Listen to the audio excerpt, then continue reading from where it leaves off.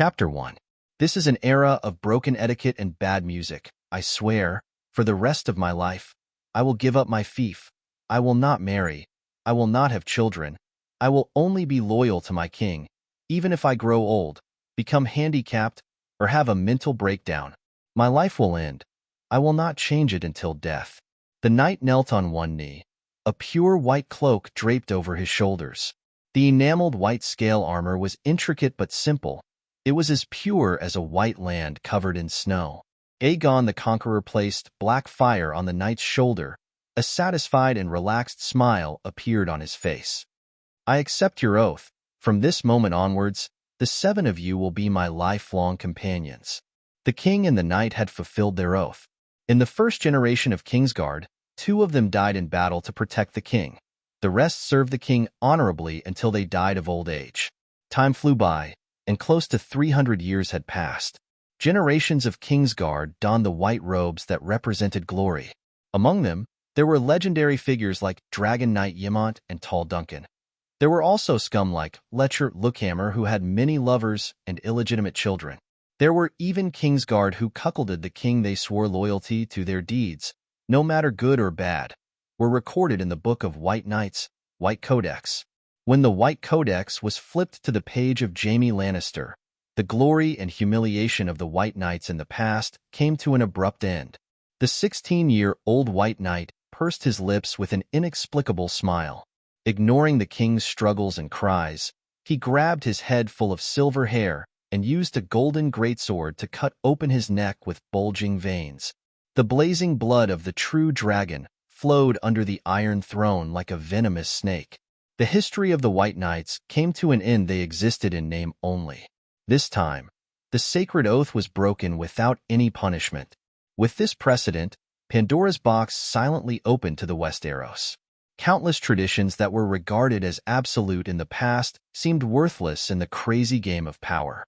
The loyalty of a vassal to his lord, the responsibility and obligation of a monarch to his subjects, the ancient rights of a guest, the sacred covenant. Luckily, in the Dothraki Sea, which was far away from the Sunset Continent, Westeros, the ancient rules were still worshipped as sacred. At least the widowed Khaleesi did not have to die. She could go to Horse King City and be a shut-in. Oh my God, how did a virgin like me become a pregnant woman who was pregnant for 10 months? How did I become a pregnant mother? The 26-year-old graduate of the College of Surgeons woke up and transmigrated into a 14-year-old pregnant girl, Dany Liz Targaryen. No matter what his previous identity or name was, it didn't mean much at this moment. She became the queen of the Undulls, the Loiner, and the First Folk, the queen of the 7 kingdoms, the protector of the realm, Khaleesi of the Great Grass Sea, the breaker of chains, the queen of Meereen, the princess of Dragonstone, the immortal, the mother of dragons, Misha, the silver-haired queen. All right, now she only had 2 titles, Born of the Storm and Khaleesi of Horse King Drogo.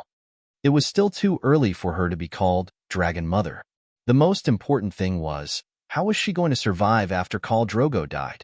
Drogo's illness had already seeped into his bones, and he was even under the influence of dark witchcraft. Even BNK would not be able to save him, much less a rookie surgeon. Dany Liz, who had a new core, rubbed her big belly. She cast aside all distracting thoughts and started to pay attention to the environment of the new world. The golden sun was scorching the earth like a furnace. In front of him was an uneven and poorly planned field. There were stalks that were half green and half yellow, thick and long ears of rye that were beginning to fill with milk, and low-lying soybeans. Here and there were vegetable fields planted with fruits and vegetables. The silver-maned mare walked past, and from time to time, she could hear the popping sounds of bean pods being stepped on. Dany tilted her head to avoid the glaring sun and muttered softly, "What a sin. It's already time for harvest, but we just had to meet this group of Dothraki." Khal Drogo's Khalasar had close to 50,000 roaring warriors, and the entire army added up to more than 100,000 people. The Dothraki were a standard horse-riding people. Every tribesman had at least one fine horse, and the 100,000 tribesmen meant that more than 100,000 horses trampled across this land. The low rumbling of hooves seemed to be announcing loudly that this year, the Laze's land would be completely barren. In fact, The Leza, who were scornfully called sheep people, did not even consider the problem of their own harvest. In front of the Kalasar, the strongest horse king on the grasslands, their minds were already firmly gripped by the fear of death. Turning her head to the side, Danny saw a dilapidated farmyard for the umpteenth time. The residents looked at them uneasily from the walls made of plaster.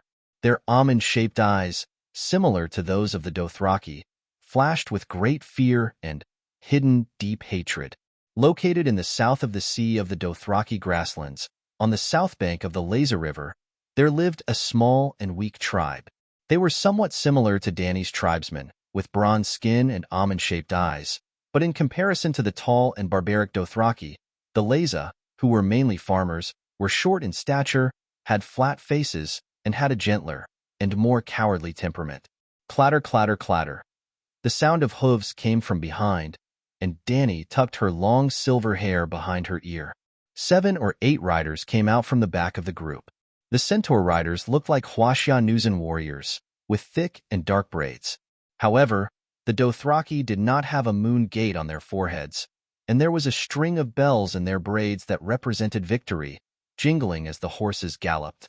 Quickly flipping through her memories, Danny recognized them. Khal Drogo's blood guards, Kaholo, Hag, and Kiso. The rest should be Khal, Jacko, Pinocchio, and Khal under Drogo's command, blood guards. Khal's personal guards, as well as his companions and brothers, the blood of my blood. Other than the Khal's horse, they can share everything, including his wife. In Dothraki, a wife is not even comparable to a horse. Fortunately, Drogo did not want to share his wife, so Danny and Rise escaped. Khal, leader of the Kars. A large nomadic tribe is called the Kalasar, and a Kalasar is usually made up of many smaller tribes. The smaller tribes are called Khal, and the leader of the Khal is called Khal's deputy, so he is called Khal. They ignored Danny and walked past her to Drogo's side. Jacko pointed at a stone manor and asked, Khal, there is a tribe of shepherds around here. Should we go and take them down? They were here for Drogo to join the hunt. The Dothraki were a nomadic tribe. They had no industry, handicrafts, or manufacturing. Everything they needed was stolen. After countless generations of evolution, the most barbaric and tyrannical robbing genes were born. Drogo's head was dizzy, and his consciousness was almost in chaos. He looked up and recognized the people in front of him with difficulty. His cracked mouth opened and closed, and his voice was almost inaudible. Yes, Danny felt bitter. According to the plot, this cheap husband was about to die, and she was going to be a widow right after she transmigrated. It was not that she missed this cheap husband that she had just met, but the problem was that the centaur system was too fucked up. Fat Martin had studied the nomadic tribes of the Celestial Dynasty, and the Dothraki he wrote were almost a combination of the Qing Dynasty and the Mongols.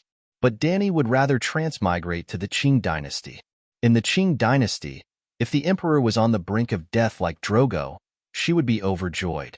Her next step would be to become Xiao Zhuang or Cixi, depending on her wishes and methods. Unfortunately, the Dothraki did not like this. In this tribe, there was no concept of a queen or empress, and it was even more impossible to rule from behind a curtain. Khal is sick. Can't you see? Danny patted the horse's belly and walked a few steps forward, ignoring the Blood Brotherhood and Casco's cold eyes. She shouted, The surrounding villages are all small, and there is no value in attacking them. At least, Khal doesn't have to do it himself. The tall Hago looked at Danny cruelly. Khaleesi, you have no right to speak here, smack. Danny raised her hand and lashed out with her whip. The tip of the whip sliced through the air with a crisp and clear sound. However, her body was bloated and her movements were too slow. Hag leaned back on the horse and easily dodged the whip. You dare hit me? With a whoosh, Hago unsheathed the Iraq scimitar at his waist and stared at Danny with bloodshot eyes. Danny only sneered and looked back at him without a trace of fear. She said in the Dothraki language she had inherited from her predecessor, I am Khal Drogo's Khaleesi, from the noble royal Targaryen. You dare to draw your sword on me? She was not stupid and bold. After briefly reading the memories of her predecessor, Danny realized that the Dothraki were not cowed by soft tactics. The harder and more ruthless you were, the more the other party would treat you as a human. Yes, cowardly people and weak tribes were not considered human in the eyes of the centaurs. For example, Dany, Rise's brother, Viserys. For example, the Leza people who were wantonly plundered were called sheep people. Of course, being tough did not mean being reckless. As Drogo's blood brotherhood, Hago would never harm Khaleesi, who was pregnant with Drogo's child, in front of Drogo. Moreover, Dany was not alone. In just a few words, her bodyguard rushed over on horseback. Big Bear Jorah Mormont agilely rode his horse and came before Dany in a few steps. He drew his sword and looked at Hago and the rest sternly. Behind Dany, her Karse also drew their bows and pointed at Hago expressionlessly. Drogo had the entire Khalassa, which was made up of many Karse. Luckily, Khaleesi also had her own Karse. Dany was both Khaleesi and a pirate. All right, her Karse were too small, with only 100 or 200 people. They were mainly there to protect her and take care of her daily life. Kahalo, who had grizzled hair and a face full of hideous scars, glanced coldly at Dany and Rise and said, "Put away your weapons. Hago, you will represent the blood of my blood in battle. Remember, you must harvest as many heads as possible." Drogo was 30 years old this year, and Hago and Kiso were about the same age. Only Kahalo was the oldest. Even though he looked like a young man, he was actually more than 50 years old. When Drogo was young, Drogo's father's enemy had stolen little Drogo, and Kahalo had risked his life to save the Little Horse King. It could be said that Kahalo was almost half a father to Drogo. Drogo's Karse were managed by Kahalo. In other words, Kahalo was still a pirate. Therefore, he had the highest status and prestige among the Blood Alliance guards. Hearing Kahalo's words, Hago's face turned red. He spat on the ground angrily, turned his horse around, and trotted away. Kiso and the rest of the pirates glanced at Dany and Rise with wolf-like eyes before following their horses.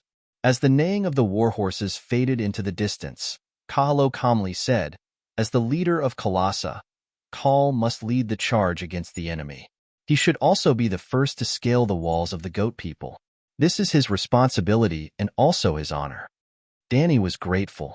She knew that old Kahalo was explaining things to her.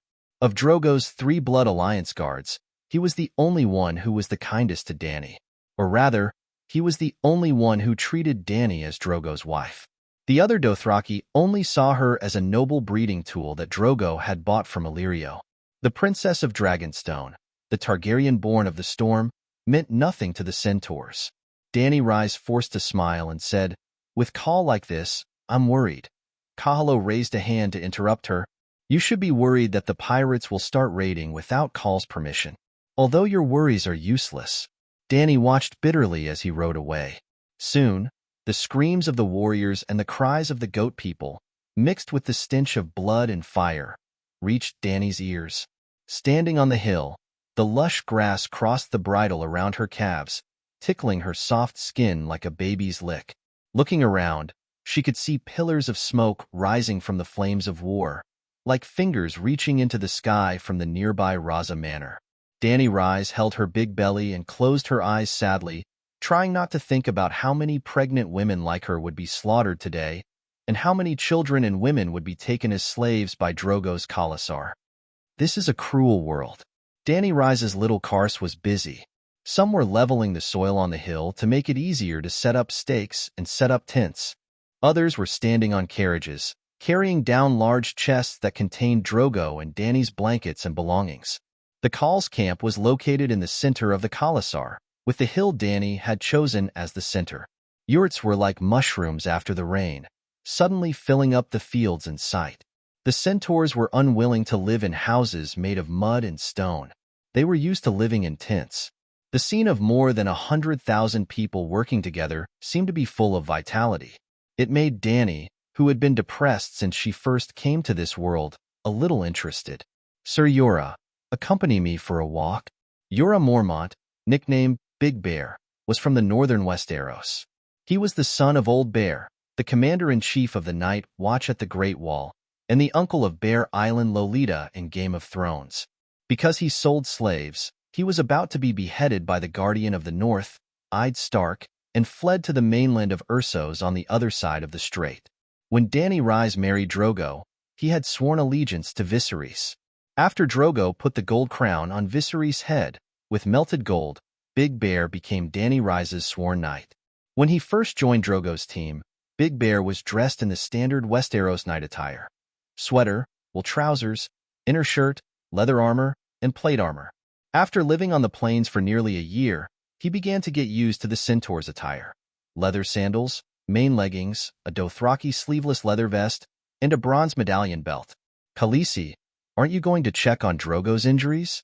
Yora walked side by side with Dany Rhys' little mare, followed by 4 young Dothraki knights. There are more than a dozen hairless people around him. It's too crowded. After they leave, you and I will go check on him again. There were 2 kinds of people in the Khalasar who specialized in medicine: the infertile women and the slave eunuchs. The herbalist women healed with potions and charms, while the eunuchs used knives, needles, and fire. They were collectively known as the hairless people among the centaurs. Among the tents that almost covered the land, there were slaves and women hugging firewood. There were also the cries of livestock being slaughtered. There were people carrying wooden buckets to fetch water from wells and rivers. There were also people taking out grindstones and carefully sharpening scimitars for warriors who had just finished a battle. There were also long-haired Dothraki warriors giving orders. Barefooted children ran and played in the crowd. The stench of sweat, horse dung, blood, and the aroma of roasted meat tortured Dany's nose. After turning around a yurt, they saw a large group of knights laughing and messing around with a dozen naked women in an open space where firewood was being piled up. Even when they saw Daenerys on the silver horse, they had no intention of covering up their actions. Drogo's Khalasar had more than bronze-skinned Dothraki. Aside from the warriors, there were more to serve their slaves. White people like Dany, fair milk people, red-skinned eunuchs, black people from the Summer Isles, and the Ashishan of the Shadowlands were also dark-skinned. It was difficult for Dany to distinguish their race from the little memory in her mind. Even the Dothraki were not all the same. The centaurs ran amok on the continent of Ursos, taking slaves from many races. They did not have a concept of marriage and liked to fool around based on their desires. Their racial lineage was already a mess. The only thing was that all Dothraki had almond-shaped eyes. "Khaleesi, you seem to have changed a little. Did something happen?" Cora had felt that something was wrong with Dany since the afternoon. Seeing that she did not stop the centaurs from pulling the women as she usually did, he felt even more strange. Well, Dany Rhys was originally a kind little girl. The first time she saw the women being held captive by the Dothraki warriors, she went over to stop them, full of pity, and even suggested that the Dothraki warriors take them as their wives. This went against the traditions of the Dothraki. The Dothraki warriors had the right to deal with the slaves they had captured. It was their right to make them strong, kill them, and sell them. Even the Khal could not interfere. Besides, the normal Dothraki did not have a husband and wife system. The Horse King's wife was an exception. "I understand what you mean, but even if I stop them, without Drogo's support, who will listen to me?" Dany Rhys looked down. This Cora was indeed the #1 bootlicker under the Dragon Mother's skirt. Such sharp senses. After all, since she transmigrated in the afternoon, she had been watching more and talking less, trying to imitate the behavior of the original owner. "Khaleesi, as long as you give the order, I will kill them." The centaur youth Aggo raised his longbow and shouted. Drogo still doted on his wife. While the cars he gave Daenerys were small, there was a group of outstanding young warriors within. Aggo, Quero, Jogo, and Ricarlo even had the potential to become Bloodridge Guards. Blood Guards were warriors that were 1 in 10,000, almost equivalent to the captains in Genghis Khan's army. Ser Cora's pupils contracted as he warned, "This is someone else's Kars. If you dare to attack, you will die." He knew the temperament of the Dothraki. They would do what they said without hesitation. "I am not afraid of death." Aggo's black almond-shaped eyes widened, his aura undiminished. "We are not afraid of death," the remaining warriors roared. "If you cause chaos, you might hurt Khaleesi," Cora said, pointing at Dany's big belly. This topic was a little awkward. Dany looked around and suddenly raised her whip, pointing at a fat black man. "You, stop." The black man was about 40 years old, with a round bald head covered in sweat. He showed a humble smile and asked, "Khaleesi, what orders do you have?" Quack, quack, quack. A large white goose flapped its wings, struggling between the thick fingers, occasionally using its yellow beak to peck at his rough arm. "I want this goose," Dany said. The Dothraki ate horse meat as their staple food, believing it to be the best food in the world. But after thinking about the original owner's memories, Dany Rise felt nauseous at the thought of horse meat. Changing the topic was one reason, but improving the food was another. The large beads of sweat on the fat black man's bald head became denser. He had a pleading look on his face as he refused with difficulty. "Khaleesi, I am Lord Jake's chef. Because Madame Lilith is not used to horse meat, I found a few geese in the shepherd's manor with great difficulty this afternoon. I really have no right to agree to your request." Smack.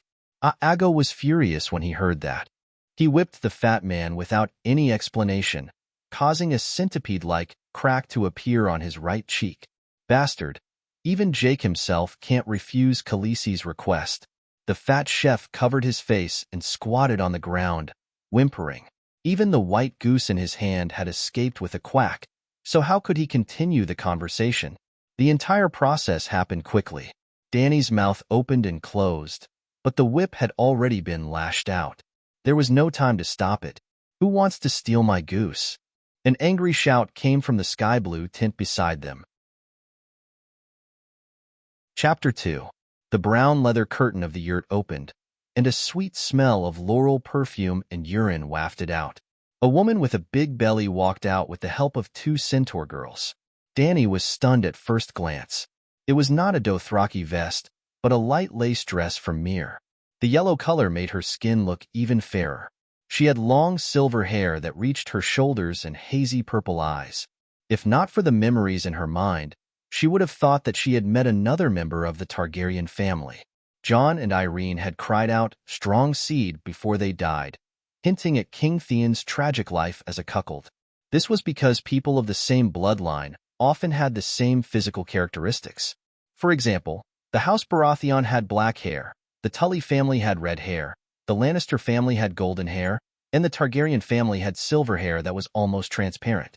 But in reality, silver hair and purple eyes were also the main characteristics of the Valeglia people. Ever since Valeglia was destroyed by a volcanic eruption 400 years ago, the ancient dragon civilization had collapsed, and the bloodline of silver hair and purple eyes began to spread across the continent of Ursos. It was not surprising to meet a woman with silver hair and purple eyes in the Khalasar of the Horse King. So it's the Khaleesi. Unlike the petite Dany, the silver-haired woman was tall, with big breasts and buttocks. Her square face was also very big. She was a very typical Western woman. She was also older than Dany, close to 30 years old. The woman's gaze was strange. There was a strange mixture of mockery, pity, jealousy, smugness, and viciousness. Dany did not like it. She frowned and asked, "You are Lilith, madam? Jocko's wife?" "Haha, maybe I will become a Khaleesi soon."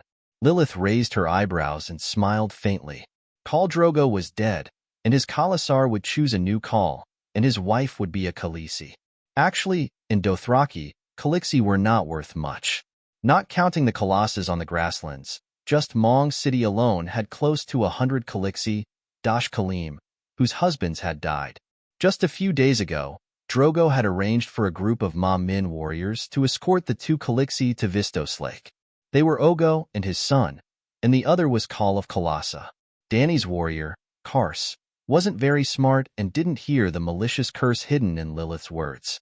Furthermore, she used Valeglia, so the centaurs didn't understand much. Otherwise, he would have lashed out with a whip or shot an arrow through the woman's belly. On the other hand, Sir Yora's gaze turned sharp as he said coldly, "I have never heard of Jake having a wife. Even Khal Drogo had many women. Unfortunately, only Princess Dany Rise became a Khaleesi." He emphasized the word princess, hinting at the importance of her identity. Lilith's expression changed. She seemed to have thought of something and was so angry that her body trembled. Her plump lips were tightly pursed into a mean arc. After a while, she stuttered in Dothraki and said to Dany, Calixi, do you want to violate the glorious tradition of the great Dothraki and wantonly steal the spoils of war of other warriors? As mentioned before, the original Dany was very kind and brave. Because she couldn't bear to see the centaurs humiliate the captive women, she forcefully snatched them from the centaur warriors. The women who were saved weren't very grateful to her, but the Dothraki who had their belongings stolen hated her to the core. The act of stealing the spoils of war of warriors seriously violated the traditions of the Dothraki. It's just a goose. Dany clumsily untied a silver medal from her waist and threw it on the ground. You can't refuse the Calixi's gift.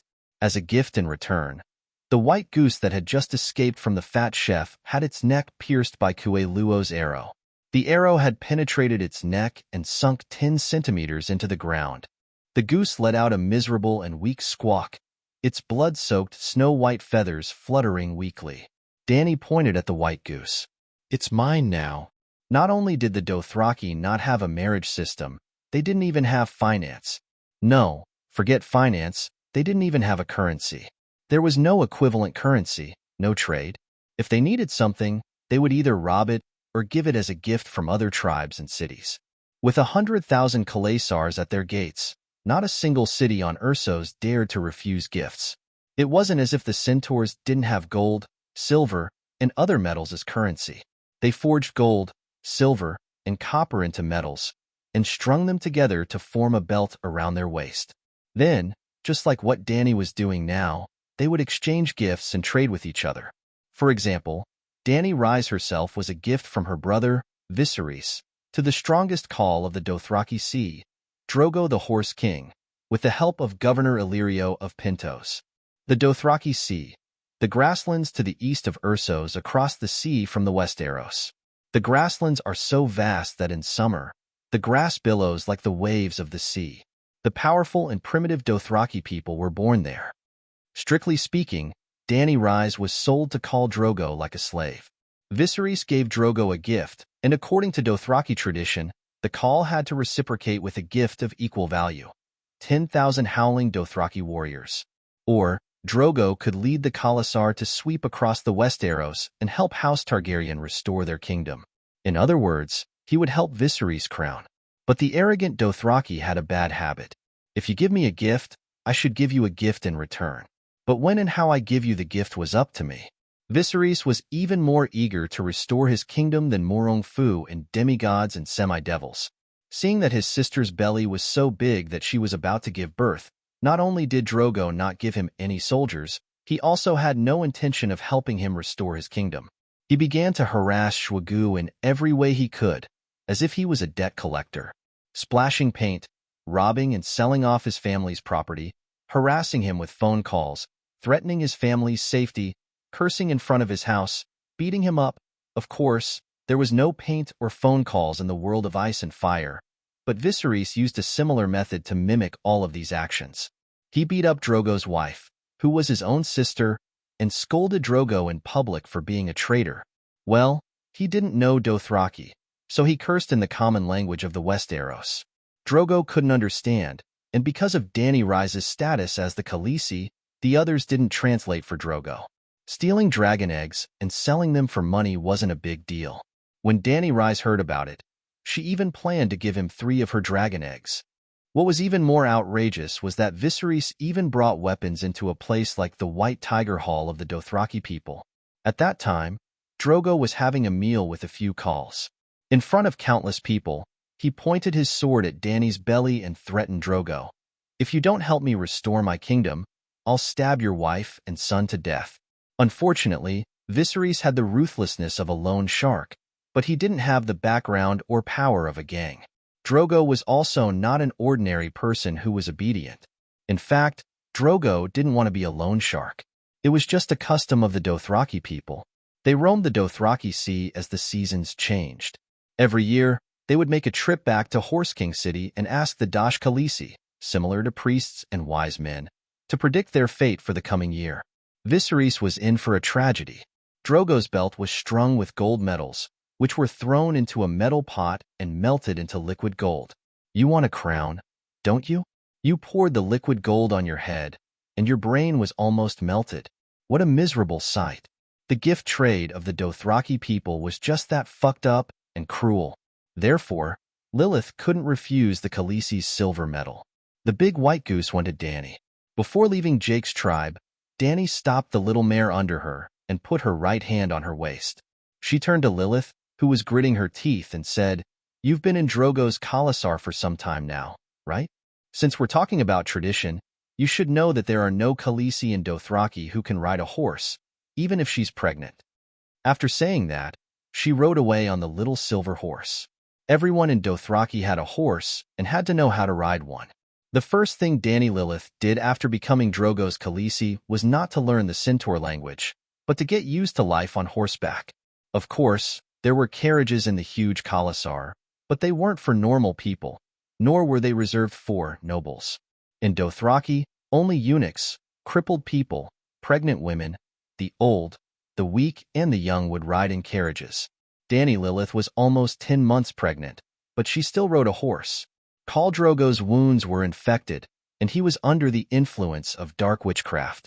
Even though his consciousness was blurred, he still rode a horse by instinct. The more noble a person was, the more they couldn't leave the horse's back. When they first saw the Dothraki Sea, Dany was attracted by the wave-like grassland and ordered the Karse under her command to stop and rest. In the end, Viserys couldn't stand being ordered to do so. As a burden brought by Dany, his household register was on Dany's Karse tribe in name. So, he awakened the sleeping dragon's fury and planned to whip his sister to vent his anger, just like he had done many times in the past 10 years. P.S. Sleeping dragon's fury. Viserys thought of himself as a true dragon and often used this term when he was angry. Well, as a beggar prince of the last dynasty, he could only vent his anger on his young sister. Dany was always Viserys punching bag to vent his anger. Even though Dany was sold to Drogo like a commodity, she had her own Karse tribe immediately after she got married. How could Ago and the others allow Khaleesi to be beaten? That time, Viserys was stripped of his right to ride a horse by Dany. The Dothraki who saw him walk back to the Khalasar gave him a sarcastic nickname, Khal Rhaemar, the King of Sore Legs. The next day, Khal Drogo suggested that Viserys ride in the carriage.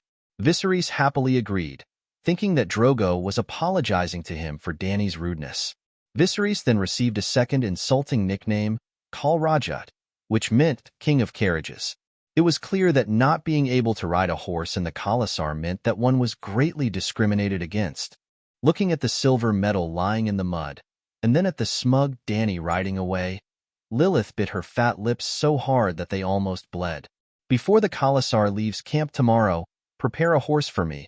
A silver mare like that bitch," she yelled at the female slave beside her. Chapter 3. Dany led the 5 knights of Yora Ago to the outskirts of the Khalasar beyond Jakoka's camp. A group of women in painted Dothraki waistcoats were weaving straw curtains. Their rough, cracked fingers were deft as they plucked the upper heads of whole wheat sprouts, tossed them into a dustpan, and wove the half-green, half-yellow stalks into the long curtains as if they were knitting a sweater. The yurts of the Dothraki were mostly made of straw curtains. Even the fabric used to make clothes was pitiful. They wore leather waistcoats and jackets. Most centaurs did not have cloth to make tents. When they saw Khaleesi arrive, the women and children beside her were expressionless. They did not greet her respectfully, nor did they look at her with venom. "These are the slaves we captured from Ogo's Khalasar," Yora whispered. The Dothraki ecology was extremely cruel. About a month ago, when the old Dosh Kalen prophesied that Daenerys would give birth to the steed that rides the world in Vistos Lake, Khal Ogo and Drogo were drinking and having fun in a tent, as if they were a pair of dearest brothers. About 9 days ago, the two met again on the banks of the Lazar River, a few thousand miles away from Vistothraki. Khal Ogo was leading his Khalasar to besiege a Lazar town, and Drogo happened to pass by. Needless to say, Drogo led his roaring warriors to join the battle at the first opportunity. Not to help Ogo, but to attack the rear of his army while Khal Ogo was busy attacking the town. After wiping out Khal Ogo's tribe, Drogo took down the Lazar town that was on the verge of collapse. In that battle, Drogo killed Ogo and his son with his own hands, and even cut off the head of one of Khal Ogo's bloodriders. Fighting 1 against 3, he paid a small price, only losing a piece of his pectoralis major. Drogo's strength aside, his actions showed the Dothraki's ruthless way of survival. There was a scene at the beginning of Kung Fu where the leader of Crocodile said to the leader of Axe, who was about to cut him down, "Wait, did you forget? I treated you to a meal." Drogo and Ogo had more than just a meal together. Unfortunately, all friendliness and peace only existed in Horse King City. Under the shadow of the Mother Goddess, every grassland centaur in Vistothrak were brothers. All disputes were set aside, and after leaving the sacred grounds, there was only the most blatant survival of the strong and elimination of the weak on the Dothrak seas. Drogo not only killed Ogo and his son, but also reduced all the women and children of Kalasa to slaves. At this moment, he was going west along the Lazar River to sell them to the Gith slave owners in Slave Bay. A burst of noise and the sound of whips whipping brought Dany back to reality. Unknowingly, they had already walked out of the outermost perimeter of Kalasa. Under the yellow evening sky, a few manors of the Raza people were struggling in the rolling black smoke. The fire was crackling and roaring. Under the collapsed dry mud walls, warriors in painted vests were galloping back and forth, waving the long whips in their hands as they shouted and urged the survivors to leave the smoking ruins. Dany saw many mothers with numb and lifeless faces. They staggered with their crying children, and under the whips, they walked towards Drogo Kalasa's slave camp. There were only a few men among them, and most of them were crippled and elderly. Almost all the adult men were dead. The Dothrak warriors consciously made way for Dany and her party. This attracted the attention of the people who were resting at the base of the mud wall. Soon, they came up with Hago, whose face was covered in blood. "Khaleesi, are you trying to steal other people's slaves again?" Hago sneered. Suddenly, he had an idea. He grinned at Dany like a wolf and lifted the hemp rope hanging on the saddle up high. As he expected, a nauseating stench of blood rushed towards him. Dany's pupils shrank to a point in fear, and she could not help but gasp for breath.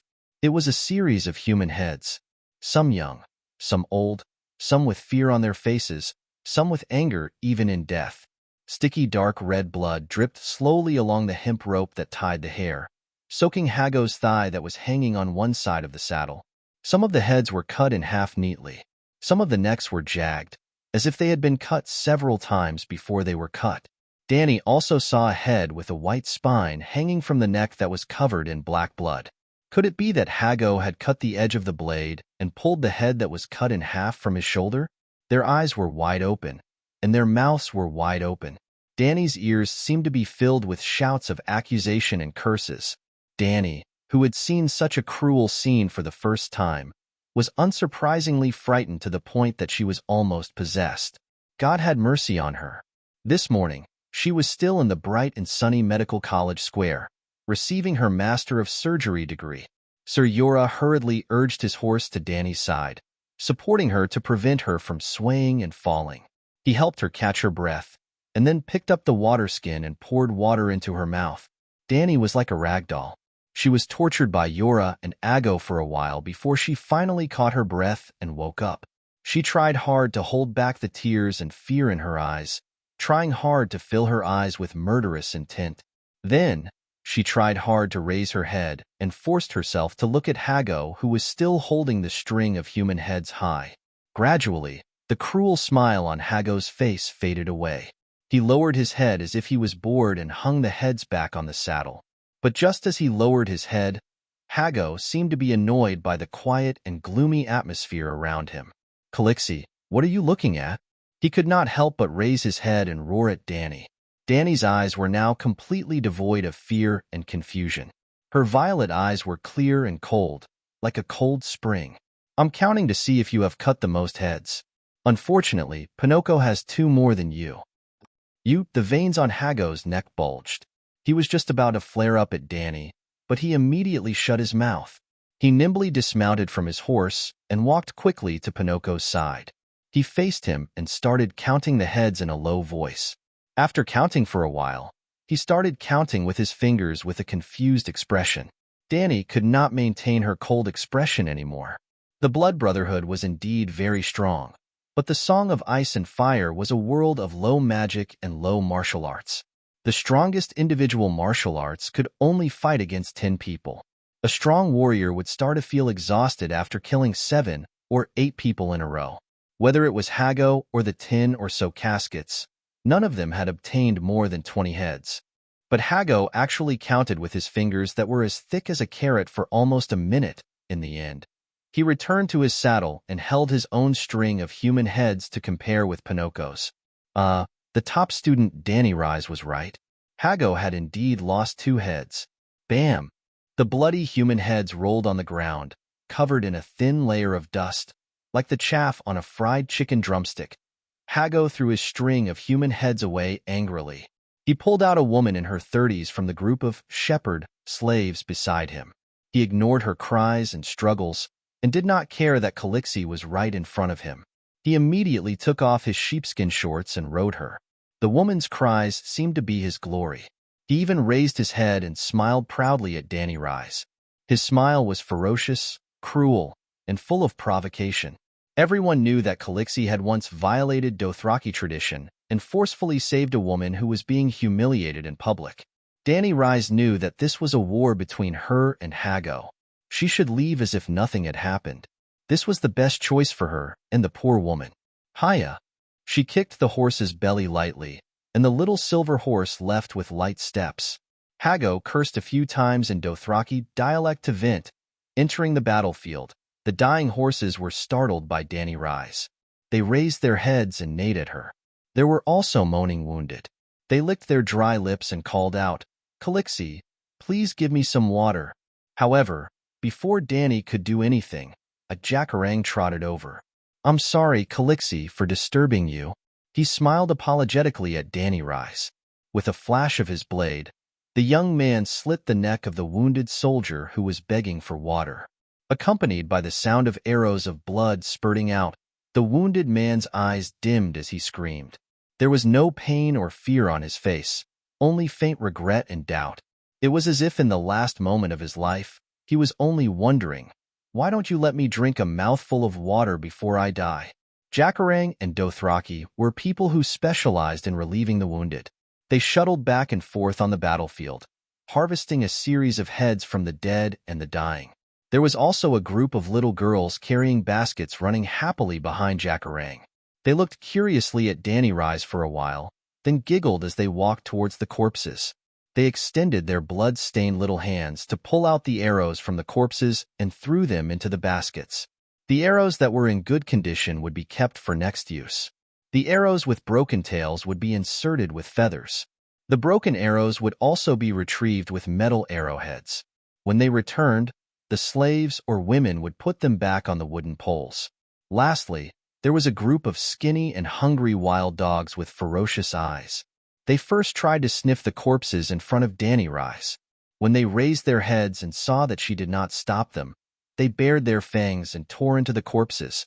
There was always a group of wild dogs following the Kalesa, as if forming a unique ecological chain in the sea of grass.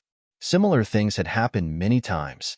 The dogs were used to it and thought that Danny Rise was used to it. Danny Rise threw up on the horse's back, scaring the wild dogs into retreating.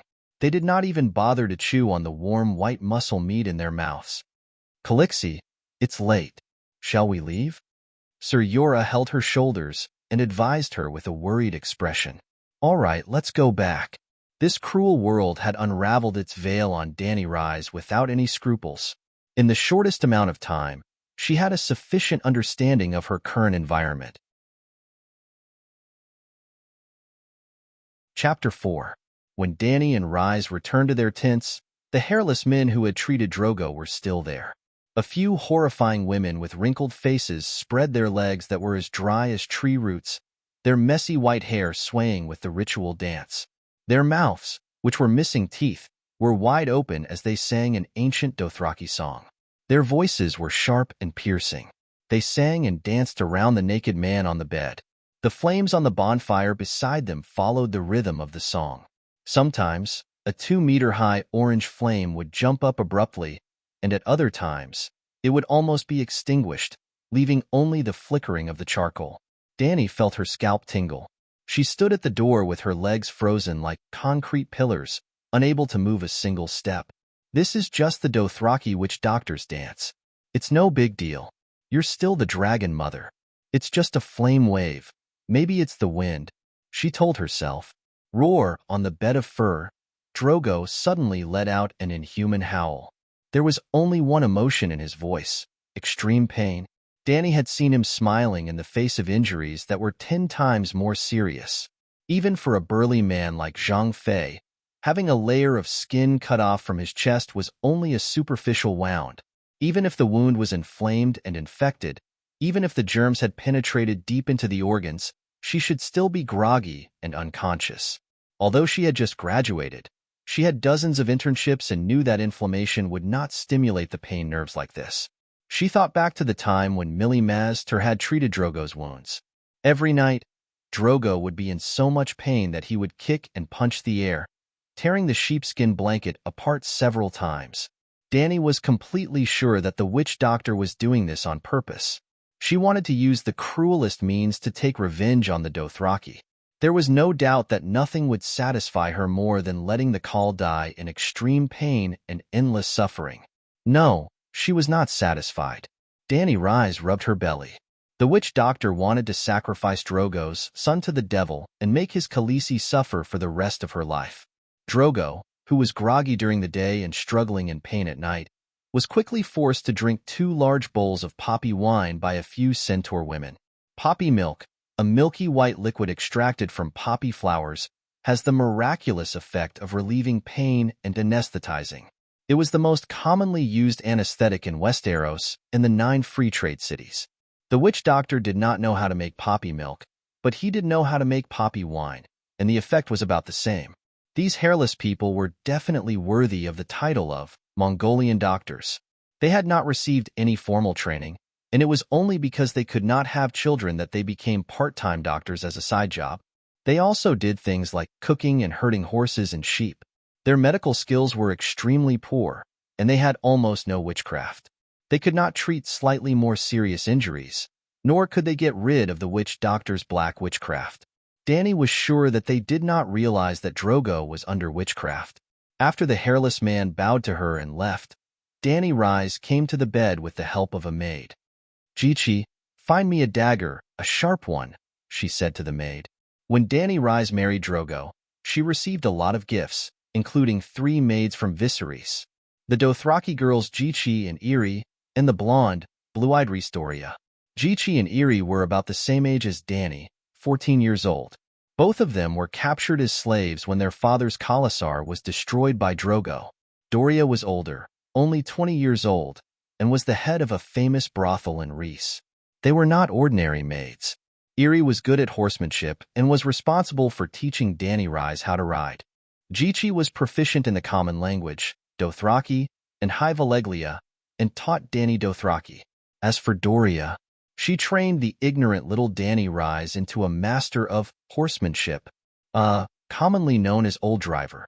Jichi moved quickly and found a 30 centimeters long dagger from a large purple wood box with a red copper frame that was half the height of a person. The brown bone hilt, the dagger wrapped in a brown leather scabbard, curved into an arc like an Iraq scimitar. "This is Drogo's dragon bone dagger, Calixi," Jichi said. Shing.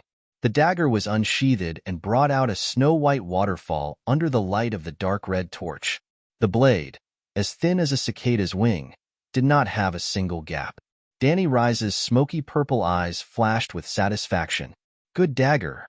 Seeing her bending over the butter candlestick raised by Doria, seemingly ready to cut open the gauze on Drogo's chest, Sir Yora hurried over and said softly, "Calixi, your hands and feet are inconvenient. Let me do it." "My hands and feet are inconvenient? Do you think my master's degree is fake?" Danny glanced at the big bear from the corner of her eyes and waved her blade over the candle flame. She skillfully cut open the filthy silk cloth that stuck to her skin. Underneath was a layer of wet blue mud and hard patches of fig leaves. Layer after layer, over the past 7 or 8 days, the hairless men had repeatedly smeared more than 10 layers of Dothraki's holy medicine, mud paste, on her skin. Saying that they were Mongolian doctors was an insult to Mongolian doctors. Yora turned his head and looked at Danny with surprise and doubt in his eyes. The dressing was cut open easily and flexibly, and it was hard to imagine that it was done by a pregnant girl who did not know how to use a sword. The top layer of dressing was still wet, but the bottom layer was as dry as a sheep's mud wall. Under Danny's rhythmic tapping, it easily broke into pieces like a mud wall. Removing the pieces stuck to the flesh and peeling off the purple-black fig leaves, gradually, a rotten smell mixed with a sweet smell filled the spacious yurt. The smell was so strong that it made it hard for them to breathe. Doria covered her mouth with one hand, her face swollen, and the thick butter candle in her other hand kept shaking. Yora hurriedly reached out to take the candle, and Doria immediately took a few steps back, trotted to open the leather curtain, and went outside to vomit. The wooden tray in Erie's hands was full of peeled mud and leaves, stained with pus and blood, and small pieces of rotten flesh. At this time, Drogo's injury was fully displayed in front of Danny. The left side of his chest was pitch black, and the rotten wound shone under the candlelight. As Shwagu breathed rapidly and laboriously, his chest heaved up and down.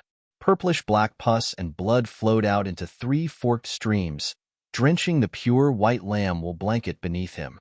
The sweet stench became even stronger, and it made even the tough Cora feel nauseous. Calixi, Calixi.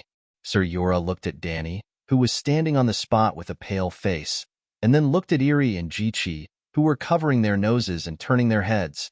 His mouth opened and closed, and he shouted a few times, but he couldn't say a complete sentence. When Danny came back to her senses, she asked Irie and Jichi to prepare hot water, strong alcohol, and other things. Yora immediately grabbed her arm and said anxiously, "Calixi, did you see it? Your husband is about to die." "I know. I can guess that his chest must be filled with dirty pus and blood, and Drogo's heart is soaked in the purple-black poisonous blood. Even if the black witchcraft was expelled, this kind of injury would definitely kill him in the modern era where medical science is advanced." Danny and Rise thought silently. It could even be said that he is already dead. The witch hoped that he would suffer more pain and torture, which was why she used the strange black witchcraft to keep him alive. "What are you trying to say, sir?" "Child, let's leave before he breathes his last," Yora advised. "Leave? Where to?" Danny stared straight at Drogo's chest and asked blankly, "To Asha in the Shadowlands. That place is located far to the south, at the end of the known world. It is said that it is also a prosperous port. There, we should be able to take a ship back to Pintos." Sir Yora hesitated for a moment and asked, "Is your Karst tribe trustworthy? With just the two of us, I'm afraid." Hee. Danny Rise's pale smile turned into a bitter smile. She shook her head and said, "Sir, you are thinking too much. We can't leave. It is difficult to protect our own safety with fewer people. If we bring the Karst tribe, it will be too conspicuous. Do you think the 40,000 howling warriors are blind? Go to Asha? Even a grown man would not be able to withstand the pain of a journey of 10,000 miles. Danny, a pregnant 14-year-old girl, might as well just stab herself." Sir Yora looked at Danny's big belly and frowned. "Your Highness, even if it is for the child, you should try to escape from this place. The Dothraki submit to Khal Drogo's might, but that is all. They will never follow a crying baby. This is completely different from us Westeros. When Drogo dies, Jake, Bono, and a dozen other bandits will immediately start fighting for the Khal's position. Drogo's Khalasar will fall apart and kill each other until the final victor emerges." "And then?" Danny asked with a blank face. Sir Yora could not bear it. After hesitating for a moment, he said softly, "The new Khal will not leave his opponents alive. Your child will be taken away the moment it is born and fed to the dogs, just like what Drogo did to Ogo and his son." This Danny was stronger than Yora had imagined. Other than her face being even paler, she did not fall into hysterical despair. I still have about a week. I still have about 7 days to give birth. If Drogo dies before then and my child is not born, will they let me go?" Danny asked hesitantly. "I am Khaleesi. According to the Dothraki tradition, no one can hurt a Khaleesi who has lost her husband. At most." Danny gritted her teeth, and said the last sentence with difficulty. At most, they will send me back to Vistarasco and become a member of the Dash Khaleesi. Sir Yora was shocked and said in disbelief, "Are you willing to die of old age in Mong City?" Then, he shook his head in pain. "It is useless. Didn't you notice that the Dash Khaleesi in Mong City do not have children? After so many years, has there not been a Khaleesi who lost their call while pregnant like you? It is just a baby, and a baby who has lost his tribe." Dany's purple eyes flashed with fear as she said in disbelief. Sir Yora smiled bitterly and asked, "Do you still remember your brother, Rhaegar? 14 years ago, on the eve of Dany Rise's birth, her eldest brother, the Crown Prince Rhaegar Targaryen, died on the banks of the Trident during a battle with the usurper. Her father, Mad King Aerys, had his throat slit by the White Knight who should have sworn to protect him and died tragically under the Iron Throne. On the same day, Prince Rhaegar's child, Dany Rise's nephew and niece, the 3-year-old Princess Rhaenys, was split in two. Prince Aegon, who was still an infant, was plucked from his mother's head. Amidst the crown princess's anguished wails, he was smashed against the stone wall like a melon and smashed into a bloody pulp. In the entire Targaryen dynasty, only Dany and Viserys were left, and now, only Dany was left. She was even worse off than Morong Fu. At least, she still had 4 retainers and relatives. If the Westeros who worship chivalry are like this, then the barbaric Dothraki— After a pause, Yura said, "One more thing. At the foot of the Mother of Mount, the Dash Khaleesi prophesied that your child will become a steed that rides the world. His future achievements will be enough to strike fear in any enemy. No one will let you go at the risk of him growing up to take revenge." Chapter 5. There were many prophecies in the Song of Ice and Fire, and more than 90% of them came true, including the Dothraki old woman's prophecy to Dany Rise. Her child would ride the steed of the world. This steed was not a prophecy that she would give birth to a horse. The Dothraki had a different kind of affection and worship for horses. They drank mare's milk when they were born, ate horse meat, and drank mare's milk when they grew up. They rode wild horses when they were alive, and when they died, they would kill the best horse to be buried with them. Steed was the Dothraki's metaphor for a strong boy. Unfortunately, the prophecy was wrong. Dany Rise did not give birth to a child, or rather, her child was not a boy, but 3 dragons. Dragons, the limit of the world's power. Were they not riding the steed of the world? Dany Rise, who had watched the hit TV series Game of Thrones, naturally understood the old woman's prophecy better than Korra or anyone else. But she could not say this to anyone, nor did she dare to say it. If she said it, the dragon eggs that were originally unnoticeable might be snatched away, and she might even lose her own life. Even an idiot would know that dragons were far more dangerous than any powerful call. Damn it, if the prophecy was so accurate, why didn't they know how to prevent black witchcraft? The witches in Mong City were too biased. Well, Drogo's death was also a relief for the second generation, but the problem was, she had transmigrated at the wrong time. Dany Rise quickly erased the dark thoughts in her mind. Since she was already here and knew about the witch's evil plan, she would never let the child be aborted again, let alone sacrifice the child to the devil. Losing the baby might save Khaleesi's life, and the child was not hers. It was already hers now, so she had to keep this child. Dany made a decision in her heart, and once again rejected Korra's plan to elope with her. Going with him was a dead end, and there was an 80% chance that they would not be able to leave the grasslands. When Eljiki brought hot water, red wine, and other things, Dany used the red wine to wipe Drogo's wound, but it was almost useless. Purplish-black pus and blood kept flowing as she wiped. After half an hour, Dany had no choice but to soak the silk in poppy milk and boil it, and then firmly wrap it around Drogo's chest a few times. It couldn't cure him, but it could numb his wounds and reduce his pain. Instructing Eljiki to clean Drogo's body with a cotton cloth, she also instructed Doria to move out a chest. It was a 30 centimeters wide, tall, and 1 meter long box decorated with bronze cedar wood. "Doria, put my bed here." Dany pointed at the bonfire in the center of the yurt. Paul's yurt was very big, at least 200 square meters. There was a circle of open air at the top of the yurt, and there was a fireplace built with iron plates on the ground below. The raging fire in the fireplace soared, bringing warmth to the cool night. "Won't it be too hot if we're so close?" Dolia asked hesitantly. "I'm not afraid of the heat." This was the truth. The moment she arrived, she realized that the Targaryen family's true dragon body was real. At least, Dany Rise did not feel the scorching heat of the sun. While Doria was making the bed, Dany Liz opened the cedar box. It was filled with soft velvet, and 3 large, stone eggs lay on top. They were about the size of a bird's egg, but compared to the monochromatic bird's egg, the stone eggs that Dany's fingers caressed were much, much more beautiful. In her previous life, she was born into a normal family and had never seen top-grade jewelry with her own eyes. However, she was 100% sure that the Titanic's Heart of the Ocean and the Queen of England's Sapphire were not even comparable to dirt compared to the 3 dragon eggs. These 3 dragon eggs were a wedding gift from Governor Illyrio of Pintos.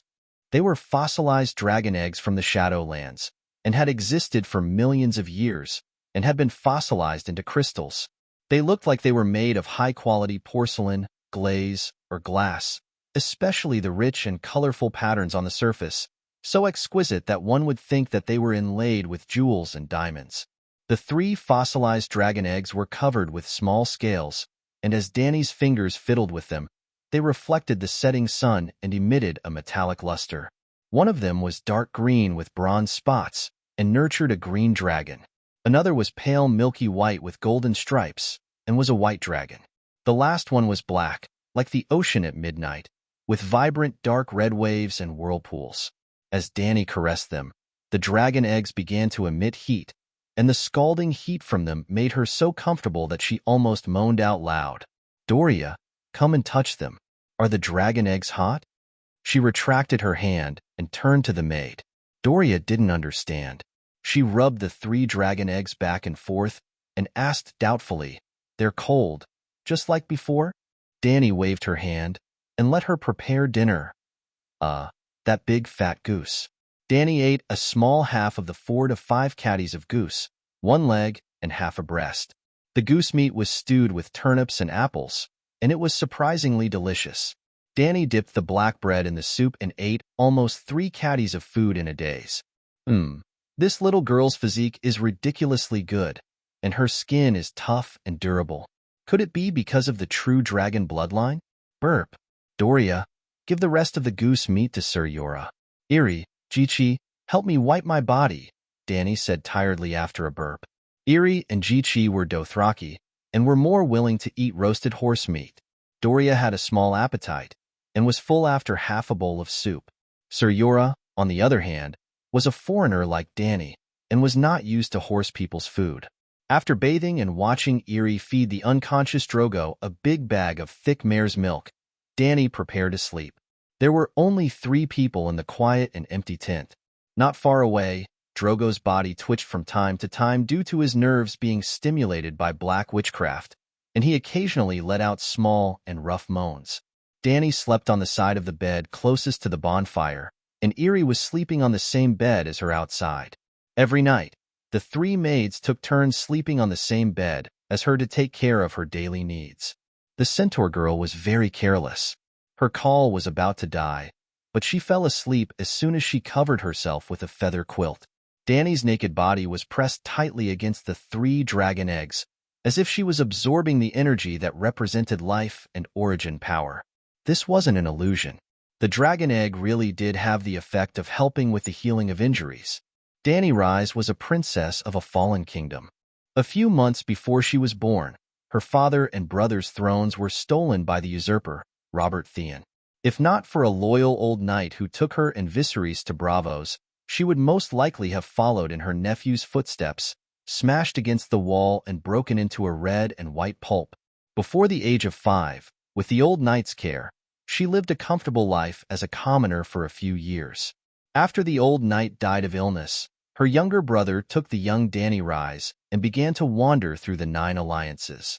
From the age of 5 to 13, they fled tens of thousands of miles, no exaggeration, tens of thousands of miles to avoid the usurper's assassins. The silhouettes of two silver-haired Targaryens appeared in the narrow streets and dark alleys of several cities on the western continent of Ursus. At first, the governors, lords, and business tycoons who ruled the free trade cities were happy to welcome the descendants of the Targaryens.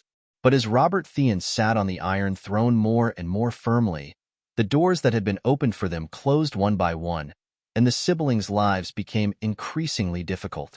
In the past few years, they had pawned off all their jewelry, even their mother's crown.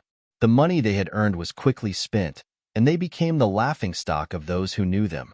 In the taverns and alleys of Pintos, people gave Viserys the nickname Beggar King. As for Dany Rise, she was cowardly and timid, and did not even dare to ask others what they called her. As a result, Dany Rise, who lacked food and clothing, was stunted from a young age. She was like a bean sprout, with no breasts and no buttocks. She lived in fear of Viserys, wrath of the sleeping dragon, for a long time, and even appeared submissive and hunched like a little old woman. If not for the blessing of the world's most beautiful bloodline in ice and fire, Drogo would not have liked her. At first, Viserys was worried that his sister would not be able to sell. Well, every Targaryen was a handsome man and a beautiful woman. Their family inherited their appearance and temperament. Her menarche came at the age of 13, and she had never ridden a horse before. In the beginning, the difficult life of a nomad was almost unbearable. Dany Rise seriously considered suicide in order to escape. It could be said that in the world of ice and fire, Dany Rise was the most miserable. Compared to her, the people of the Wolf family paled in comparison. Dead father, dead mother, dead brother.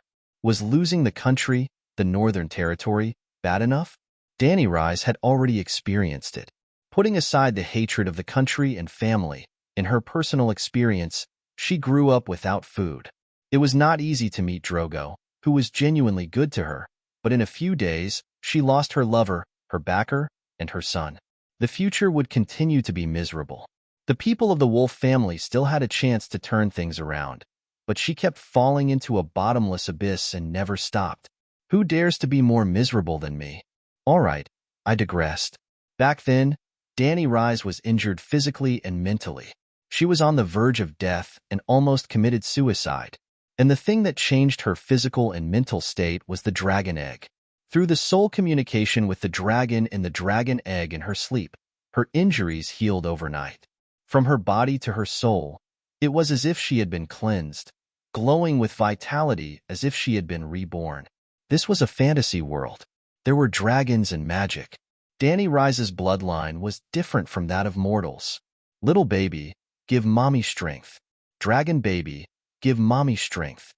Dany Rise held the black dragon egg and muttered softly as if she was chanting a spell. She was still using Mandarin.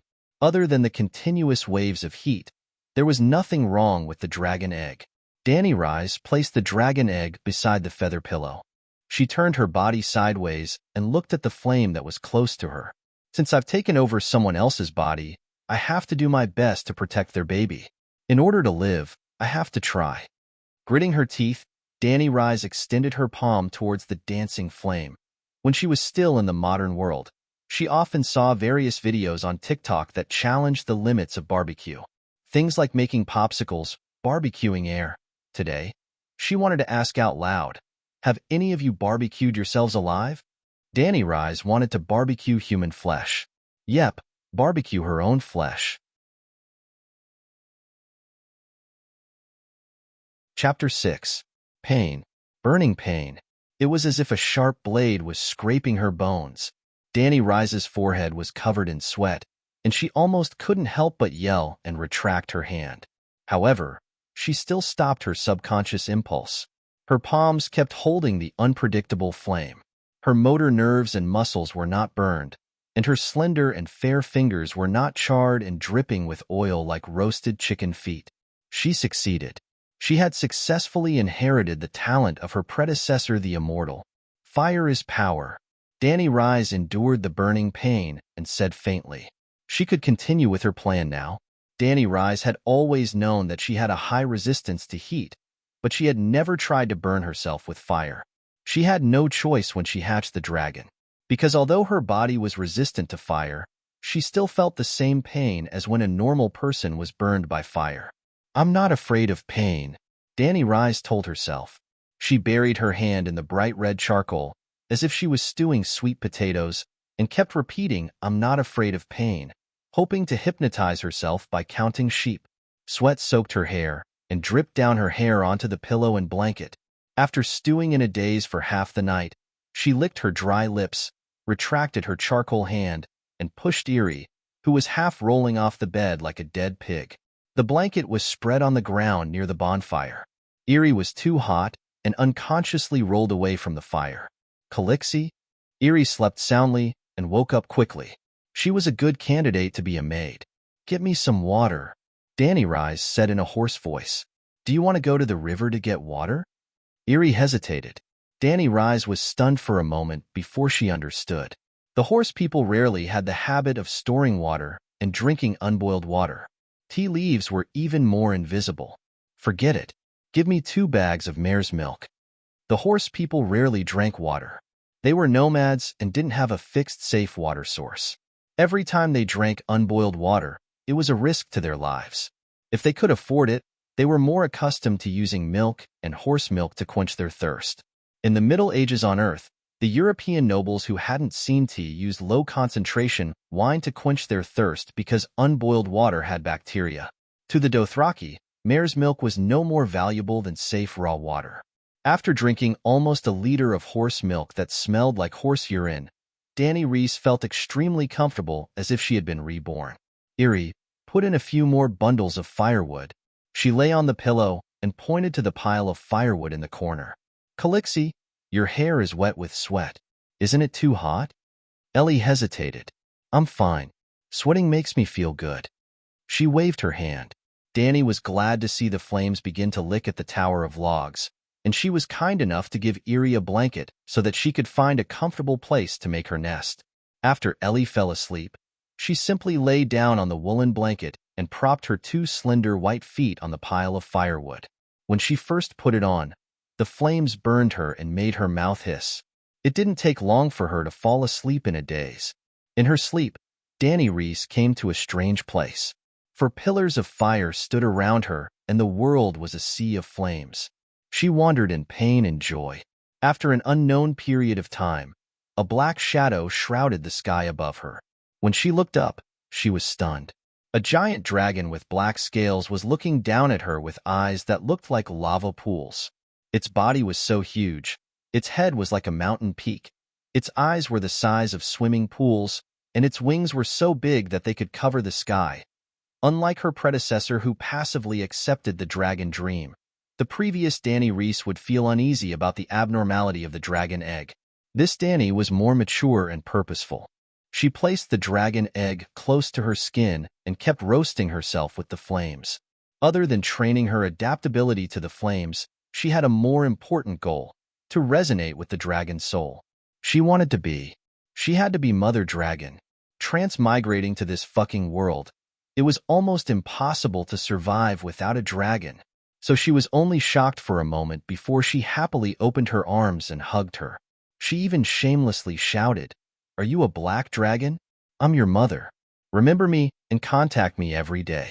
If there's anything I don't know, quickly give it to me. By the way, where's your brother? White dragon and green dragon. Where are they?" Boom! The black dragon opened its mouth that could almost run a horse carriage. Blood-red flames mixed with black smoke shot out and completely engulfed Danny below. She felt that her skin was scorched and blackened. Her necrotic flesh fell off piece by piece. The blood in her veins boiled and evaporated. But it was completely different from the pain when the firewood burned her. There was no pain at all. Instead, there was a feeling of being cleansed and tempered. She felt that her body was strong and sturdy, as if she was reborn. Ding dong! The scene of the black dragon spewing flames seemed to have been paused. In the sea of flames in front of Danny, a golden frame that looked like a movie screen suddenly appeared. There were Chinese characters on it. Character: Danny Rise Targaryen, 14 years old, body, very weak skill, extremely weak bloodline talent. Mother of Dragons, awakened, transmigration mission. Liberate the slaves mission reward. According to the completion of the mission, The character will be rewarded with a learned skill or awakened talent. Character card? This was a character attribute card. Everyone who had played the game knew that. Danny Reese was no exception. System? She asked tentatively. Immediately, a message flowed into her mind. This was an innate treasure that was born in the chaos before the creation of the world. It can help the owner of the divine artifact to travel through time and space and collect the origin of the worlds to achieve the ultimate transcendence. Then, another message came. Do you need this treasure to have a high level of intelligence to simulate the system that the owner mentioned? Treasure intelligence? Forget it. I'll be more at ease if you're just a divine artifact without an independent consciousness. Danny immediately rejected it. Then, she began to study her character card with the help of the chaos treasure in her mind. First, her original name was abandoned, and she was now Danny Reese, a legal identity that was recognized by the heavenly axiom of this world. Secondly, her character attributes were very weak. Her physique was weak, and her skills were weak. After thinking for a while, she realized that the so-called skills were just the ability to hunt rabbits that she inherited from her previous life.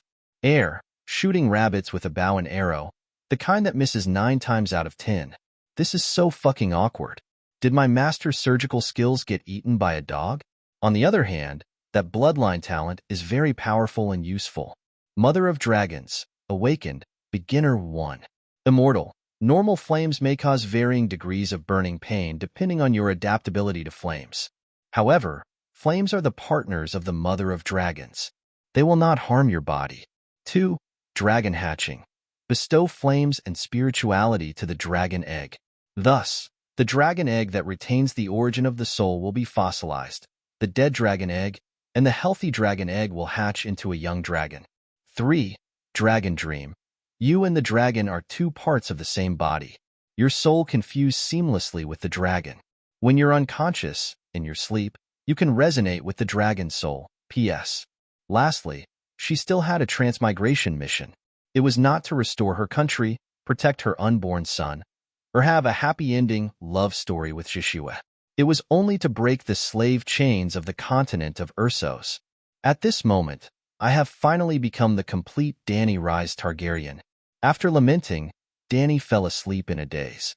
The next morning, she was woken up by eerie screams. Khaleesi, Khaleesi, are you all right? It's all my fault for sleeping so soundly last night. I didn't even hear your cries for help.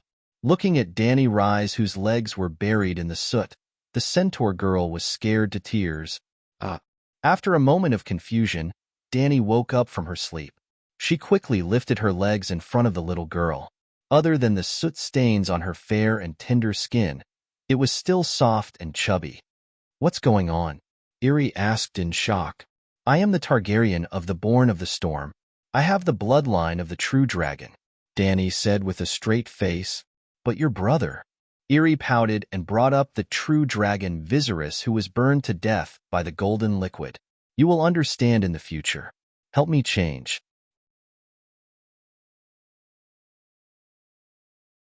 Chapter 7.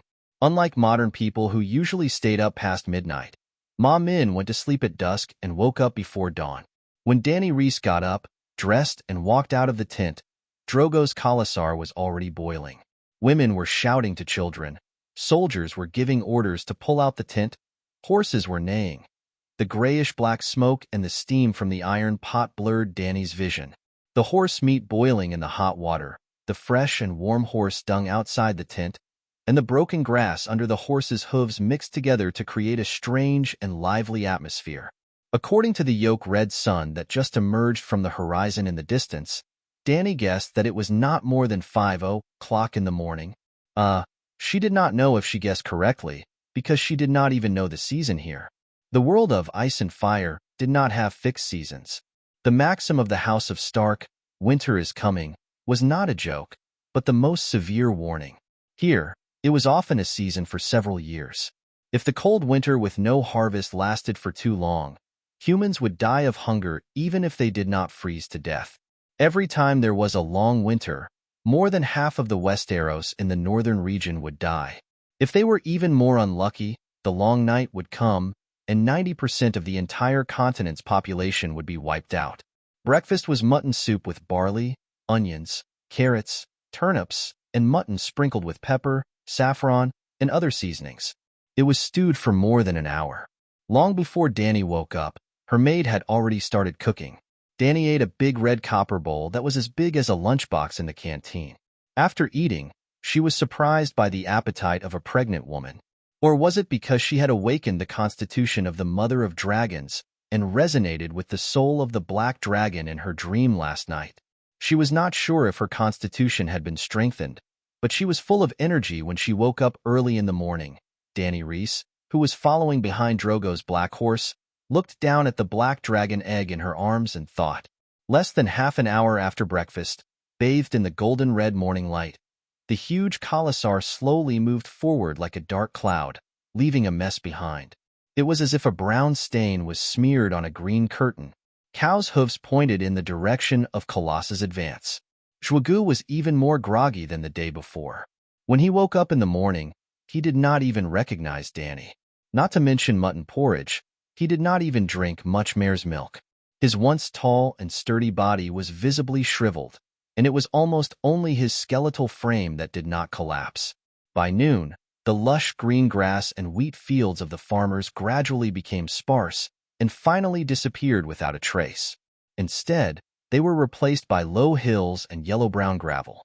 The merciless blazing sun was like a local tycoon who had suddenly become rich, wantonly releasing light and heat. The ground in front of her formed a distorted air fold in midair. Sweat flowed down from Danny's chest like a thin stream. The only sound left in the world was the steady clatter of the horse's hooves, the soft ringing of the bells in Drogo's hair, and the whispered conversation behind him. Zhugu, who was in a daze, lost his sense of direction. He deviated from the Raza River basin and gradually went deeper into the red wastelands in the south. However, the direction in which Kal's horsehead was facing was the direction in which the horse people were advancing. The horse people only had breakfast and dinner. If they were hungry at noon, they would gnaw on jerky on the horse's back. The reddish-brown horse jerky was light and thin, and the muscle fibers were clearly visible. It was completely original. It was something that could not be eaten even if you had money in your previous life, but it was so hard that it almost cut Danny's mouth open. She could only suck on a mouthful of mare's milk, puff out her mouth, and wait for the jerky soaked inside to slowly soften. In the end, she actually tasted a strange sweetness. Thud, thud, thud. The sound of horse hooves approached from afar. Danny looked up. Aji's warhorse stepped out a thin line of reddish-brown smoke and ran from afar to Zhugu. Call. Calixi, it's a wasteland ahead. There are no signs of people or danger, but it seems like we're going in the wrong direction, Agu said to Danny after glancing hesitantly at Zhugu. The Khalasar did not blindly charge forward with Call. At every moment, there would be scouts scattered in all directions. While they were scouting the environment, they were also trying to prevent other Khalasars from ambushing them. Danny Reese rode her horse to Zhua Ji's side. Just as she was about to remind him to change the route, her pupils suddenly contracted. She pulled the reins and made the little silver horse turn in a circle. During that time, Danny Reese looked at the situation around her. The horse people were struggling to move forward in a dark red desert. She immediately had an idea. Don't ask anything. Continue forward. Go ahead and find a suitable place to set up camp. After Agu left, Danny Reese looked at Khal Zhugu beside her worriedly. Their conversation was not soft, but he did not react at all. Swarms of bloodflies slowly circled around Zhugu. The buzzing sound of their wings reverberated around Danny's ears. Bloodflies were as big as bees. They were heavy and slightly purple in color. They gave off a sticky and disgusting light. They lived in swamps and dead ponds, feeding on the blood of centaurs and horses. They also laid eggs on rotting corpses and dying animals. Zhugu used to hate them. Every time a fly approached, he would reach out like lightning and grab it. He had never failed before. He would then hold the fly in his large palm and let it buzz wildly. Finally, he would squeeze it tightly. When he opened his hand, the fly would become a red mark on his palm. At this time, a bloodfly was crawling around his horse's hip. The horse angrily swung its tail, trying to chase it away. The other flies flew around Zhugu, getting closer and closer. However, the call did not react. His gaze was fixed on the brown hills in the distance. The reins hung loosely in his hands. Later, a bloodfly landed on his bare shoulder. Another circled for a moment before stopping on his neck and crawling towards his mouth. Call Zhuagu swayed slightly in his saddle, the bells at his hairline ringing softly. His mount continued forward at a steady pace. Finally, a bold bloodfly crawled up his long beard and onto his cheek, stopping in the crease next to his nose. Call Zhuagu swayed in his saddle and slowly leaned over. Danny, who had been watching him, reached out with her left hand like a snake and pulled him back. The swarm of bloodflies was startled. They scattered for a heartbeat before circling back and stopping on him. The next moment, the whispers in the crowd behind them turned into a clamor. All the centaurs were shocked. Call almost fell off his horse. Call who fell off his own horse. Call was the leader of the Khalasar.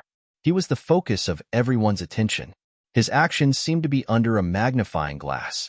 A Dothraki who couldn't ride a horse didn't even have the right to be a normal centaur, let alone the leader of the tribe. Shut up. Call is still on the horse. Danny turned around and yelled. She even let go of Zhuagu's right hand after she finished speaking. Zhuagu had already woken up from the fright. He could now control the reins. The moon of my life. For the first time in a few days, he consciously looked at Danny. It was also the first time he called out to his lover. Danny Rise felt awkward for a moment. She searched her memories and said, "My sun and stars, do you want to stop and rest?" Her face must have been twisted at that moment. However, no one paid attention to her expression. Zhuagu's blood riders had already rushed over. "Blood of my blood. Blood of my blood. How are you?" Danny Rise didn't wait for Zhuagu to speak. She immediately announced, "Call has orders. It's already late. We'll set up camp here." Here? Hago looked up at the sun hanging high in the sky. It was about 2 or 3 in the afternoon. He then looked around. The plants were withered and brown. It was uninhabitable. He glared with his ferocious triangular eyes. "We can't set up camp here. Women have no right to order us to stop," Kiso said. "Even Khaleesi is no exception. It's Khal Drogo's order." Danny Rise faked an imperial edict. Old Bloodrider Kahalo looked at her deeply and said to his 2 companions, "Find the nearest water source and set up an oval-shaped camp between the Khal's palace and the lake." Kiso was stunned.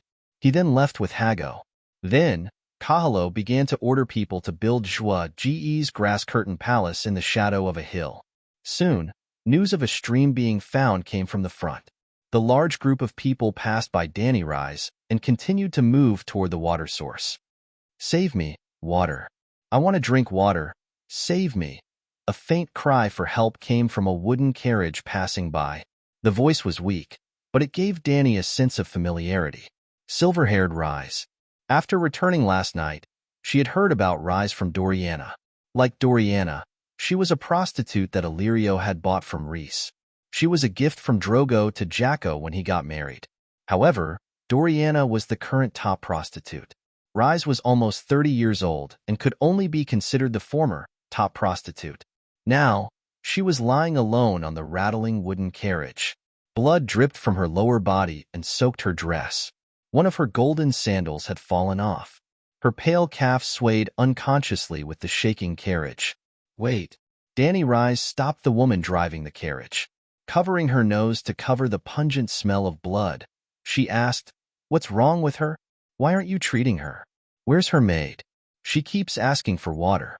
Didn't you hear her?" "Khaleesi." Madame Rise fell off the horse. The black woman looked hesitant. She did not know how to continue. Danny Rise was stunned. Did Rise really try to ride a horse today because of what she had said to provoke her yesterday? In fact, even the bravest Dothraki woman could not continue to travel long distances on a horse when she was close to giving birth. Therefore, in the tradition of the horse people, pregnant women would not be discriminated against in carriages. Danny Rise was a special case. She had always had Long Ming's help to heal her body. Her skin was a mess. Seeing that Danny Rise was still looking at her, the woman continued in an ambiguous tone. Because of her inappropriate words, Jacko stripped her of her status as his wife. "Now, she is just like me, a slave. Naturally, she has no maid. The hairless people also do not know how to treat slaves. What did she say? Danny Rise asked. In fact, she had some guesses in her heart.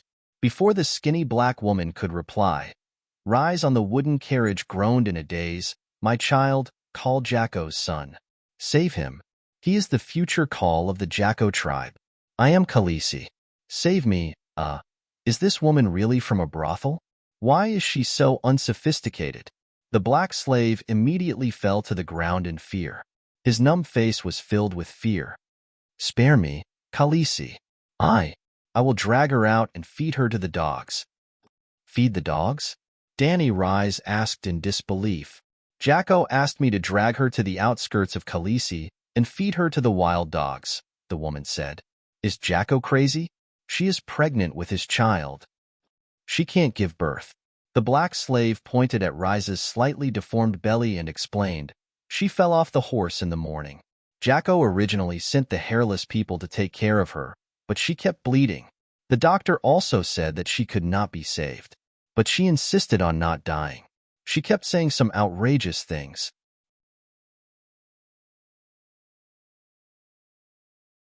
Chapter 8. Lilith fell off her horse, but the fall was not serious.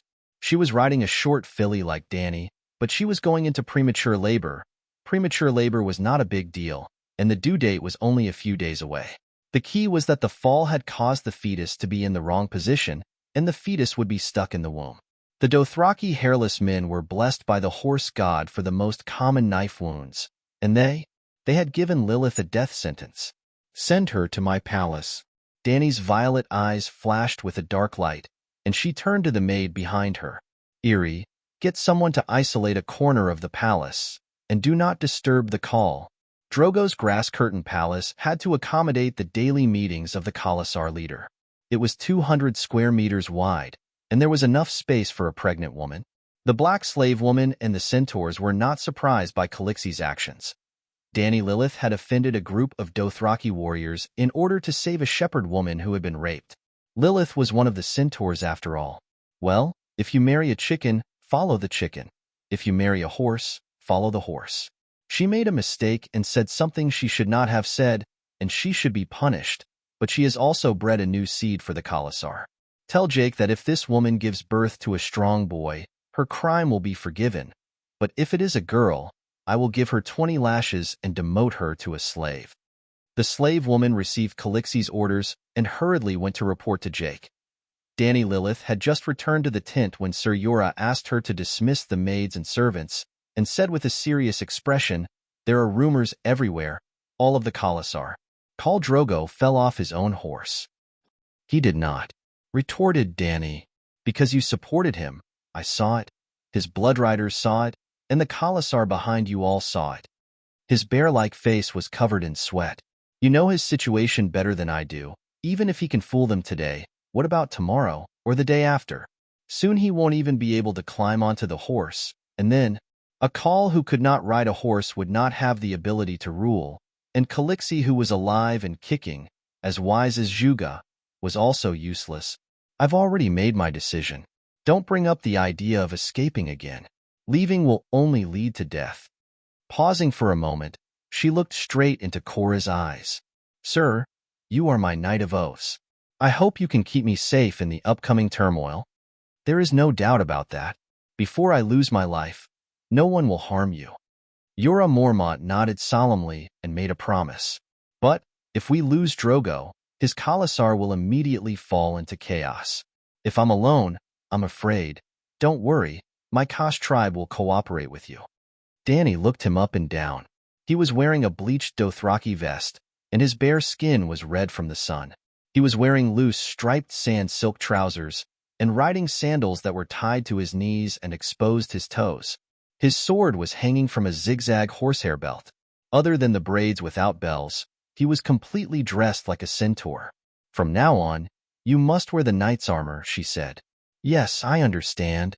The big bear nodded in agreement. Lilith's scattered cries for help came from the innermost corner of the straw curtain palace. Danny Lilith sent the big bear to change his equipment. She lifted the cowhide curtain and went outside the house. On the hill next to the straw-curtained palace, Kahlo stood high above.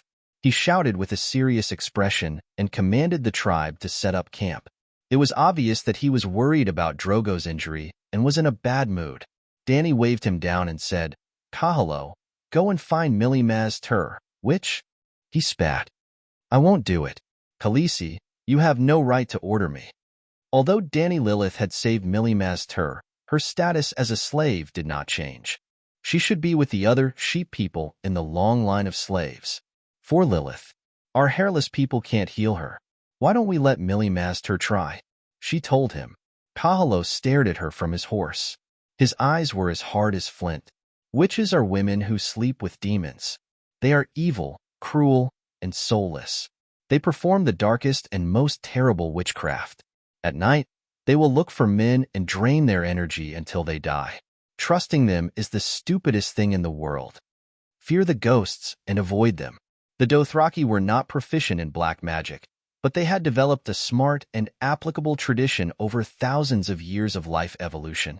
If it was not for Danny Lilith, an outsider, who intervened, Drogo might not have died of inflammation in his wound. Danny touched her belly and advised, "I don't trust her, but if she can save Lilith from a difficult birth, won't the safety of the child in my belly be more assured?" The old blood, all blood's mouth opened and closed. He looked at her with pity and left without saying anything. He thought she did not know about the Dothraki tradition. Danny Lilith's eyes were deep as she watched the old man's figure disappear into the yurts. She turned to call for Aloy, the first woman Danny rescued outside the mud wall of the town of Sheep People, a shy sheep girl. After bathing and changing clothes, Danny sat quietly beside the bonfire in the center of the camp. The flames were blazing and the heat was overwhelming. The maids could not stand it and were all sent away by her. It was afternoon, the sun was high in the sky, and the weather was unbearably hot. After a while, Kahlo carried the short sheep which in his hand and strode in. Millie Maz Tur's clothes were tattered. Her face was swollen, blood dripped from the corner of her mouth, and one of her front teeth was missing. It was obvious that she had been beaten up before she came.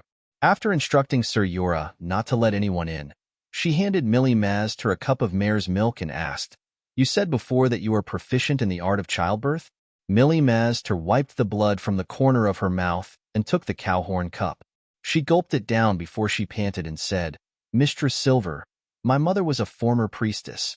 She taught me songs and spells to please the High Shepherd God, as well as how to make holy smoke and holy ointment with leaves, roots, and berries. When I was young and beautiful, I followed a caravan to Asha by the shadow and asked for advice from their magicians. Ships from countless countries gathered in Asha, so I stayed there for a long time to learn the medical skills of the foreign people. A moon singer from Jajesnai taught me her song of childbirth, and a woman from your riding people taught me the magic of grass, corn, and horses. There was also a scholar Marwyn from the Sunset Land, Westeros. He cut open corpses and told me all the secrets buried under the skin.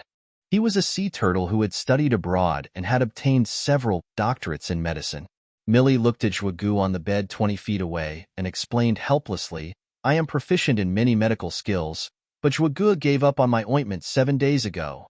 Danny Lilith interrupted her and pointed to the screen in the corner of the room. "There is a pregnant woman who fell off a horse. She is the one you are treating today." The other Mistress Silver? Millie Maz Tur seemed to have heard about Lilith as well. She raised her head and pointed at Zhugu on the bed with her chin and asked, "Do we not need to treat this great warrior on horseback immediately?" Danny Lilith looked down and stroked her belly. "Don't worry about the call. My child is about to be born. You must use Lilith to prove your ability in obstetrics and gynecology." "As you wish, Mistress Silver," the witch answered honestly.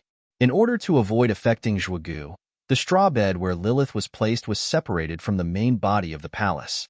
In other words, a small straw curtain room with a door was built next to the hall. She did not need to pass by the Khale's bed. Separated by a thick straw curtain, there was also a wooden screen from the Midsummer Islands.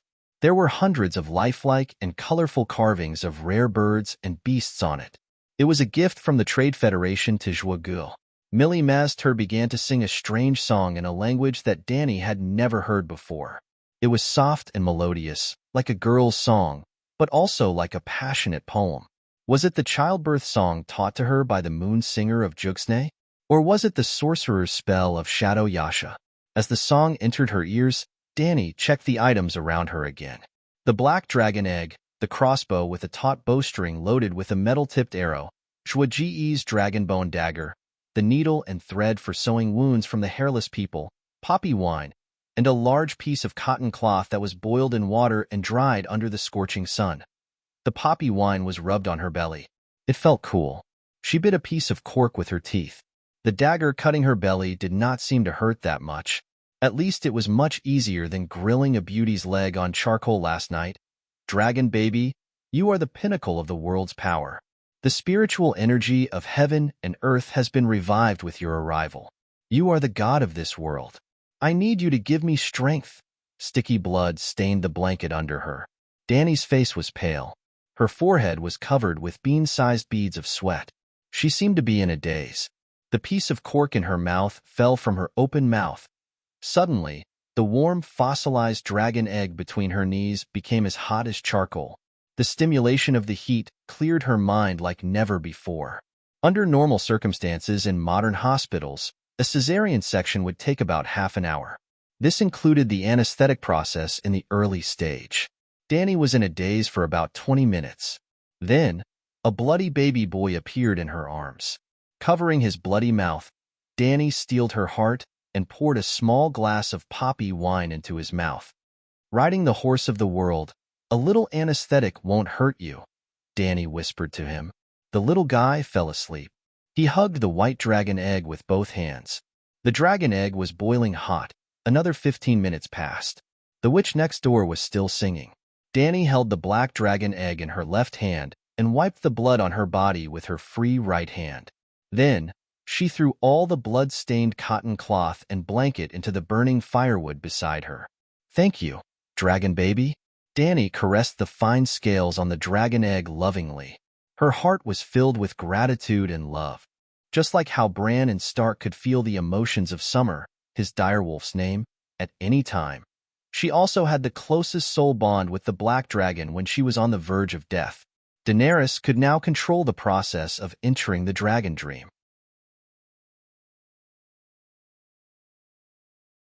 Chapter 9. A loud noise came from outside the tent. Daenerys, who was sitting cross-legged in the fire with the black dragon egg in her arms, opened her eyes in frustration. She was disinfecting herself. A temperature of more than 1,000 degrees Celsius was more effective than any antibiotics or penicillin. Well, it was cleaner and had no side effects.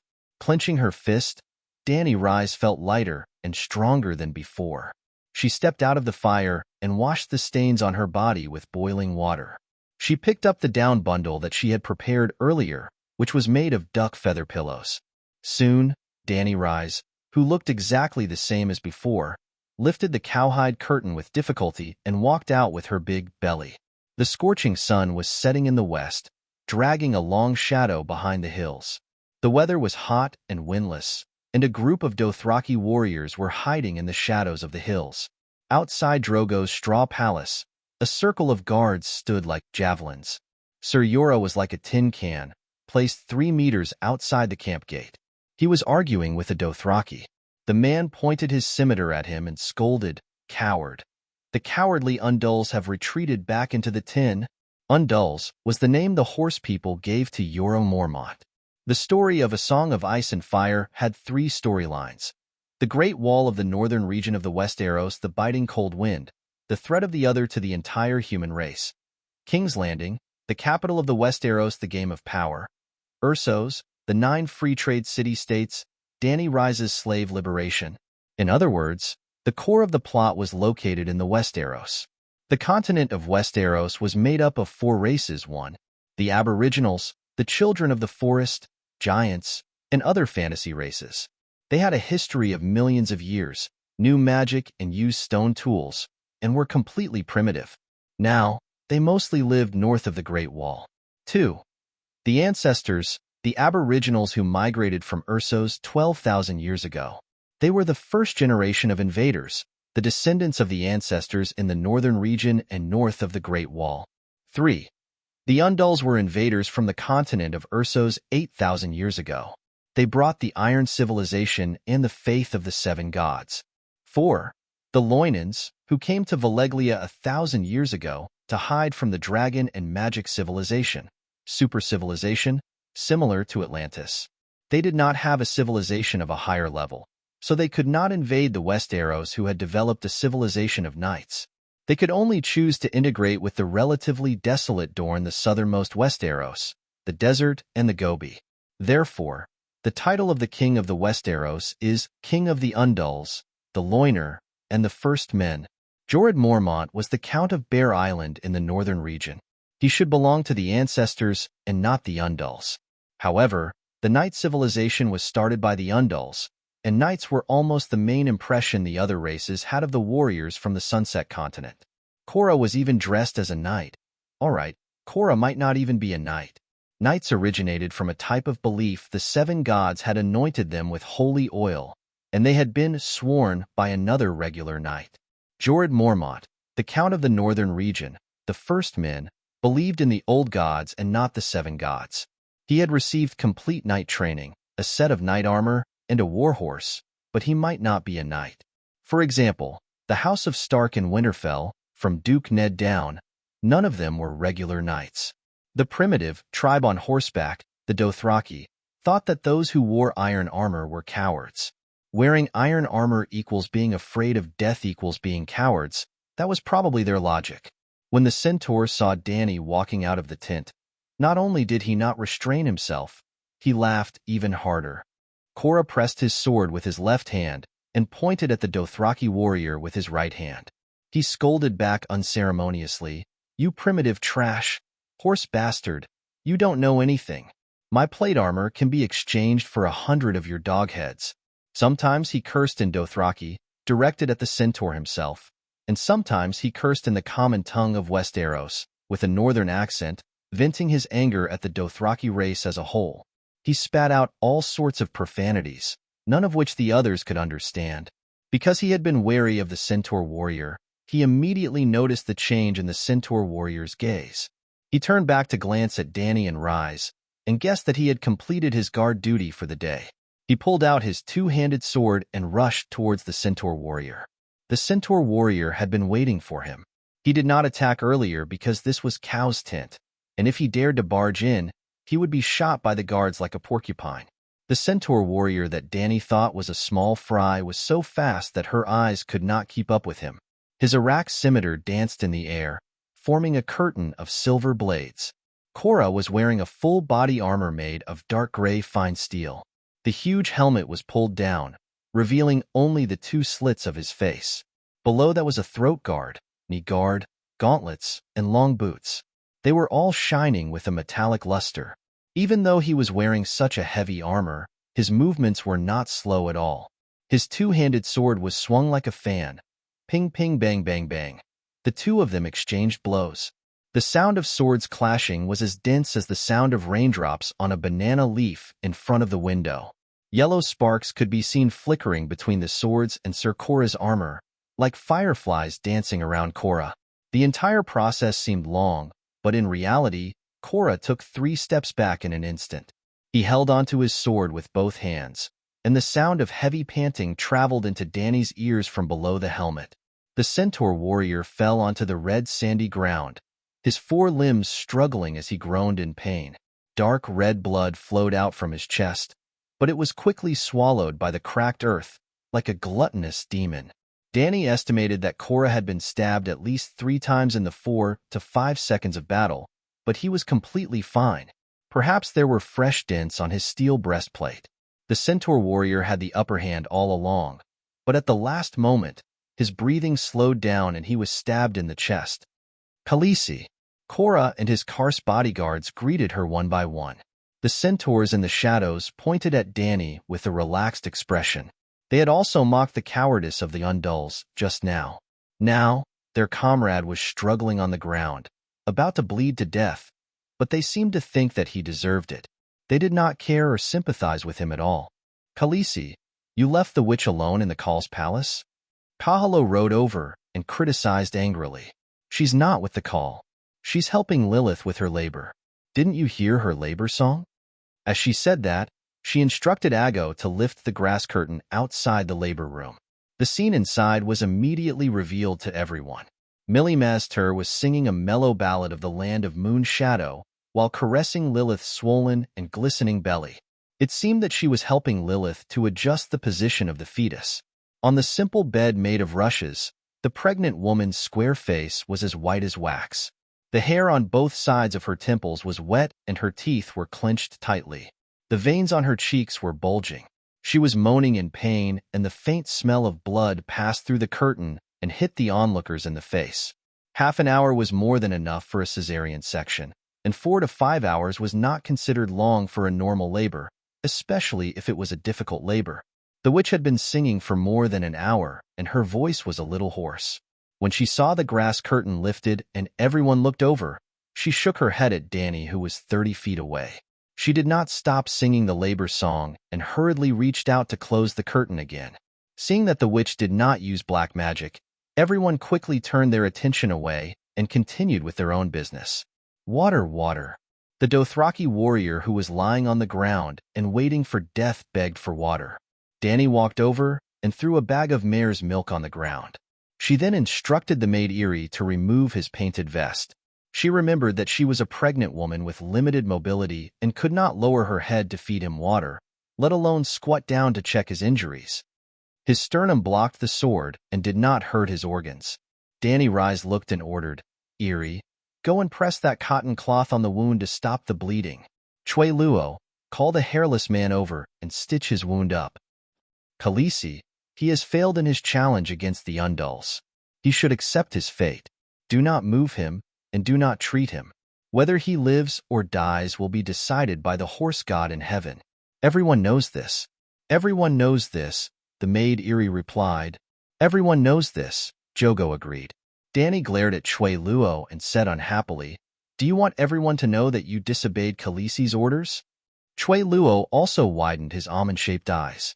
Seeing the determination in Danny's eyes, he muttered something indecipherable and rode away. The sun was like an injured animal, spilling blood on the barren land and falling below the horizon. Millie Maztur, who had studied in many countries and received many medical diplomas, really impressed Danny Rise. Before nightfall, the first child was born. It was a silver-haired boy with the bronze skin of the Dothraki, almond-shaped eyes, and light purple pupils. Danny Rise crossed the wooden screen of beasts and used a dagger to cut open the thick grass curtain. She took the naked baby from the witch's hands through the gap. "Khaleesi, it's a twin." "There's another one," Millie Maztur said in a hoarse voice. "Continue." Danny dawdled for almost 2 minutes before turning around the screen. "Wash him with hot water." When they reached the hall, she wrapped the baby in a woolen blanket and handed it to Jiki. When the second child was born, Jacko also came to Drogo's grass curtain palace. "Ha ha ha, a boy and a girl. The boy is big and the girl is petite, symbolizing the sun and the stars. This is an auspicious sign given to me by the horse god in heaven." Jacko was in high spirits, holding a baby in each hand. The boy in his left hand was facing the sun that was about to disappear from the horizon, while the girl in his right hand was facing the star of the horse god in the dark purple sky in the east. The string of bells tied to his beard jingled with ambition. Watching Jacko and the others leave happily with the children and Lilith, the witch, who had just finished washing herself in a small tent, muttered in confusion, "How can he tell that the boy is bigger? Aren't they about the same size? These stupid centaurs are so strange." Shaking her head, Millie turned and walked toward Drogo's grass curtain palace. Having proved her ability perfectly, she had obtained the right to become Khaleesi's valet. Before Khaleesi's child was born, she had to follow Khaleesi's little Cass and could not leave without permission.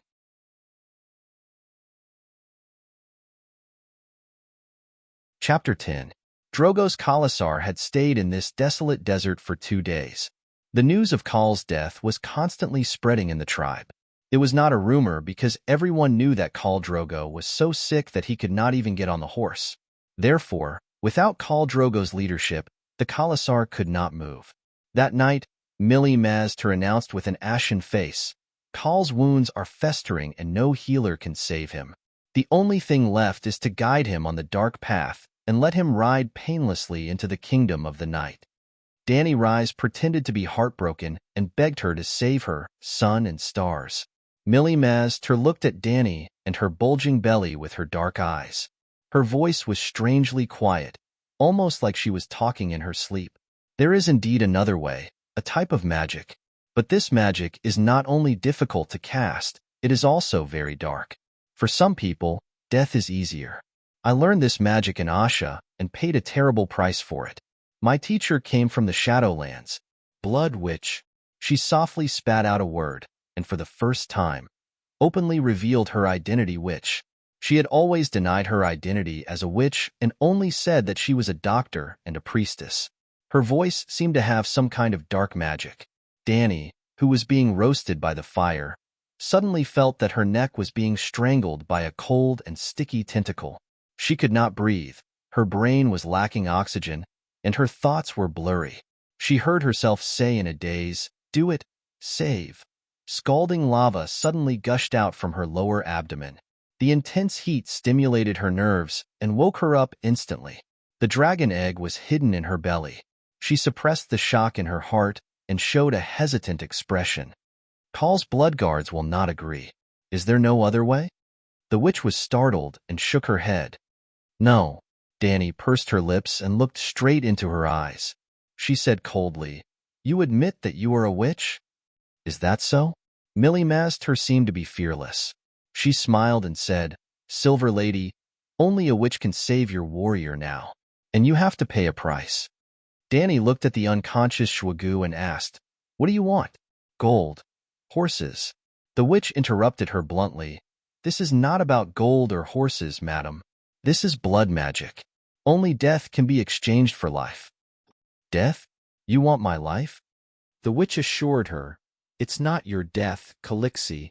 Her gaze swept towards Danny's lower abdomen from time to time, her eyes dark and vicious. Danny Lissa decided not to waste any more time with her and asked directly, "Whose death can awaken my sun and stars? It can't be his steed, right?" "Silver Lady, you are very courageous, daring to face the cruelest reality. You should have guessed it already. The equivalent exchange of blood magic, using the life of a noble call in exchange for the new life of another great king of horse from the god of night." Millie Mazter smiled and pointed at Danny's lower abdomen, like an evil spirit from hell eyeing the food that was sacrificed by the unclean. Kalshwagu is not only your sun and stars, he is also the guarantee of your safety.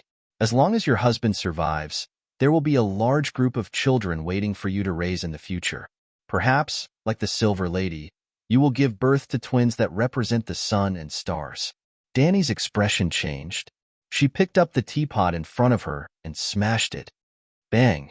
The witch did not expect such a reaction. Her forehead was hit, and blood mixed with milky white horse milk flowed down her cheeks. Adger, Ricardo, drag the witch away, gag her and tie her up. She ordered the guards on duty outside the house loudly. 2 days and 1 night passed. Joie Ge's Kalasar was on the verge of collapse. Every night, Danny could hear the cries of Irachiki and the other maids. This morning, she saw bruises on Doria's chest, abdomen, and thighs.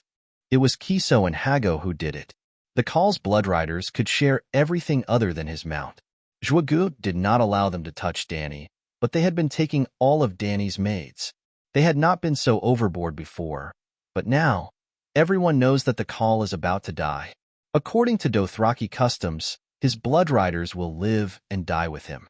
Kiso and the others saw that their lives were coming to an end, which is why they became so deranged. "The dead have nothing to worry about," Sir Yura told her with a tired expression. He had been the one who had suffered the most in the past 2 days. He had not taken off his heavy armor from the moment he put it on. During the day, he stood guard outside the door, and at night, he propped up a chair at the door, a gleaming sword across his knees. And this place is barren. The stream 3 miles away has almost been drained dry by the horses. Most importantly, there is no pasture. The livestock can't hold on any longer. Yura rubbed his dim eyes and said with some despair, "The Dothraki will definitely not watch their horses starve or die of thirst. Soon, They will make a move. If not tonight, it will be tomorrow. I did it on purpose. I deliberately watched Chwagu go in the wrong direction. I deliberately chose this barren land that could not sustain the existence of the huge Kalasar for long, because I hoped that when the Kalasars could not hold on any longer, they would lead their respective Kalasars and disperse on their own. I must not let an ambitious person fight for the Kal's position near my little Kalasar. Otherwise, her Kalasar tribe would not be able to survive in the chaos. As a Khaleesi, her life might not be guaranteed. Feeling that the final moment had come, she said to the haggard knight with dark circles around his eyes, I think I will give birth tonight. Go and get Millie Master here. Pain flashed in Sir Yora's eyes. He wanted to tell his princess, in this situation, you must not have any expectations for the child. Otherwise, you will not be able to withstand the huge blow that will inevitably come. Khaleesi, didn't you say that she wanted to sacrifice your child? He said with a hoarse voice. Don't worry. She only needs to sing the birthing song. I won't let her get close to my body, Dany comforted him. The witch had been locked in a small tent nearby for the past 2 days. Other than her hair and clothes being a little messy, she was in good spirits. I heard the whispers of the warriors on horseback. Your husband's tribe is about to crumble. Only his return from the darkness can change all of this. Your fate, and the fate of your future children. She tried to persuade Dany calmly. My stomach hurts. I'm about to give birth. Help me give birth to the child first. Dany lay on the blanket. She was drenched in sweat, as if she had just taken a hot bath with her clothes on. I'll help you. Millie Master paused and was about to walk to Dany's bed. Wait. Dany gestured for Eerie to stop her. I'm having a natural birth. Just sing the birthing song through the screen. Then she said sternly to the handmaiden, Eerie, you stand guard outside. If she acts strangely, shoot her dead with a crossbow. You don't trust me? The witch's face darkened. Yes. At least until my son is safely born, I won't trust you again. You should know why. Dany glared at her. Millie Master's face was wooden as she thought to herself, should I let her give birth to the child? No matter what, her son, who was prophesied to ride the steed of the world, was dead meat. He would die at the hands of the new centaur Khal, or be sacrificed to the devil in the shadows. Why didn't this silver-haired woman break down as expected? The seductive black witchcraft she had mixed into her words last time didn't work either. She couldn't accept it if she couldn't personally grant her the cruelest revenge. No matter what she thought, Millie Master could only obediently sing the birthing song in the face of the Dothraki handmaiden, who was glaring at her with a crossbow raised. The birth was unexpectedly smooth this time. Dany only had to howl for half an hour before the soft cries of a baby sounded from behind the wooden screen. Don't move, Eerie warned loudly. The witch stopped in her tracks and turned to the handmaiden. Your Khaleesi needs me. There will be more complicated work to do after the child is born. In fact, she didn't have any other thoughts at the moment. She only felt that today's birthing process was very strange and wanted to see it with her own eyes. Stop, don't move. Eerie held the crossbow, unmoved. Dany said weakly from inside, Eerie, let Jichi and Doria in. Millie Master has proven her loyalty. Take her back to the tent and don't tie her up again. Give her some wine and meat. Very strange. That silver-haired woman is up to something. The witch was completely sure, but she just couldn't figure out what she had done or what she was going to do. Eerie, Jichi, and Doria had never given birth before, nor had they learned the art of childbirth. They only thought that everything was the effect of Millie Master's miraculous birthing song. Even Sir Yora and the others outside thought so. After all, a few days ago, everyone saw with their own eyes that the witch had helped the dying Lilith give birth to a pair of auspicious children. Before that, all the hairless people were 100% sure that Lilith, who had fallen off the horse, was beyond saving. From this, it could be seen that Millie Master was no ordinary witch doctor who helped with childbirth. With her help, it was perfectly normal for the Khaleesi to successfully give birth to a son. When Sir Yora, Kaholo, Kiso, and Hago, the 3 bloodriders, were brought into the straw curtain palace, they naturally thought that the skinny baby in Dany's arms was their Khal's son. My sun and star, your blood of my blood. He's dying. Dany lowered her head and played with the baby's sparse black hair as she said nonchalantly, Woman, Dothraki is different from your Sunset Nation. The wise old man Kaholo thought that he had seen through Dany's absurd ambition of ruling from behind a curtain, so he mocked her without holding back. Ever since the birth of the Zigung Lake, the centaurs have never had a baby call. In fact, if the Call's adult son is not the strongest warrior in Khalasar, he might not be able to inherit his father's position as Call. At this moment, they did not even call her Khaleesi anymore. Just like what Ser Jorah had said, when Khal Drogo was alive, she was the Khaleesi of the 100,000 centaurs. After his death, she was nothing. Dany Lilith said to them, I have already accepted my fate, the Dosh Khaleesi of Viz Dothraki. However, as my husband's blood of my blood, this child is his continuation, and also your bloodline. I hope that one or several of you brave warriors can run through the night and bring my leg, Dany Lilith's son's name, decided on the day she was pregnant, to the north. Viz Dothraki under the Mother of God Mountain is a holy land for the centaurs who do not show their weapons, do not stain their hands with blood, set aside their disputes, and give up their hatred. Find the old Dosh Khaleesi who predicted that I would give birth to the steed of the world and ask her to take back her prophecy about Leg. Also, ask her to take Leg as her servant for life. If the above request is fulfilled, I will swear on behalf of Leg as the Princess of Dragonstone Island, Stormborn, that I will forever give up my pursuit of the inheritance of his father, Khal Drogo.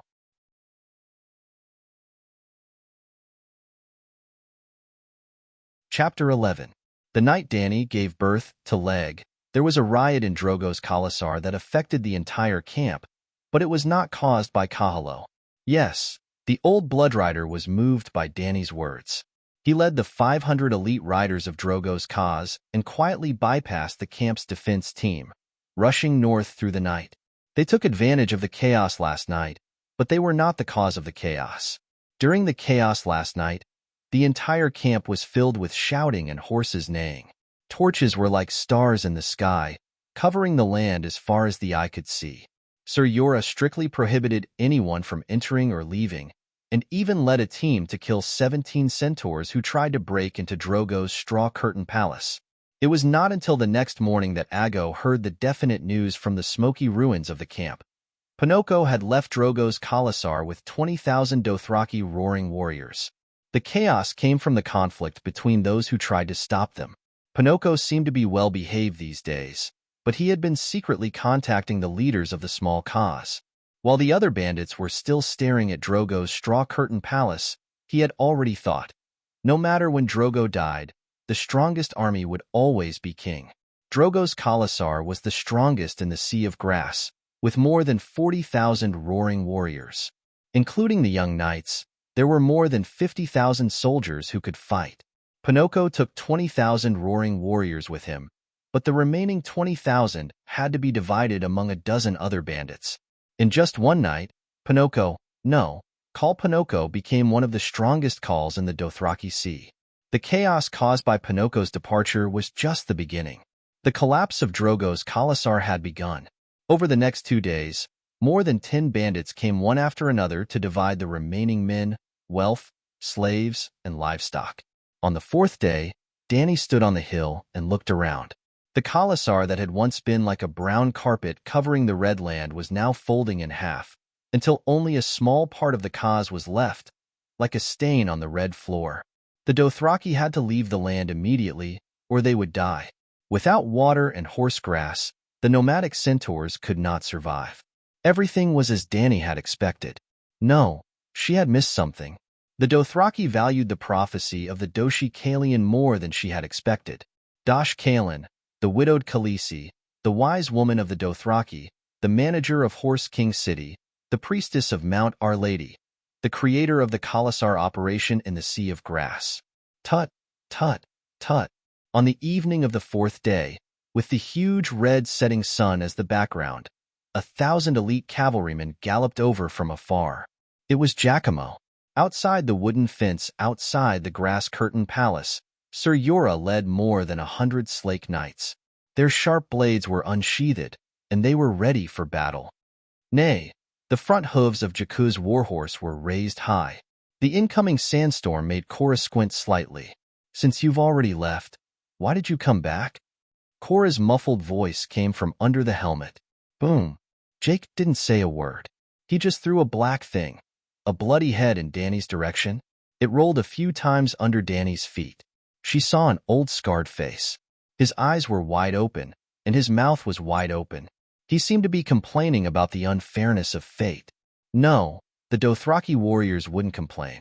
Even in the face of the most tragic fate, they would still let out battle cries. That was why Kaholo was still shouting unyieldingly before he died. Boom, boom, boom. One by one, the horses and the riders turned in an arc and left bloody heads in front of the tents expressionlessly. Soon, the heads piled up into a small hill. 4 days ago, Kaholo took away 500 elite cavalrymen. 4 days later, under the blood-red setting sun, Jakku brought back 500 bloody heads. Where's my son? Danny Rise lowered her gaze and asked in a hoarse voice. Jakku waved at a knight behind him. The Dothraki passed him a 4-meter-long wooden pole. He raised the pole high so that everyone could see it. Eerie, Doria and a few other maids cried out in despair. The pole was thin, and a small human head was strung on top of it. It was the size of a cantaloupe. It had bronze skin like the Dothrakis, black hair like Drogo's, and light purple pupils in its almond-shaped eyes. Why? Danny's face was pale. She was on the verge of collapsing. She looked at Jake coldly. Didn't Kaholo tell you about my vow? I only want this child to live a peaceful life. The old Dothraki Kareen will bear witness to my vow. He's no threat to you. Jake grinned. His smile was ferocious. Killing the son of the previous Kal is a horse people's tradition. Everyone knows that. Everyone knows, his subordinates replied in unison. Your vow? The agreement you'll make with the Dash Kaling. Kahalo told us all about it, but that's not our tradition. The great horsemen don't like that. Everyone knows that, Jake said with a laugh. Everyone knows, his subordinates replied in unison again. Us? Danny thought for a moment and asked, You're almost a day's ride behind Kaholo. That's at least 300 kilometers. There's no way you can catch up to him. Did Bono attack? From the beginning to the end, Kaholo's team couldn't escape that cunning bastard Bono's pursuit. Later on, we all joined in, but I was even luckier. I just happened to meet Kaholo's remaining troops. Ha ha ha. Jake raised his head and laughed proudly. The pole in his hand was like a banner of victory. He waved it proudly. As expected of Drogo's strongest guards, 500 of them charged left and right and killed about 3,000 of us. In the end, only 13 riders were left. I personally beheaded a Blood Brotherhood guard and a young Khal. He pulled his braids from the back of his head to his chest and pointed at the bells on them. Frowning, he said, Although I'm old, young, and weak, I still added 2 bells for myself. After all, I'm now a Khal. A Khal should have a long bell that represents a series of victories. Like the Manchurians in China, the Dothraki wore braids at the back of their heads since they were young. Every time they lost a battle, they would cut off their braids as a sign of dishonor. This way, the whole world would know of their humiliation. When attending a Dothraki banquet, the number of seats would be determined by the length of the braids. Warriors with long braids would receive more respect and would sit closer to the Khal and higher. Those with short braids could only lean against the wall and sit on the tattered seats on the floor. Long braids represented the Dothraki's honor. The number of bells tied to the braids marked the number of victories they had won.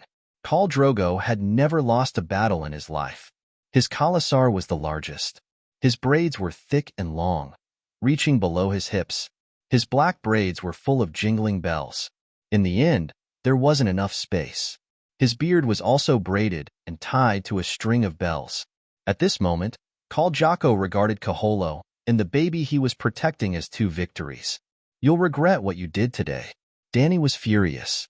She sentenced Jocko to death in her heart. Jocko, I hope you'll be alive for at least the next 5 years. What are you going to do now? Kill me? Or the Khal you were?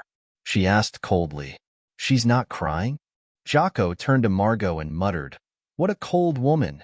We've all lost. 4 days ago, when Khalasar fell apart, Margot took advantage of the chaos to kidnap Danny's shepherd maid, Aloy. He raped her a second time and rewarded her to the new Khalasar led by Jocko. He let people take turns riding her.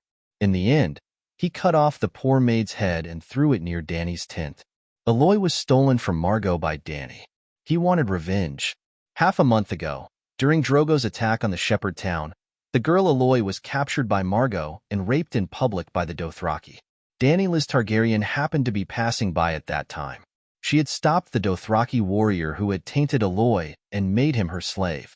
This was not in line with the traditions of the horsefolk. Even the Khal could not casually take the spoils of war from his subordinates. It was all thanks to Zhuge's prestige and power that Dany suppressed the matter. Margot was a powerful warrior. He was now called Jocko's bloodrider. He was the one who came up with the idea of hanging the baby's small head on a wooden pole. He even made a bet with Jocko that Dany would faint from fright. Dany did not cry. She just stared at them with her big purple eyes. They did not expect this at all. They all lost. Woman, I swore at the mother of the mountains that I would never hurt my call. Everyone knows that. Jocko urged his horse forward and shouted at Dany's curse. Everyone knows that, Margot said. Everyone knows that, Jocko's men answered in unison. Jocko continued, Khaleesi, who has lost her call, will never be touched by any Dothraki horse again. She will be sent to Vistothraki and become a Dothraki Khaleesi. Everyone knows that. Everyone knows that, Margot shouted from the side. From Dany's curse, Aggo shouted, when the call is buried, we will escort Khaleesi back to Vistothraki. Humph. My Khalasar will wait for you on the north bank of the Raza River. Don't even think about escaping, Jocko said coldly. This place was at the border of the Red Wastes. If they went north, they would return to the shepherd's scattered settlement. After crossing the Raza River, they would arrive at the boundless Dothraki Sea. As for the south, it was more than 1,000 kilometers of barren Gobi Desert. He looked around at the small camp, the whip in his right hand making a horrifying crack in the air. Now, hand over the belongings that belong to the call but no longer belong to you. Slaves, warriors, and livestock have all been taken by them, Ser Jorah said with a frown. Armored man, I want this palace. Jocko pointed at the palace behind Dany with his whip.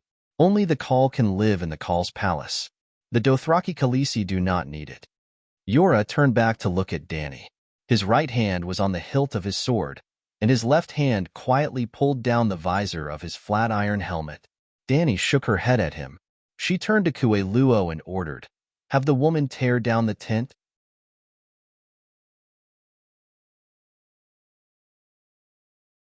Chapter 12. Drogo's grass-curtained palace had a few walls made of thick rushes, but the roof and front were made of multiple layers of silk and coarse cotton cloth. When taken apart and folded together, it was enough to fill 10 carts. It was almost worthless in modern society. Well, it was still very valuable. There were also dozens of animal skins hanging on it. Golden mink skins, thick bison skins, white lion skins unique to fantasy worlds. It could probably be exchanged for several houses in the third ring of Beijing, Shanghai, and Guangzhou. Well, back to the world of ice and fire. The greatest Khal lived in the best palace, and Drogo's grass-curtained palace was undoubtedly the best in the Dothraki Sea. Khal, it's getting late. I'm afraid we'll have to set up camp here today, Mago said to Jocko. Jocko thought for a moment, then shouted for Crow and the others to stop. Leave the palace to me. I'm going to entertain the warriors of the Khalasar tonight. Also, I know that Drogo has 10 boxes of gold medals and 50 boxes of silver medals. Hand them over, and they'll all be mine. The Dothraki had no monetary system and no monetary trade, but the centaurs were not the only race in this world. The centaurs were not even the strongest race. When they came to the 9 free trade city-states with high walls, deep cities, and tight security, they still had to exchange gifts to get necessities. Gold and silver were hard currencies in the world of ice and fire, and the Dothraki needed them too. They smelted gold, silver, and copper into metals that could be buckled together to form belts. From time to time, the Khal would remove a medal from his waist as a reward and give it to those who had done meritorious service. The strongest Drogo had the strongest Khalasar and the most wealth. Half of the luxurious grass-curtained palace, which was more than 200 square meters, was filled with heavy wooden boxes. Other than clothes and daily items, gold and silver were the majority. You're too late. You're not the only one who covets Khal Drogo's wealth. Jocko interrupted her rudely. Not Ko. I'm Khal Jocko. Dany Rise's eyes were scornful as she continued. To prevent soldiers from breaking into the camp, I had people throw those things out. Anyway, Dosh Kalen has the entire Horse King city to support him. I don't need gold and silver. Really? Jocko was a little angry, but also a little disbelieving, unwilling to believe. We carried the chests and threw them out together. There were 60 chests. Everyone knows that, Sir Chola said. Everyone knows, Agu echoed. Everyone knows, Dany's Cass said nonsensically.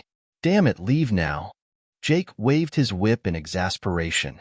The Khaleesi's dowry, the Khal's weapons and horses, would not be taken by force. Yes, this was a tradition that all Dothraki knew. There was a 20-square-meter linen tent, and a dozen wooden boxes were piled up in a corner. Most of them were Dany's wedding gifts. When they were carried out of Drogo's palace, Mago dismounted and looked through them. The newly built tents were too small to dig a fire pit, so they could only pull the curtains to the left and right and ignite a raging flame not far from the door.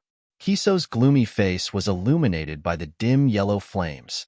He had been guarding Drogo's bed, waiting for my blood to rush into the Night Kingdom. Hag was drunk. He lay on the ground with a dispirited look on his face. His dim eyes stared blankly at the top of the tent. We should have left the child by my blood's side and waited for the last moment together. Kahalo shouldn't have listened to her, he said vaguely. The tent was too crowded. Dany sat at the entrance and did not answer Hag. She only lowered her head and stuffed cotton wool into a doll with a pale face. The doll was one that she had just sewn with pale yellow silk. It had no head. Jake said that he had thrown the child's torso to the wild dogs. The atmosphere in the camp under the starry sky was oppressive. The space was so quiet that it was almost frozen. Little Cass, who had 100 or 200 people, could only hear the crackling of firewood in the fire.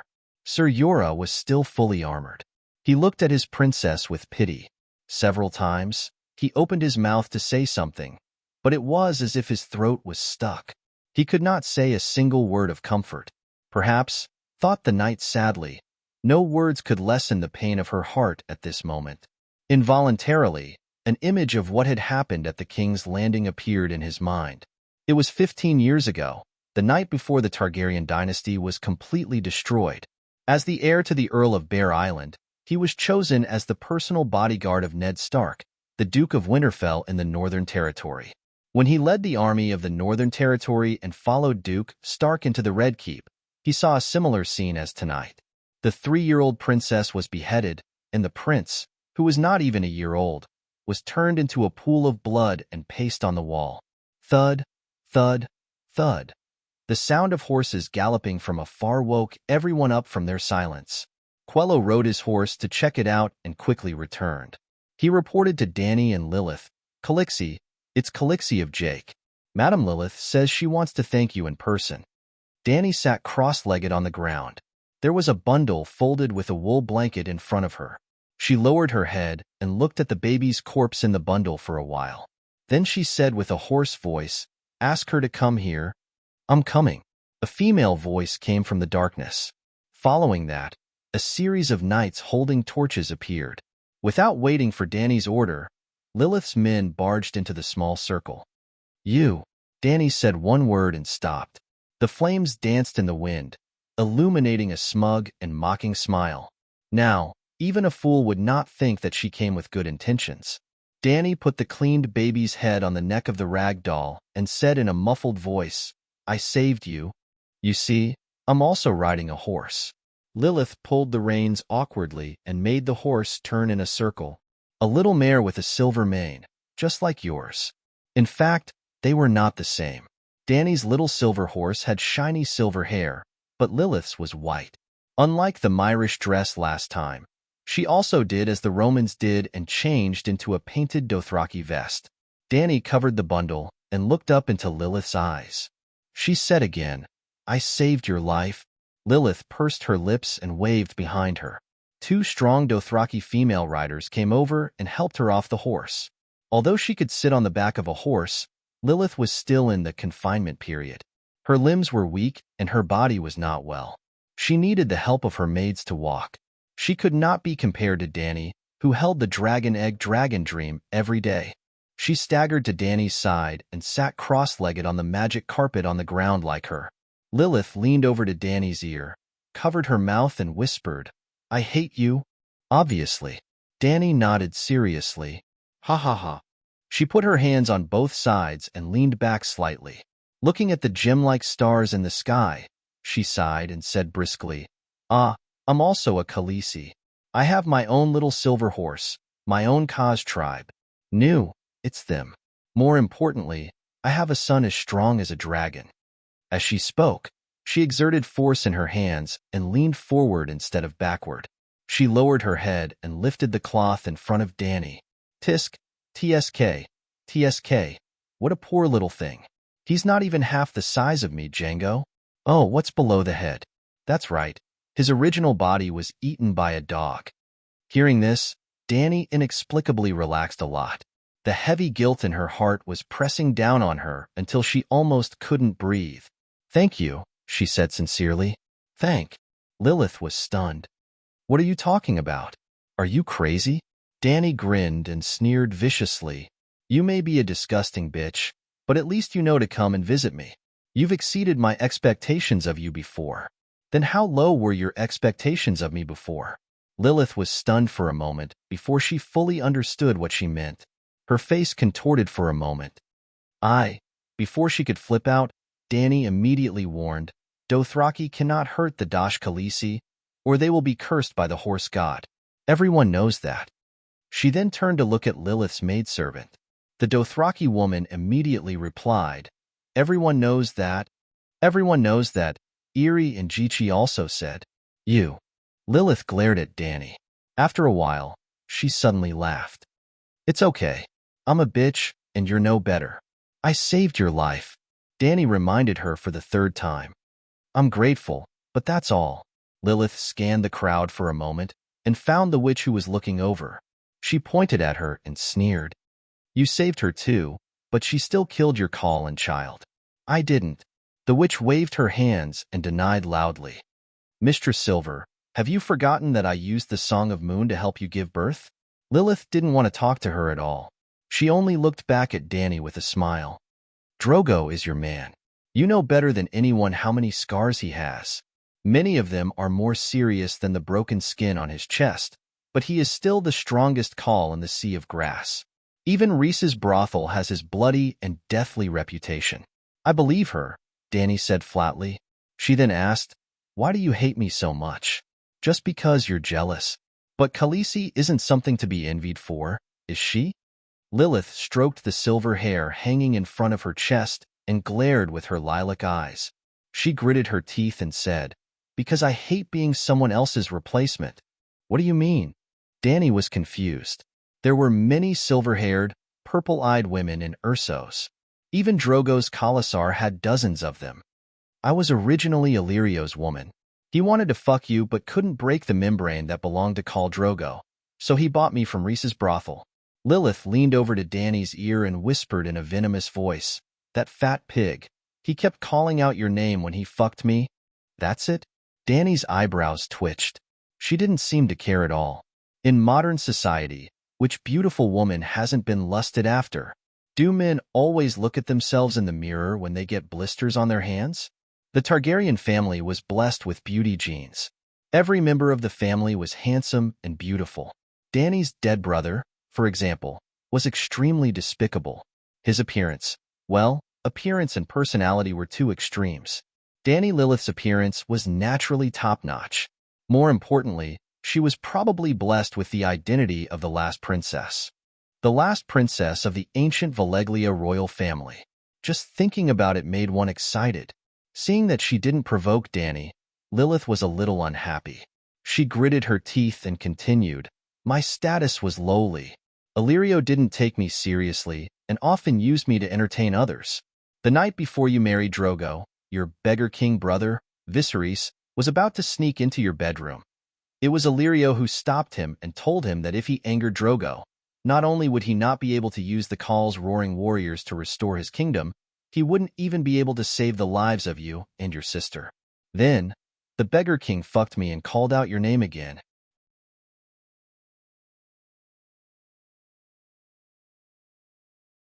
Chapter 13. Was inbreeding a good or bad thing? From the point of view of the general public, inbreeding couples were more likely to give birth to children with genetic defects, which was not conducive to good reproduction. This was a scientific fact. Since the beginning of the primitive era, the cruel natural environment had already helped humans eliminate most of the genes of dominant diseases. After millions of years, when humans developed a relatively advanced civilization, genetic diseases were recessive.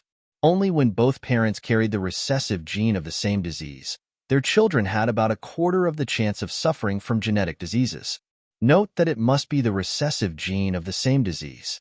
Relatives with similar bloodlines, because the genes came from the same ancestor, were more likely to carry the same recessive gene. Their children were more likely to have dementia or abnormalities. However, if close relatives were to reproduce for tens, hundreds, or even thousands of generations, all the recessive defective genes in the bloodline would be completely exposed. Then, the children who carried the pairs of recessive defective genes would be abandoned. The remaining children would definitely have fewer recessive defective genes than the previous generation. In other words, through the cruel elimination system, inbreeding was beneficial to reduce the defective genes. It was a disguised genetic optimization. Of course, genetic optimization was two aspects. In addition to reducing inferior genes, it also increased good genes. It was more practical hybridization. Here, only the problem of inbreeding to reduce inferior genes was discussed. To achieve inbreeding genetic optimization, at least the efforts of dozens of generations were needed. If a new bloodline was added halfway, it would bring new defective genes. All the previous efforts would be wasted, and they would have to start all over again. Without 1,000 years of direct blood marriage, the plan of noble bloodline could not be thought of. And the great celestial empire did not have 1,000 years of absolute aristocratic families, the kind that could reject the marriage of the royal family. Therefore, for the Huaxia people, inbreeding marriage was always a taboo that should be avoided. Even in the history of Earth, only the pharaoh family of ancient Egypt could do this. Later on, they were defeated by the system of inbreeding. Because of the inferior mixed blood in the middle, everything had to be redone. But if they kept giving birth to freaks and retarded heirs, they could not maintain the rule of the dynasty that was collapsing day by day. If the ruling power did not decline, would the noble pharaoh marry other families? In the end, the ancient pharaoh family was almost extinct. The people may not have died, but the dynasty and the system it established were all eliminated. The ancient European aristocrats had similar ideas as the pharaoh, but they were worse than the pharaoh. For example, the hemophilia that caused the collapse of the European royal family. The main reason was that they could not carry out direct reproduction. From time to time, new blood would be added halfway. However, many families in the ice and fire continent had done what the people on Earth could not do. They had the true royal bloodline. House Targaryen, for example. In fact, the Targaryens were only a small branch of a great race that once reproduced in the continent of Ursos, the ancient Valeglia's free bastion. How strong were Valeglia's bloodlines? Just look at Daenerys Targaryen now, and you'll understand. Apart from the Valyrian descendants, the Duke's family of Westeros, formerly the royal family, but due to Aegon Targaryen's invasion and unification of the Eight Kingdoms, the royal family was demoted to dukes, were more or less. Well, they could only be considered as secondary descendants, and they even married into other families. This world was able to achieve inbred genes optimization mainly because their history was too long. For example, the main character's family, the Wolf Stark family, had at least 8,000 years of family history. Fry of the Twin Towers, who had organized the bloody wedding, had always been discriminated against by the upper-class nobles due to their shallow background. Then how nouveau riche was the Fry family? Well, they were just a marquis family with a mere 600 years of history. They had nothing but money. Well, if a 600-year-old family was placed in the Celestial Empire, then all of the above meant one thing. Viserys' attempt to climb into his sister's bed was a crime in the barbaric and magical world of ice and fire, but it was not a crime of ethics. The Targaryen family had always followed an ancient tradition, the marriage of brothers and sisters. For example, Aegon, who founded the Targaryen dynasty, married two sisters. Well, yes, two sisters, the elder sister, Visenya, and the younger sister, Rhaenys.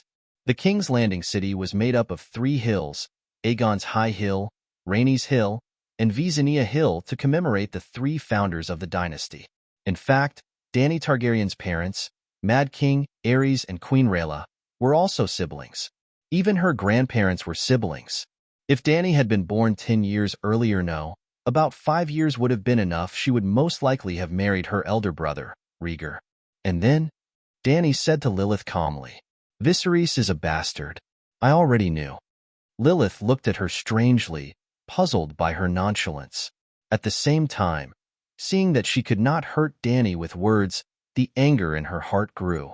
She turned her head abruptly and pointed at Ser Jorah, who was looking at her warily. "He did me too. Although he did not call out your name, the way he looked at me seemed to be fucking your soul through my skin."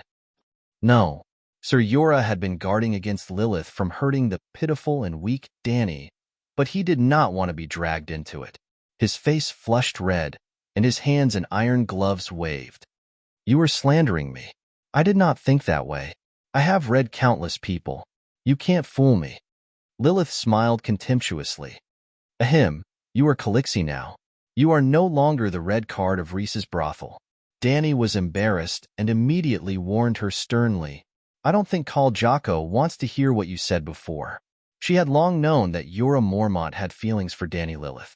Well, before she transmigrated, she had learned from Game of Thrones that when Big Bear and Tyrion met in the brothel, he was hugging a silver-haired, purple-eyed Volantis prostitute. That prostitute was cosplaying as the famous queen of Meereen Dany Lilith 2 or 3 years later. Jake? Dany could not scare her. Lilith's mouth became more and more twisted. She leaned close to Dany's ear and said in a voice that only she could hear, "How do you think I followed him?" Dany's heart tightened. Did she become Helen in Troy? Does he also love me deeply? It doesn't seem like it. She whispered back, not embarrassed at all. Lilith sneered. "Because he is the same as me. He only wants the same things as Khal. You and Drogo's horse and King's tent are no different in his heart." "Then you are not even as good as Drogo's tent?" Dany pushed her head away and directly drove her away loudly. "Go. I don't want to talk about these boring topics with you anymore." "Okay, I'll go. Anyway, Khalasar will return to Horse King City almost every year. At that time, I hope you, who joined the ranks of the old Dosh Khalasar, can still be as proud as you are now." Lilith left angrily. Early the next morning, at the first glimmer of dawn, Jake's Khalasar also stepped on the cold morning fog and slowly moved towards the north. She had no choice but to leave. Not to mention drinking water and horse grass, even the firewood for the fire was gone a few days ago. The red wasteland was dry and hot during the day, but the temperature dropped below 10 degrees at night. It was a typical climate of the Gobi Desert. Walking out of the dim tent, Dany found that the outside world was frighteningly bright. The rising sun was like a furnace dripping with molten gold. The burning golden liquid sprinkled on the ground, scorching the ground until it cracked and hollowed out. The small camp was not quiet. The coughing of the old man came from the nearby straw shed. A small group of children ran and played in the open space of the camp despite the heat. Further away, there were some women doing their daily chores. More than 100 horses had been removed from their saddles. They kicked the ground and walked around listlessly. From time to time, they neighed as if they were complaining, "Why isn't there even a single blade of grass in this damned place?" Seeing Dany's figure, the maidservants immediately waited by the side with water, wine, fruits, and roasted meat. After wiping her face, Dany ate something casually and asked Aggo and the others to command Karst to move back to the original position of the straw-curtained palace. Although it was also desolate, at least the hills next to it helped to block the sun and sand. Kiso and Haggo were still in the tent with the dying Drogo. Dany called Aggo, Quero, Jogo, Kalalak, and Ser Jorah to the shade and sat in a circle on the ground. The first political expansion meeting was held under the small mound. Drogo's Khalasar is gone, she said to them directly. Drogo said matter-of-factly, a Khal who can't ride a horse is not qualified to be a Khal. The Dothraki only follow the strong, Sir Yura said. Your Highness, I'm sorry, but we can't keep them. Starting from Pinocchio, Drogo's warriors, big and small, are all leaving day by day. How many men and supplies do we have left? Dany asked. Khaleesi, none of your Kars left, Aggo said solemnly. We are Khaleesi's guards, and we swore loyalty to you and not to the Khal, so we all stayed. Dany was happy. Although the Dothraki were barbaric, their moral integrity was much better than the more civilized races, such as the Westeros who treated sacred oaths as shit. Who else? Dany asked in a brisk tone. We have less than 100 Kars, and I saw at least 200 clansmen when we were moving the tents. No matter which Daenerys it was, the Dothraki were her foundation. The Centaurs were loyal, brave, and straightforward. They were truer and more trustworthy than the people of their homeland tens of thousands of miles away. Dany, on the other hand, was the Khal's wife, and had already changed her household register with the Dothraki Sea of Grass. So she called the Dothraki her clansmen.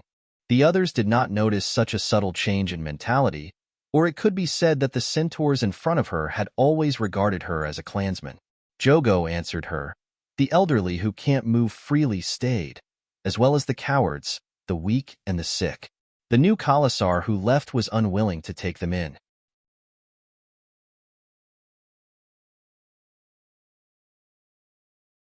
Chapter 14. More than 200 people, less than 100 who can fight, and only 60 of the elite roaring warriors from your Kars tribe. Korra paused, showing a pained expression as he sighed. I can foresee that in the long journey in the future, half of them will die. What about the supplies? Dany asked with a frown.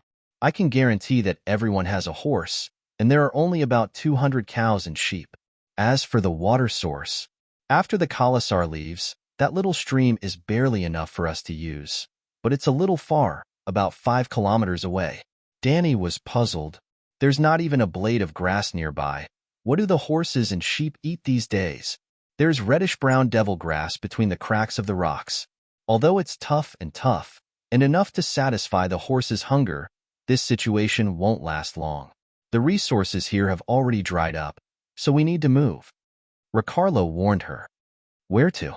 Dany's heart skipped a beat, and she probed the centaur.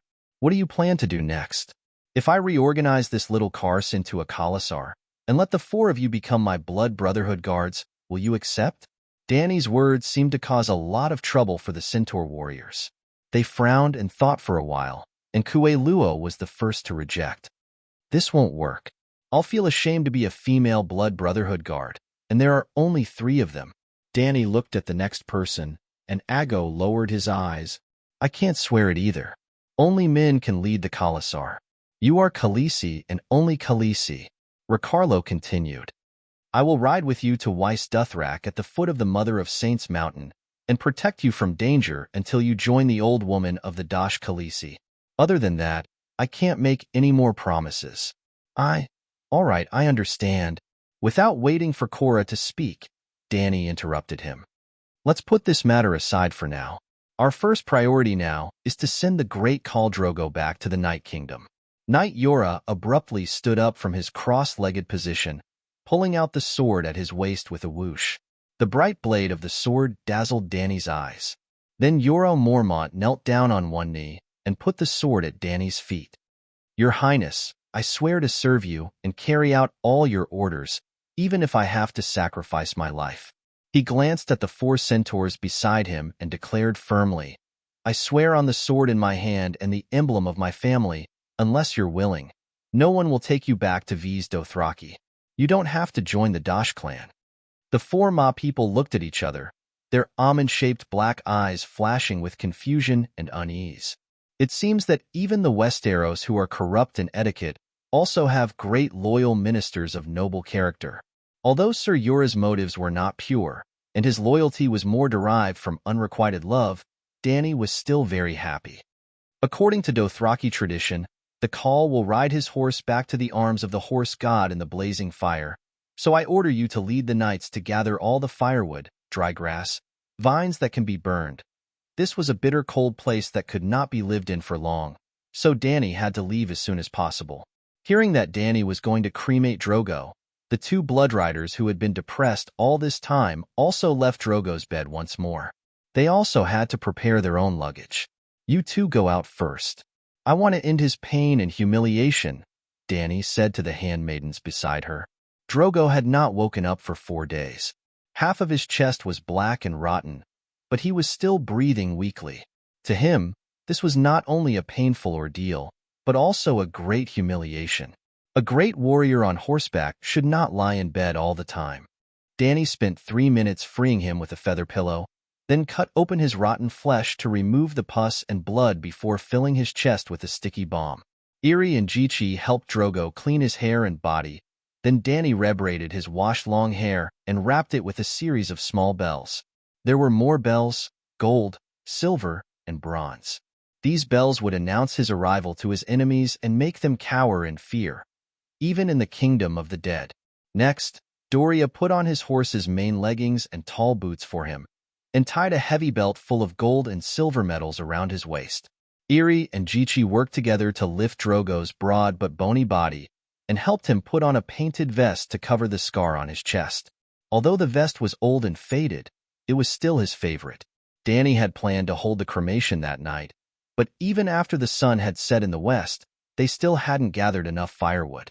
Drogo was the furthest away, riding his horse all the way north for 20 kilometers, almost back to the shepherds' territory.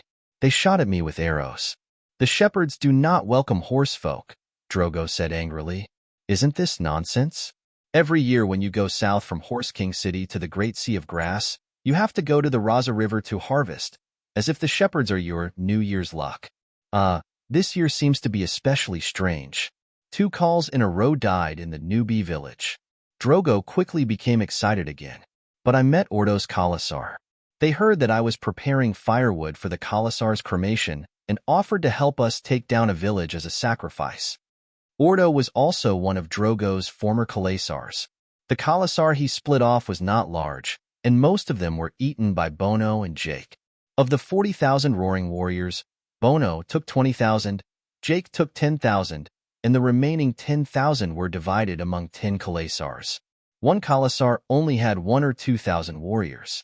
Of course, in the vast Dothraki Sea, a few thousand Khalasar was the norm. Drogo was one of the rare overlords of the grasslands. Khal Ordo is up to no good. He is most likely under Bono's orders. In order to wait for you, he has been waiting in the north.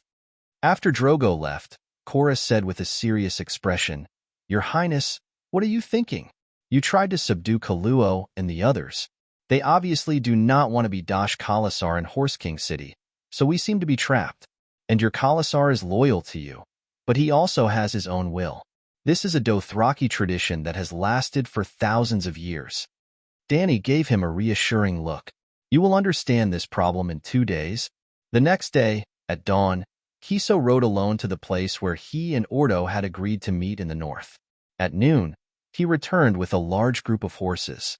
10 Ordo Khalasar knights escorted 200 shepherds. The slaves were strung together with ropes, their faces full of despair. There were also a dozen slaves driving a dozen carriages. The carriages were piled with bundles of chopped firewood. Well, there was also oil for the carriages. These slaves will accompany us on our journey into the night, Kiso said coldly.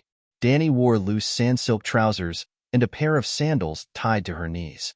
She wore a painted Dothraki vest similar to Drogo's. The Khal has you and 500 of his most loyal warriors. He does not need those cowardly shepherds. She did not hesitate to reject the idea of martyrdom. Kiso raised his whip, his face sinister. Behave yourself. I am in charge here, Dany said coldly. Kaluo and Cora were beside her and behind her. Aggo and Rakarlo aimed their bows at Kiso. Hundreds of people busied themselves for an entire afternoon. Before sunset, the firewood was piled into a 5-meter-long square that was 4 meters high. The hollow was stuffed with straw, shrubs, bark, and hay. This was the Khaal's master bedroom. Khal Drogo's treasures were placed on the crematorium. His blanket, painted vest, saddle and reins, the whip his father had given him when he came of age, the Iraq scimitar he had used to kill Khal Ogo and his father, and the huge dragonbone longbow. Jorgo had wanted to put the weapons Drogo's bloodriders had given Dany as a bridal gift, but she stopped him. "Those are my things," she said to him. "I want to keep them." After some thought, Dany brought the two back to the foot of the hill. She dug up a layer of red soil in a corner, revealing several leather bags the size of cement bags. Walala! The bags were lifted up, and a dazzling golden river spilled out. They were all golden medals the size of a child's palm. Zhuge had 10 boxes of gold medals in total. Dany buried 3 of them in the ground. Out of the 10 boxes that were thrown out, 30% of them were filled with bronze medals. Thousands of people fought over them. They could not even tell how many boxes they threw out.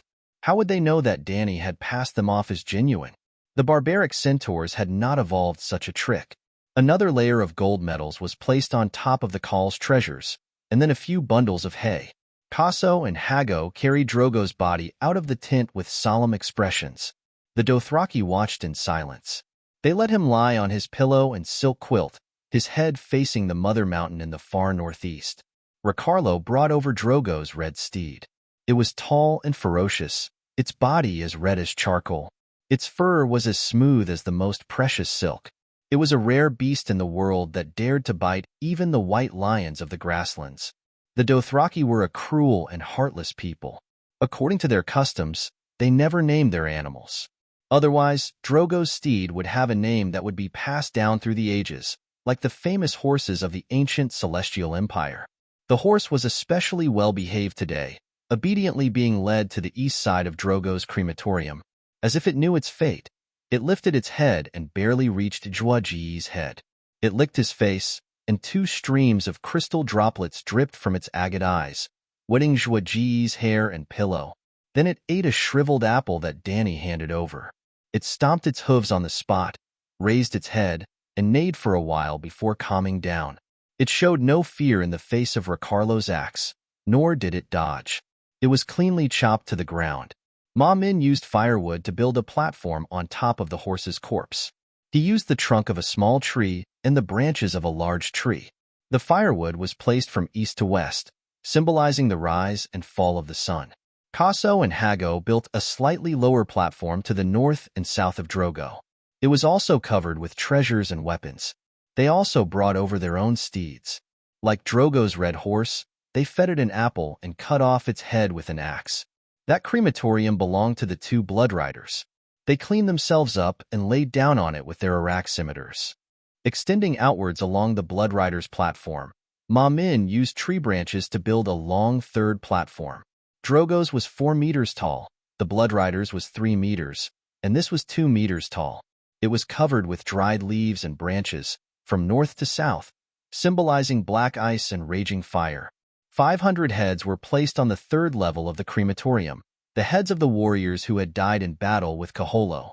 Finally, soft pillows and a silk quilt were piled on top, piling up high. Yes, Kaholo's own head was placed beside Drogo.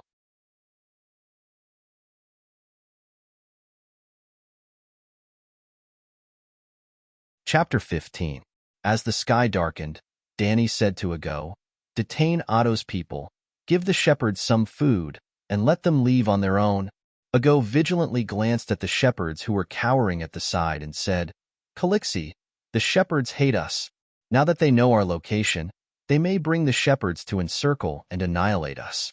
The shepherds are cowardly but not stupid. They know our situation and won't give up this once-in-a-lifetime opportunity." This Adger was young, but his thoughts were unexpectedly meticulous. Dany looked at him in surprise and explained, "Walking at night? How far can they walk? It will be considered fast if they can return to the Raza River by tomorrow afternoon, but we will definitely leave tomorrow morning." "Might as well just kill them," Agu muttered as he left. The bloody sun sank into the horizon. The shepherds were surprised to receive the notice that they were free to leave. After timidly probing for a while, they ran away like a swarm of bees. But the cremation didn't start immediately. A group of centaurs opened their almond-shaped eyes and looked for a good omen in the night sky. Every time a centaur died, his mount would also be killed and buried with him. It implied that he would ride a fine horse and run into the kingdom of the night. When their bodies were cremated under the sky, the call would ride a blazing flame horse and soar out, turning into the stars in the sky. The more the body burned, the more his constellation would shine in the darkness. Therefore, before the fire was lit, they had to find the constellation that represented their call. It couldn't be a star that could be seen every day. It had to be an abnormal star that had just appeared today because the call was being buried today. This was a bit troublesome. How could an abnormal star be found so easily? The centaurs sat on the ground and searched in the sky. Danny felt embarrassed. If she had lived in this world for more than 10 years, she could have found an inconspicuous star to fool them. But she had just arrived, and her predecessor didn't understand the stars. At least, she was inferior to the nomads who had nothing to do and looked up at the stars every day. Well, she couldn't fool the centaurs. Can every call find their own star? She asked an old centaur. Of course, the great Drogo is the 12th call that I serve. I saw it with my own eyes. The previous 11 calls all turned into shining stars on their fiery warhorses. One of them was Call's father. When the old man saw that Calixi was talking to him personally, he was so excited that his dark old face turned red like he was drunk. 12? How many generations have you been a senior official? While Danny was complaining in her heart, she also sighed inwardly. There were many heroes in the sea of grass, but they also fell like shooting stars. How long do they usually wait? She asked again. Calixi, it's still early. You have to wait until the second half of the night. The old man smiled. His lips, which looked like dried orange peel, cracked, revealing a mouthful of broken, rotten teeth. There was a kind of kindness in his ugly old face. Once, when we just found some stars to light the firewood, the sun came out. We waited all night. Danny finally understood that this was a competition of endurance. When everyone was tired and dizzy from hunger, their vision would be blurry and their minds would be in a daze. Even if they saw the moon, they might think that it was an alien star from Call. Found it. It's over there. An excited voice sounded. It was Ricardo. Danny looked in the direction he was pointing. She actually found a red comet in the low eastern sky. The red of blood, the red of fire, as if a dragon was spitting fire. This was definitely an alien star. There was no better sign than this. Hee, the 12th one. The old man chuckled. Pour oil, Danny ordered loudly. Pots of sesame oil, castor oil, and vegetable oil were poured on Drogo's corpse. Hag and Kiso were also splashed. The oil water soaked the silk quilt, branches, and bales of hay. It seeped into the firewood below, filling the air with a sweet fragrance. Tie up the witch and throw her into the firewood pile, Danny ordered again.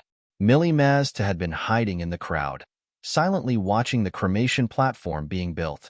She had thought that the matter would completely end when Jake brought the baby boy's head back. Although she was a bit regretful that she couldn't take revenge personally, she was basically satisfied when she saw that young head. But she didn't expect that the silver-haired woman would suddenly order for her to be burned. No, no, no, Madam Silver. Calixi, please listen to me. The witch dodged Ag, who was trying to capture her. She struggled madly and shouted, I saved Madam Lilith. You said you would reward me. I even sang the childbirth song for you, and helped you give birth to a healthy little prince. You can't do this to me. This doesn't make sense. This is too crazy. Whoa. The witch was no match for Ag.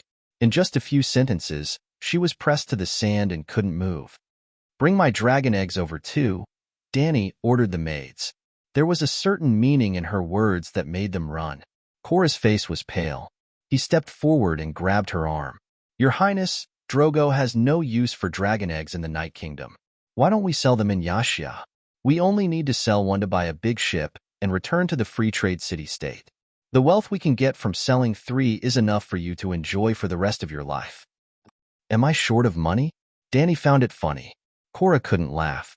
He choked and grabbed her hand even harder, as if he wanted to snatch his princess back from the Grim Reaper. Princess, I know that Prince Reg's death is a big blow to you. Even if you don't show any sadness in front of others, I know that your heart is about to be drowned by tears. The heavy suffering is about to crush your spine. But you still have. His face was red. He almost said words of love that were beyond the bounds of the ruler. The next moment, he realized that there were almond-shaped eyes around him. He said dejectedly, "But you're only 14 years old. You still have countless years in the future. You can still have countless little princes and princesses. Don't worry, sir. Don't forget that I have the blood of a true dragon." Danny awkwardly pulled back her arm that was being held tightly.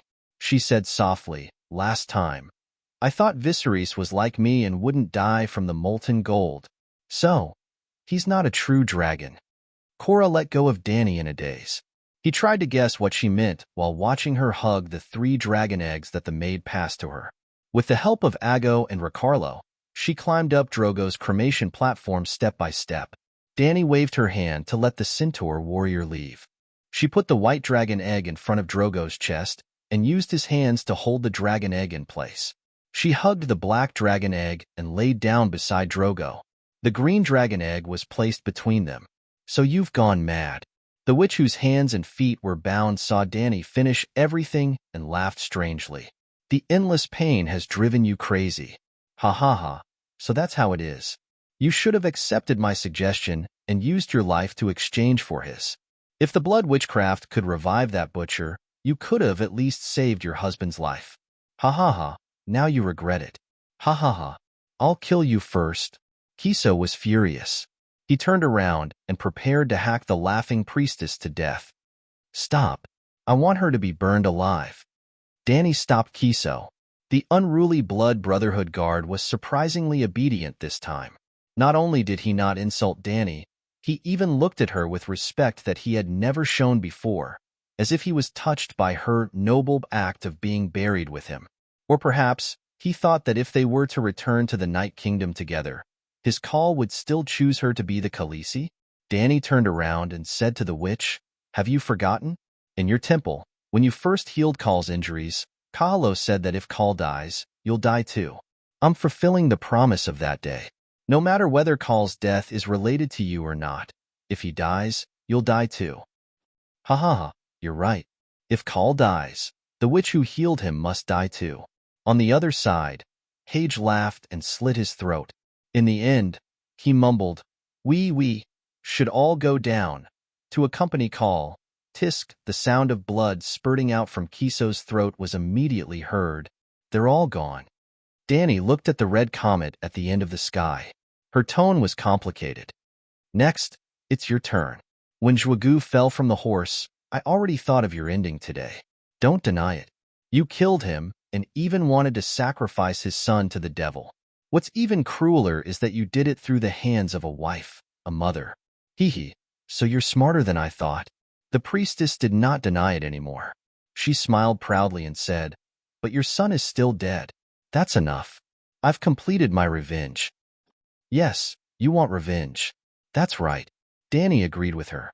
The priestess had a reason to kill all the evildoers who invaded her home. "But how are you going to repay me for saving you?" "Repay?" Danny's words seemed to ignite the anger that she had been suppressing for a long time. The Raza priestess spat and asked, "I was dragged out from the temple of my god by the centaurs. A group of men were waiting to violate me. That's not the normal position of a man and a woman. From the back, it was like a male dog and a female dog mating. That's not the normal position of a man and a woman. When you rode past, the 4th man was inside me. How are you going to save me? I saw with my own eyes the temple of my god being burned down. I had healed countless good men and women there. At that time, I was a pure doctor, a devout priestess, not a witch or a blood witch. My home was burned down by the centaurs. There were piles of human heads on the streets. Among the heads were the bakers who made bread for me. There was also a little boy who I saved with great difficulty. I can still hear the warriors on horseback waving their whips and urging the children to leave. They were crying so loudly that it shook the earth. Tell me, what did you save?" Danny was silent for a moment before she answered, "I did everything I could. Aloy and those women, I saved your life." Khaleesi was not a Khal. Even a Khal could not change the centaur tradition that everyone knew. The original Danny Lilith could definitely say to anyone, "I have a clear conscience." My life? Millie smiled coldly. Look at yourself. What's the meaning of life when all the good things you have are gone? Well, it seemed that everyone thought that Danny was grieving so much that she was numb with despair. It seemed that life was meaningless. Why did you beg me before if it was meaningless? Danny mocked. You will never hear my cries. Millie replied.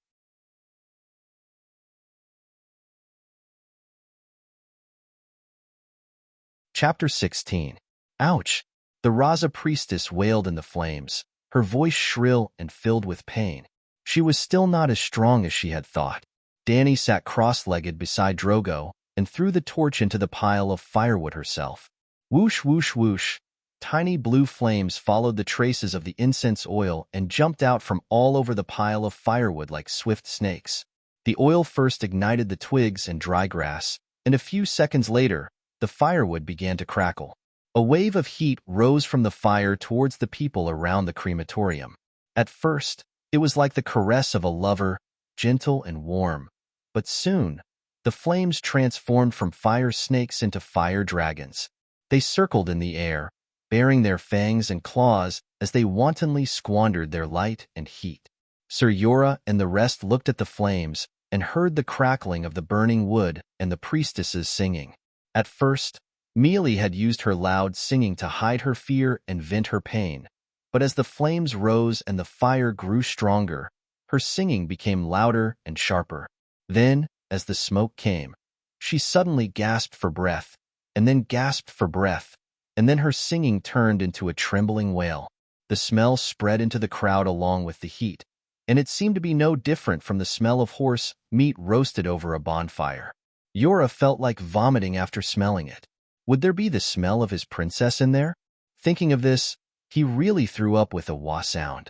The cross-shaped crematorium was completely lit, like a roaring megalosaurus, its voice loud and clear, drowning out the priestess's gradually weakening screams. The fire dragon shot into the sky, its long tongue shooting out in all directions, licking the belly of the night sky and gnawing at the skin of the Dothraki. In the thickening smoke, the horse people could not stand the suffocation and heat, coughing as they retreated away from the fire. The fire dragon let out an angry roar, bringing with it a strong wind from purgatory, flapping the nearby flags and exploding the firewood. Glowing embers rose from the smoke and drifted into the endless night like thousands of newborn fireflies. Danny, who was in the sea of fire, seemed to have entered a strange world. When the painted vest, silk pants, and sandals were burning, Danny was still laughing at the priestess Mealy for using singing to cover up her wailing, but soon her attention was attracted by the black dragon egg in her hand. The dragon egg emitted an aura that was hotter than the flames, and she almost couldn't help but throw it away. Danny immediately forced herself to enter the dragon dream state. The fundamental principle of Long Meng was that Danny and the dragon's soul were embedded as one. Her own soul was a complete one, and Black Dragon's soul plus Danny's soul was still one, a more complete one. In the dragon dream state, she had the vision and senses of a black dragon. At this moment, she saw herself in a blood-red purgatory of flames. In front of her was her black dragon, which covered the sky just like before. The black dragon opened its mouth wide and raised its head to roar. Countless tiny specks of colorful light that were like fireflies converged into a river and flowed into its throat. Gold, silver, green, purple, bright red. Danny couldn't count the colorful specks of light. Danny suddenly had an epiphany. Dragon hatching. She immediately connected to her treasure and found the character panel. Other than the immortal and Long Meng, the mother of dragon's bloodline talent, also had the unique ability of dragon hatching. Dragon hatching. Bestow flames and spirituality to the dragon egg, thereby allowing the dragon egg that retains its soul to fossilize, the dead dragon egg, and the healthy dragon egg to hatch into a young dragon. What spirituality? Just as the thought came to her mind, a piece of information flowed into her sea of consciousness. Danny inexplicably had a more fundamental understanding of the mother of dragons' dragon hatching talent. Spirituality was the essence of a soul with life. It existed in the world where life existed, and it existed in the souls of life. In the world without reincarnation, it was the gathering of spirituality that allowed organic matter to give birth to a miracle of life. For example, a newborn baby was made up of a soul and a body. The body was inherited from the parents, and the soul came from the accumulation of spirituality in the body. The 3 dragon eggs that Governor Illyrio of Pintos gave Danny had turned into fossils due to the passage of thousands of years. In theory, they were the same as diamonds and gems, beautiful dead objects. Unfortunately, the fossilized dragon eggs met Danny, Liz Targaryen. Her bloodline was too rare, and it was almost the ultimate achievement of Valeglia's dragon magic civilization. Not to mention the Targaryen family, perhaps in the thousands of years of history in Valeglia, there had never been a mother of dragons like her. Perhaps Danny was a mutant. Her mother of dragons' talent could bestow the spirituality of the world to the dragon egg without her consciousness. It was indeed a miracle that the fossilized dragon egg had obtained new life, but the dragon itself was a magical life that represented miracles. It couldn't be judged by common sense. Originally, Danny had only subconsciously hoped that her dragon egg would give birth to a dragon baby. She had almost never actively developed the talent of dragon dreams and dragon hatching. But this newcomer Danny understood that at this critical moment, she had to do something. "Big Black, I'll help you," she shouted at the black dragon above her head. The next moment, her position changed, from the burning ground to the black jade dragon's head. She rode on the dragon's neck. As if she had come to the position that was destined to belong to her, Danny had a different experience at this moment. She and the dragon had merged into one, and the dragon had obtained new life in the fire with her. In a split second, the spirituality on top of the black dragon's head became more and more concentrated. Gradually, a colorful vortex appeared above its open mouth. Those who didn't know would think that it was activating a Bijadama. Ong ong. After an unknown period of time, Danny sensed dragons other than the black dragon for the first time. White and green dragons. Previously, even when she was hugging the dragon egg, she couldn't form a dragon dream connection with the white and green dragons like she could with the black dragon. At this moment, she could clearly see the white and green dragons flying towards her. She rode the black dragon, and the white and green dragons circled around her like wingmen. The 4 of them wandered freely in the colorful sea. They were so happy, so proud, as if the sky was under their feet. She was the mother of dragons, born from the mother of the Megalosaurus. Perhaps fate had arranged her birth, but her talent had nothing to do with any other gods or anything else. "Only death can exchange for life," came from the mouth of the witch. She said this as a servant of the devil in the shadows. The Shadow Lord was an evil god, a demon, and at the same time, another identity of Lalo. Together with the Lord of Light, they formed the complete god Lalo. The Targaryens belonged to the ancient Valeglia. The Valeglia had their own gods, Balerion, Miracis, and Vargal. There was no Lalo, the Lord of Light. In the era of Valeglia, the civilization of dragons and magic was at its peak, and Lalo had nothing to do with it. The Lord of Light might have coveted the dragons, but he had no connection with them. Danny's birth of a dragon had nothing to do with the Lord of Light. Her mother of dragons' constitution came from Valeglia's superb blood magic. The fire had weakened to the point where it couldn't be seen by the naked flames in the middle of the night, but the red charcoal under the ashes still scorched the earth and air. When the cold fog of the night was dispelled by the morning light, Jorah Mormont, who had suffered through the night, could finally endure the scalding ground. He found Danny in the center of the cross-shaped ashes. She was half squatting on the ground, surrounded by charred charcoal and glowing embers, as well as the charred bones of people and horses. She was naked, and her lower body was covered with nearly half a meter thick of soot. He could see her bare arms and back. If it wasn't for the conspicuous silver hair, he almost couldn't tell that this body was the same color as charcoal. "Bless the 7 gods," he exclaimed in ecstasy, bending down to hold her shoulders. Hiska, the black snake's head, snaked out from Danny's hair, hissing and spitting out a few wisps of white smoke from its mouth and nose. The surprise on Jorah's face immediately turned into horror. He retracted his right hand as if he had been electrocuted, and looked at the red eyes on the snake's head for a moment. "Dragon?" he said bitterly. Although he didn't want to believe it, behind the long neck of the snake's head, there was a pair of wings that flapped with soot. It was not a snake, but a dragon that was miraculously born from fire. The knight didn't say a word. He took a few steps back and knelt down on one knee with a respectful expression that he had never shown before. Dani woke up from her strange state and slowly raised her head. She first glanced at Mormont, and then swept her gaze over the Karst behind him. The Dothraki, regardless of gender, age, or even the 10 Ordo warriors who were detained, all put down their weapons, put their faces close to the smoking ground, and knelt on the sandy ground in awe. Dani knew that from this moment on, they were completely submissive to her. Today, tomorrow, and forever. It wasn't submissive out of fear of Drogo's power, but from the bottom of their hearts. She directly bathed in soot and stood up naked. At this time, all of them had their heads bowed. "Iri, go and get my clothes. Doria, Jichi, prepare hot water for me to bathe." She ordered her maidservants. The black dragon lay on her shoulder, its snake-like neck almost coiled around Dani's neck. The other two were hanging in front of her chest, and she hugged them with both hands. Ellie jogged to fetch a silk robe and carefully draped it over Dani's shoulders. She looked at the two young dragons sucking and her expression changed drastically. She muttered, "They are riding the steeds of the world. They are riding the steeds of the world. Khaleesi, you really gave birth to the steed of the world. The old woman's prophecy has come true." "You talk too much," Dani said lightly.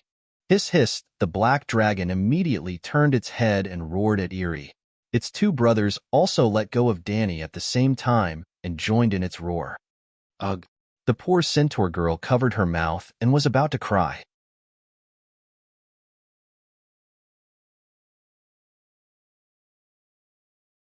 Chapter 17. After washing up, Dani gathered her troops at the foot of the hill. She rode her little silver horse with a young dragon in her arms and another on her shoulders. The silver horse trotted past them on the dry red sand. She shouted, "From this moment onwards, my Karst will be reorganized into Khalasar. I will not go to Horse King City to join the Dosh Khalasar. Are you willing to follow me into a future that no one knows?" "I am willing. I am willing. We are all willing." Her Karst responded in a chaotic and loud manner. "Good." Dani nodded in satisfaction. She shouted to the crowd again, "Jogo, Ago, Ricarlo." The three of them seemed to have guessed what was going to happen next. There was no hesitation or resistance on their faces. Instead, they were filled with excitement and unconcealable joy. Kueluo, who was not called, was dejected. His face was ashen. At this moment, he especially hated the tradition of the three-man blood brotherhood that everyone knows. As expected, Dani dismounted from her horse and walked towards the three young centaurs. She handed the silver whip that was hanging on the saddle to Jogo. "This silver-handled whip is my bridal gift. I hereby give it to you and appoint you as a bandit. At the same time, I request that you swear to become my blood, to live and die with me, to fight side by side, to protect me from danger." Jogo solemnly took the whip and hung it at his waist. Then, he pulled out his Arak scimitar and knelt on one knee. He held the scimitar at the same level as his forehead with both hands. "Blood of my blood," he said loudly. It was like a promise. Dani took the scimitar and personally pulled Jogo up.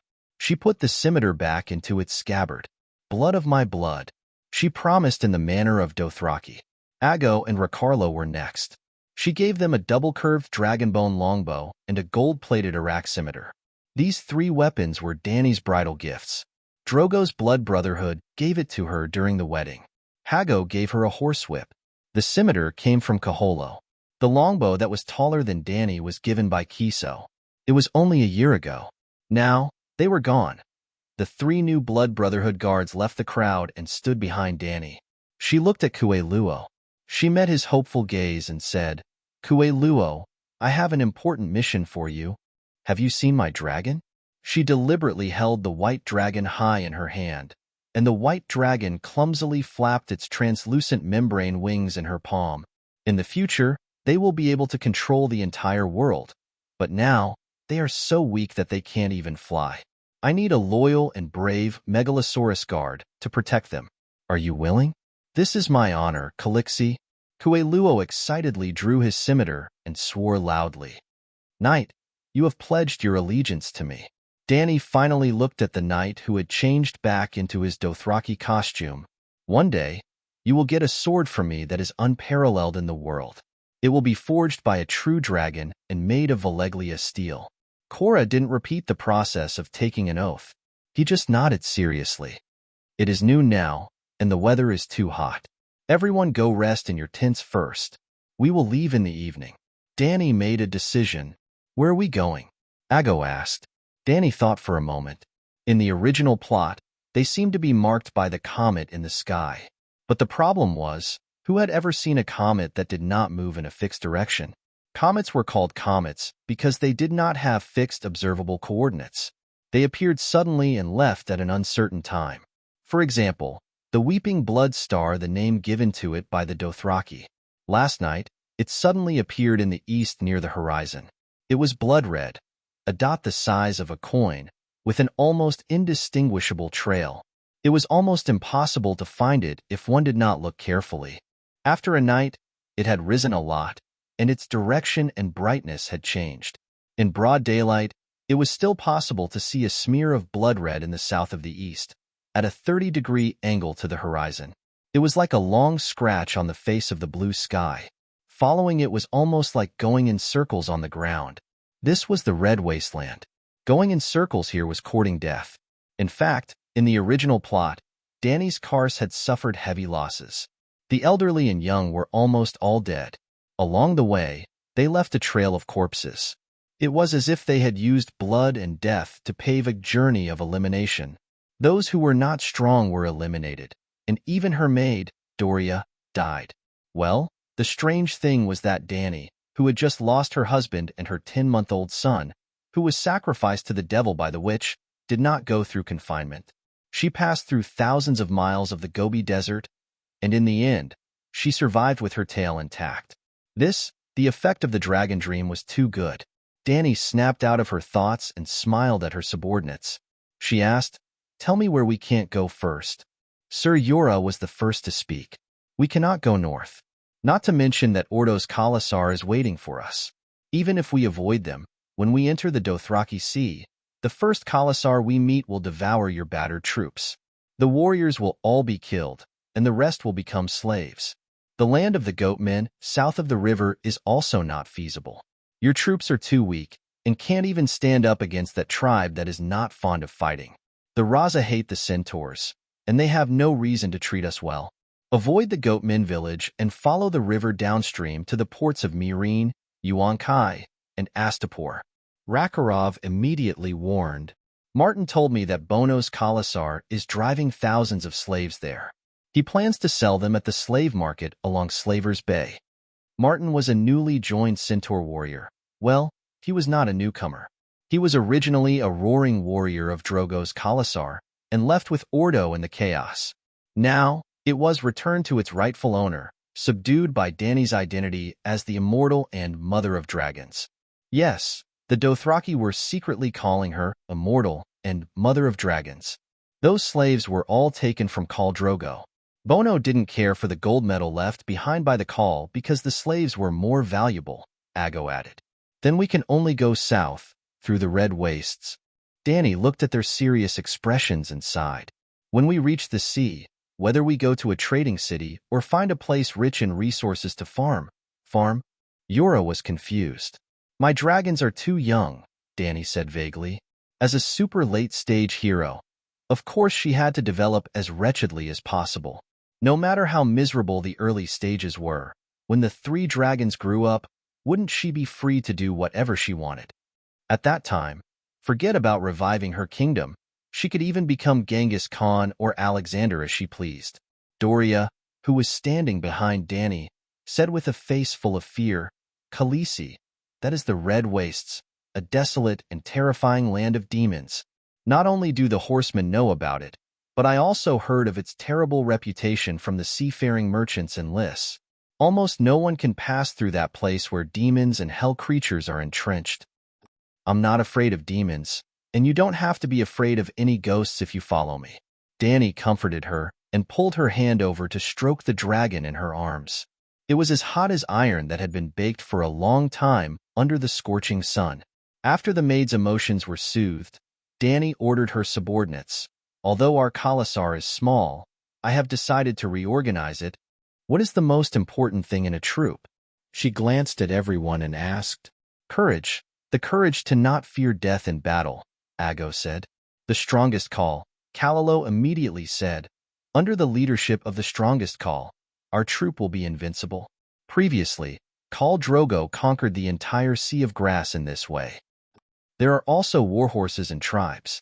There are many people, strong horses, and powerful forces, Jogo added. With the Centaur's knowledge and wisdom, the three Blood Alliance guards said everything they could think of. Kueluo frowned and thought hard for a long time, but he still did not say a word. The soldiers' skills and tactics and the cooperation of different types of troops are more important, Sir Yura said seriously. In Westeros, every knight has to receive training from a young age. Martial arts instructors teach them swordsmanship, horsemanship, spear skills, and archery. Scholars teach the young nobles mathematics, literature, astronomy, geography, and the genealogy of the nobles. The art of arranging troops is taught by their fathers, brothers, or lords. Without a doubt, from this conversation, it could be seen that the barbaric centaurs were much more civilized than the knights. "Do you have the skills to command a large-scale war?" she asked curiously. There was an old Chinese saying, "It is easy to find 1,000 soldiers, but hard to find a general." Danny's little Kalasa only had a few dozen warriors, so there was no need for a brilliant general to lead them. "But what about the future? I have commanded a troop of at most 2,000 people." That was when his expression changed and he stopped talking. "That was when you followed the Duke of the Northern Territory, Id Stark, to overthrow my father's dynasty?" Danny said calmly.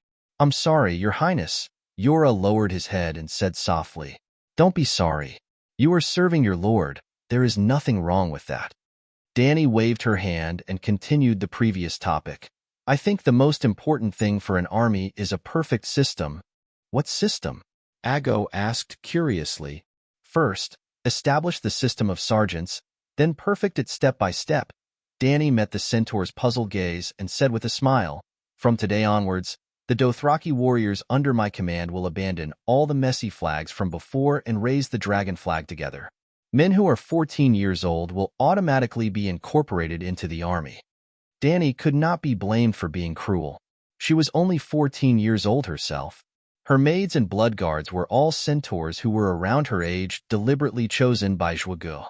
If she made an army at the age of 18, she would have no one under her command. Of course, this was only a temporary measure. When she was strong enough in the future, she would greatly increase the number of years they could serve. 10 people will form a squad, and the strongest person will be the captain. 5 squads will form a brigade, and a commander will be chosen from the 5 captains based on their battle achievements. 5 brigades. Danny stopped talking because she saw that her 4 centaurs were confused. That expression was as if they were listening to a book from heaven. "What's the problem?" she asked. "Khaleesi, I can understand if 10 warriors form a squad, but how many warriors will there be in 5 squads and 5 brigades?" Ago asked curiously as he counted with his fingers.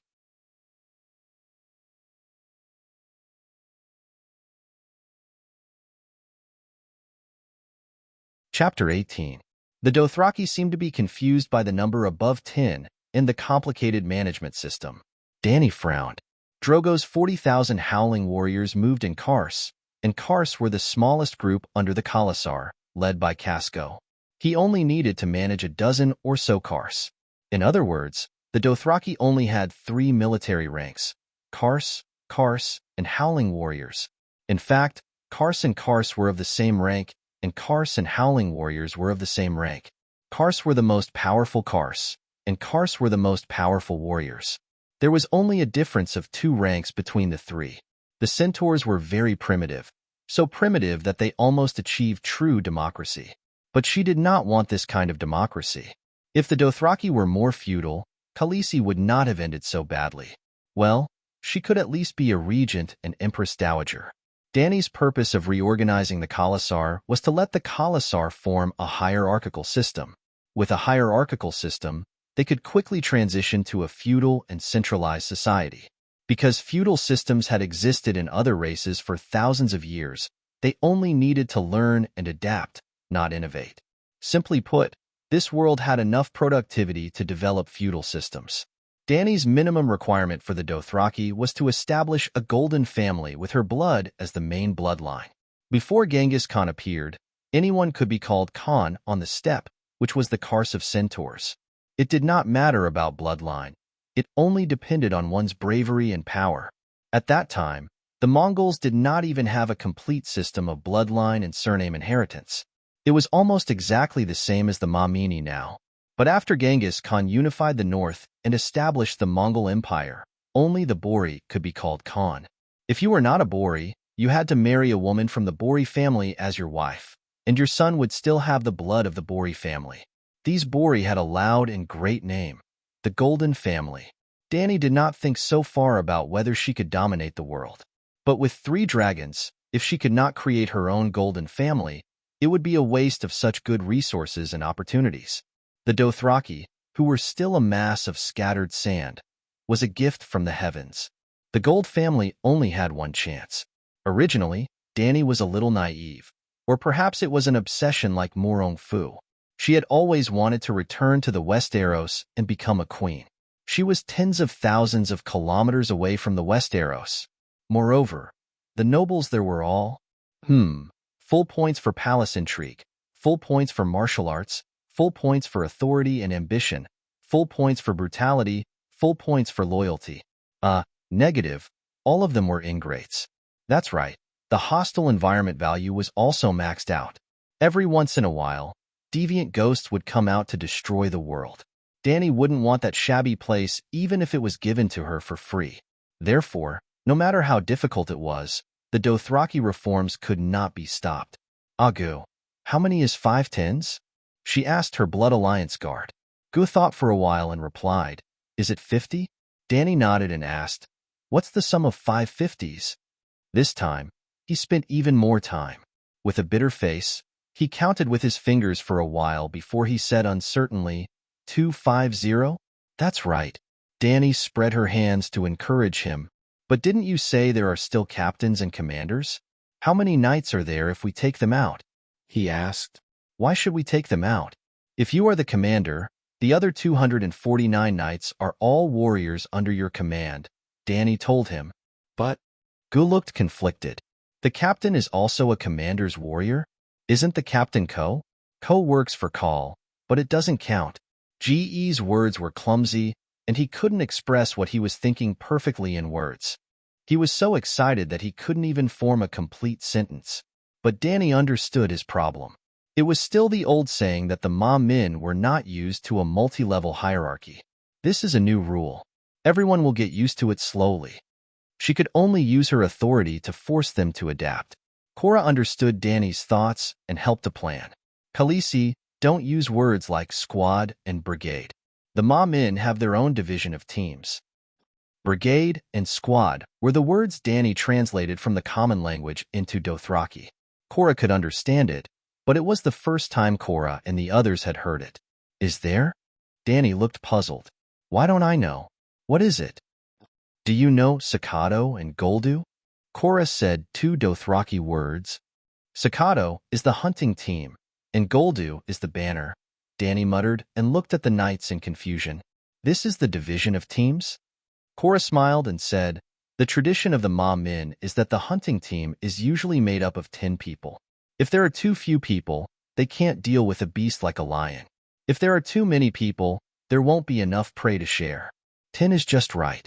In fact, in Westeros, when we nobles go out to hunt, we gather in a large group before entering the forest. When we enter the hunting ground, everyone moves separately. There are also about 10 people in a squad. I see, Dany said thoughtfully. Still not down to earth enough. In the future, I need to know more about the people, she thought to herself. As for Goldu, Khaleesi, you know that every time the Khalasar goes out, there are scouts scattered in all directions? Cora asked again. Danny nodded. Her Kars had also acted as scouts for Drogo, and it seemed that every Kars took turns to do this task. The furthest a scout could reach was a day or two ahead of the Khalasar. It was the most tiring and dangerous job. No one could persist in doing this for a long time.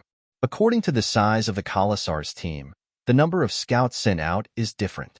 There are about 100 people in a group, and the people in the same group hold the same banner.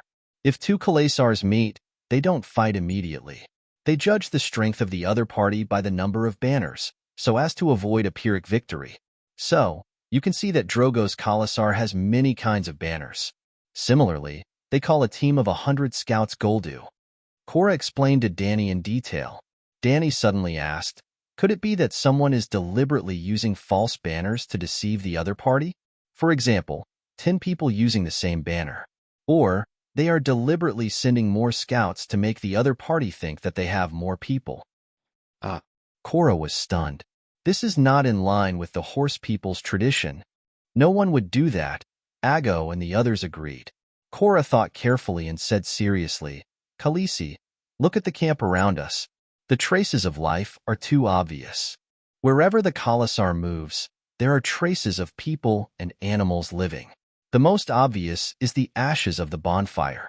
Because everyone has to eat, they can roughly estimate the number of people in your Khalasar through the number of stoves. You may be able to deceive the other party by using scouts, but when he finds out that the number of bonfires you lived in is wrong, the Khalasar who is angered by the deception will immediately turn around. Then you must not know that the stoves used to eat can be faked, right? For example, I have fewer people, but I purposely burn more bonfires to scare the other party. Another example, I have more people, but I purposely build fewer stoves, waiting for the angry Khalasar who thinks that he has been deceived to chase after me. I can calmly ambush him, Danny said with a sense of superiority. Not only did Cora and the other simple horse people's almond eyes widen, even Sir Cora, who thought that he had received many years of advanced knight education, opened his mouth wide and was dumbfounded. 7 levels of hell? You can do that? But it seems that in theory, it is really possible. Cora looked at his innocent little princess strangely. Is she a natural military genius? But it feels a little dirty. It doesn't conform to the spirit of a knight at all. Sigh. It seems that she who lacked the education of Westeros nobility since young has been led astray by the cunning merchants. Khaleesi, although the Dothraki Sea is huge, you have deceived the first Khalasar. The others will soon know about this matter. Kueluo reacted and said, there are still many 36 stratagems, using all of them once. Even if the Dothraki Sea is vast and boundless, there probably won't be many Khalasars left. That's enough. Danny waved her hand and made the final decision. The 10-man team is called Nyolu. The 100-man team is called Gushen. Yes, if staccato and goal were replaced with words that the people of the Celestial Empire could easily understand, it would be Nyolu and Gushen. Clearly, they wanted to build the Mongol Empire, but they had carelessly resurrected the Qing dynasty in this fantasy world. Alright, let's not talk about other things. In the early days of the Qing dynasty, the military and political establishment system were still relatively dynamic. Moreover, the situation Danny was facing now was more like Nurhasai's than Genghis Khan's. Nurhasai relied on 13 sets of armor to make a fortune. Danny was slightly better than him. She had 3 dragons as a guarantee, but that was only a guarantee. In this fantasy world, dragons did not mean invincibility. From now on, all the flags will be changed to a uniform black flag, representing the black dragon in my arms. Women cannot be call, so I will recognize myself as the banner master. All the soldiers and servants who serve me will be bannermen. Currently, there were only so many soldiers, so it was impossible for the 8 bannermen to think about. Let's first set up the system and slowly replenish the personnel. The few of them discussed in the tent for 2 to 3 hours. After the system was confirmed by Danny, they started to implement it immediately.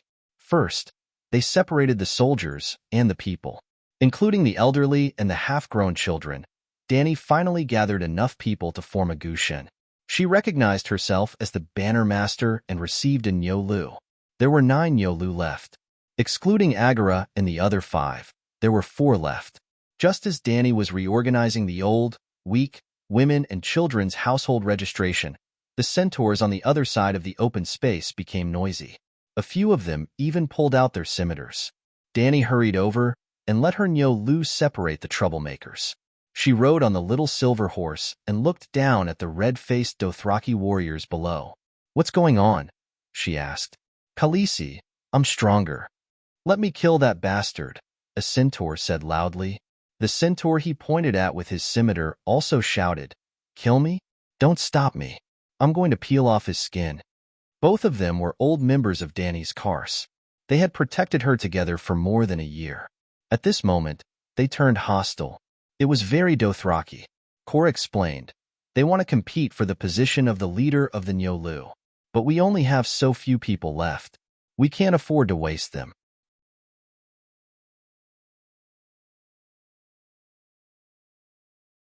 Chapter 19. The Dothraki worshipped the strong and despised life and death. Regardless of others or their own, they had no entertainment in fighting was a common occurrence. They would often draw their swords to determine life and death over trivial matters. "Are there any competitions between knights in the Westeros?" Danny asked Korra. Korra nodded and said, "We all have armor. Even in a group battle, there are very few casualties. However, we can learn the sword duels of the knight apprentice level. Let them change into full leather armor and duel with unopened blunt swords." This kind of duel was definitely not as fair as real swords and spears. Many centaurs walked the path of agility. Killing with a single blow was their goal. Blunt swords and leather armor required more strength and stamina. But in order to not die, Danny could only accept Korra's suggestion. In the evening, the newly drawn black flag fluttered in the wind. Her khalasar began to move slowly towards the south, with the sun and the stars as a reference. Before leaving, Danny even ordered people to go to the crematorium and dig out the melted gold. This is what Drogo used. He took what he needed to the Night Kingdom and gave the rest to us as a reward. Facing the hesitant centaurs, Danny tricked them. Drogo's dragonbone bow was also retrieved. The dragonbone in the dragonbone bow was not a metaphor. It was a dragonbone. Not to mention the dozens of dragon corpses of the Targaryen dynasty, the ancient Valeglia civilization had only been dead for 300 years. At its peak, the Freedom Bastion of Valeglia could mobilize 300 megalosaurus to form a conquering army. Dragons also had a limit to their lifespan. They would die and leave behind indelible dragonbone after death. Hence, many dragonbone bones were passed down to the world. The dragonbone was rich in iron. As the iron content increased, the color darkened and eventually turned black. Ordinary flames could not harm them. Even a young dragon could withstand the high temperature of firewood. What more the bones of an adult megalosaurus? Other than the gold and dragon bone, the centaurs also found a pile of cracked rocks in the ashes. Fossilized dragon egg. Piecing the rocks together, they actually restored 3 dragon egg. Dragons don't come from stone eggs. The centaurs looked at each other in dismay. Then, as if they had thought of something, they shouted in fear. Khaleesi gave birth to a 3-headed dragon. The prophecy of Dosh Kalen has come true. Khaleesi has given birth to the steed of the world. Danny, who was alarmed by the centaur's cry, was also shocked when she saw the stone egg. What kind of existence is a dragon? Doubt arose in her heart. No matter how the dragon came to be, they had to leave. After gathering the remaining charred remains of the crematorium and burying them in the deep pit, the team set off. On the first night, Danny's khala only traveled 10 kilometers. 5 kilometers away from the encampment, they encountered the stream where Drogo Khalasar collected water. After being tormented by more than 100,000 people and hundreds of thousands of livestock for 4 to 5 days, the gurgling stream was only left with a layer of mud. Danny changed her route and decided to follow the wetland. After walking for another 5 kilometers, they encountered a new shallow puddle. Danny asked the Kraza to stop. They would rest here for a day or two. Those 87 cows and sheep must all be killed, Danny told her tribesmen. The deeper we go into the wasteland, the less water and fodder there are. We can't leave them to compete with the horses for resources. After Danny's reorganization of the Khalasa, The allocation of manpower became more rational and their efficiency increased. The mutton was made into jerky. The outer layer of the sheepskin was not even processed. The centaurs dried it in the shade and sewed it into a cloak. The wasteland was too hot. Wearing a cloak could avoid the sun during the day and reduce the evaporation of the body's water content. At night, it could also be worn to keep one warm. Yes, the Dothraki were nomads. However, even nomads could not guarantee that all of them had fur coats and cloaks. Dany's original 100 or so Karsts did not lack clothes. However, she now had about 200 more people. 80% of them were the old and weak who had been abandoned. Most of them did not even have a Dothraki vest to change into. Dany also had her own cloak. When Dany Rise first came to the Dothraki Sea with Drogo, he had specially hunted a white lion for her. It was a lion taller than her little silver horse. The terrifying lion's head formed a hood that covered her head. The lion's skin became a natural cloak that hung from her shoulders to her back. On the evening of the third day, the Khala started moving again. This time, they walked through the night and did not stop until the sun rose from the horizon the next day. In 10 hours, they had walked about 150 kilometers. At this time, Dany was in trouble. More than 10 scouts had searched the surrounding 5 kilometers, but still could not find a clean water source. Along the riverbed that was as dry as bones, they could occasionally see dry and stagnant pools that were exposed to the scorching sun. However, these were pools of death that even animals would not drink.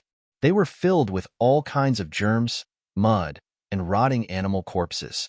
There was even a strong smell of sulfur. Dany was more and more curious about this world. This place was surrounded by mountains to the east and west, grasslands to the north, and the sea to the south. However, it was actually the Gobi Desert. Forget about the Gobi Desert. Where did the sulfur come from? This was also not a hot spring. Thinking of the hot spring, a thought suddenly flashed through Dany's mind. She asked Ser Jorah, I heard that ancient Valeglia was built on 14 volcanoes. Was the continent near the summer sea a hellish scene like this before? What do you mean? Jorah was puzzled. Could there be volcanoes hidden under the red wasteland where we are now? That's why the rivers are evaporated, and there's a smell of sulfur in the pool. She guessed. What Dany wanted to say was that ancient Valeglia and the red wasteland were both strange geographical environments with thin crust. The surface was too close to the underground magma layer. Because there are demons here, that's why there's a smell of sulfur, the maid Doria interrupted. Although she was hiding in the tent, she was still so hot that her face was flushed red like a steamed prawn. Sweat flowed down her neck in small streams. Her exquisite figure was fully revealed under the thin silk clothes. You saw a demon? Dany snorted. I think I'm possessed by a demon. I feel terrible all over. She rubbed her chest with difficulty and panted. It's gnawing on my heart.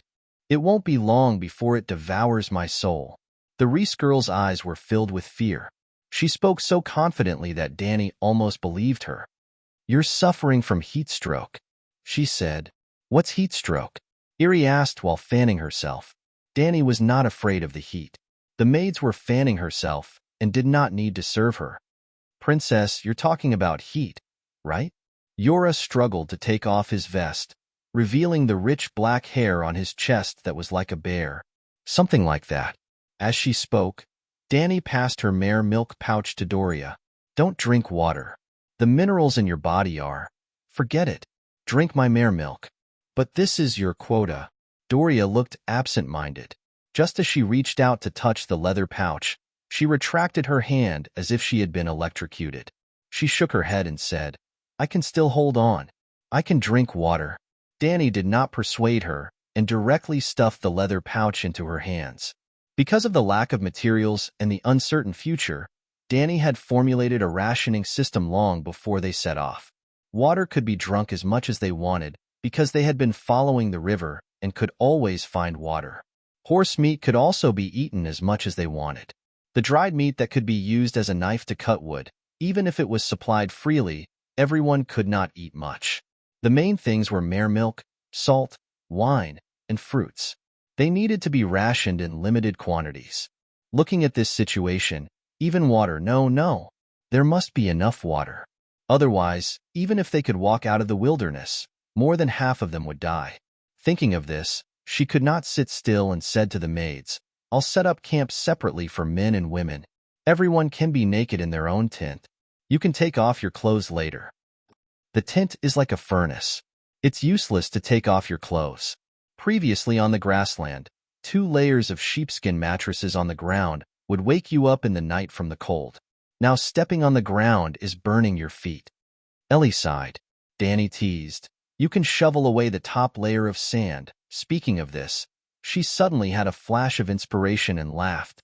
Why did I only think of such a simple method now? What method?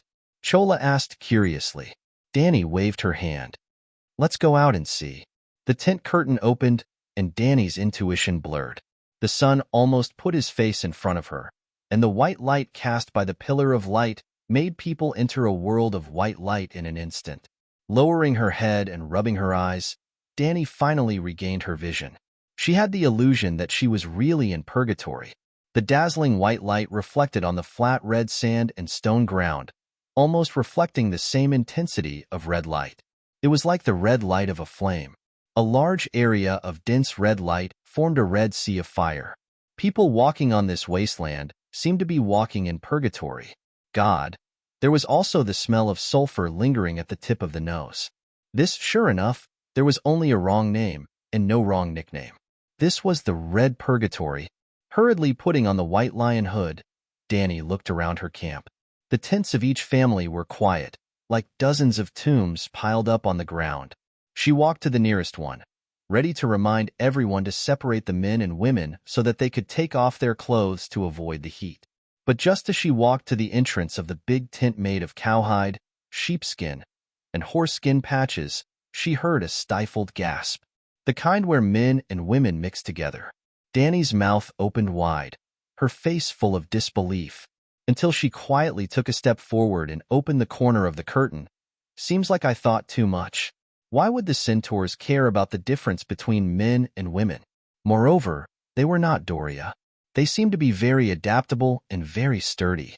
Quietly taking a few steps back, Danny did not disturb the passionate centaurs. Stepping on the hot sand and stone ground, she walked to the edge of the riverbed. 40 to 50 unsaddled healthy horses with their ears drooped under the scorching sun, scattered around the open area. They were chewing hard on the tough yellow-brown devil's grass that grew from the bottom of the rocks and withered trees. Calixi, you were here? A small old man popped out from nowhere and suddenly appeared in front of Danny. Afanti, can the horses recover their stamina before the sky turns dark? Danny asked a question that even she herself did not believe. This small old man who helped Kalasa herd the horses was the doyen of many dynasties who had served the 12 calls. Now, Danny was the 13th. Ugh, that was a little inauspicious. Afanti was short and skinny. His back was slightly hunched. His bald head of white hair was barely tied into a braid that was not even as long as his dick. His reddish-brown face was filled with dried wrinkles from the years, looking like a sun-dried orange. Only a pair of deformed eyes that no longer looked like almonds were still filled with the divine light that symbolized life. He opened his toothless mouth and smiled fawningly at Danny. It was a very ugly smile. Calixi, if there is enough clean water and the devil's grass that is unique to this wasteland, they can at least last for half a month. Danny heaved a sigh of relief. If her team did not take any detours, they should be able to pass through this desert in half a month. But all the horses here are healthy, Afanti told Danny worriedly. Other than hundreds of men riding healthy horses, most of them are old, skinny, weak, lame, weak and bad-tempered beasts. Even in the sea of grass, with rich fodder, they will not be able to last for long. Everyone knows that such horses should have been killed long ago for their meat. Our Kalasa from before used them as food. I understand. There will be other arrangements when the time comes, Danny said calmly.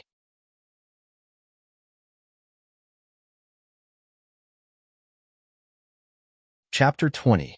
Danny understood that she was now the leader of the group. She must show confidence and strength. She must not be afraid or show weakness. Just like the doctor in charge must not show doubt and worry to the patient before entering the operating room.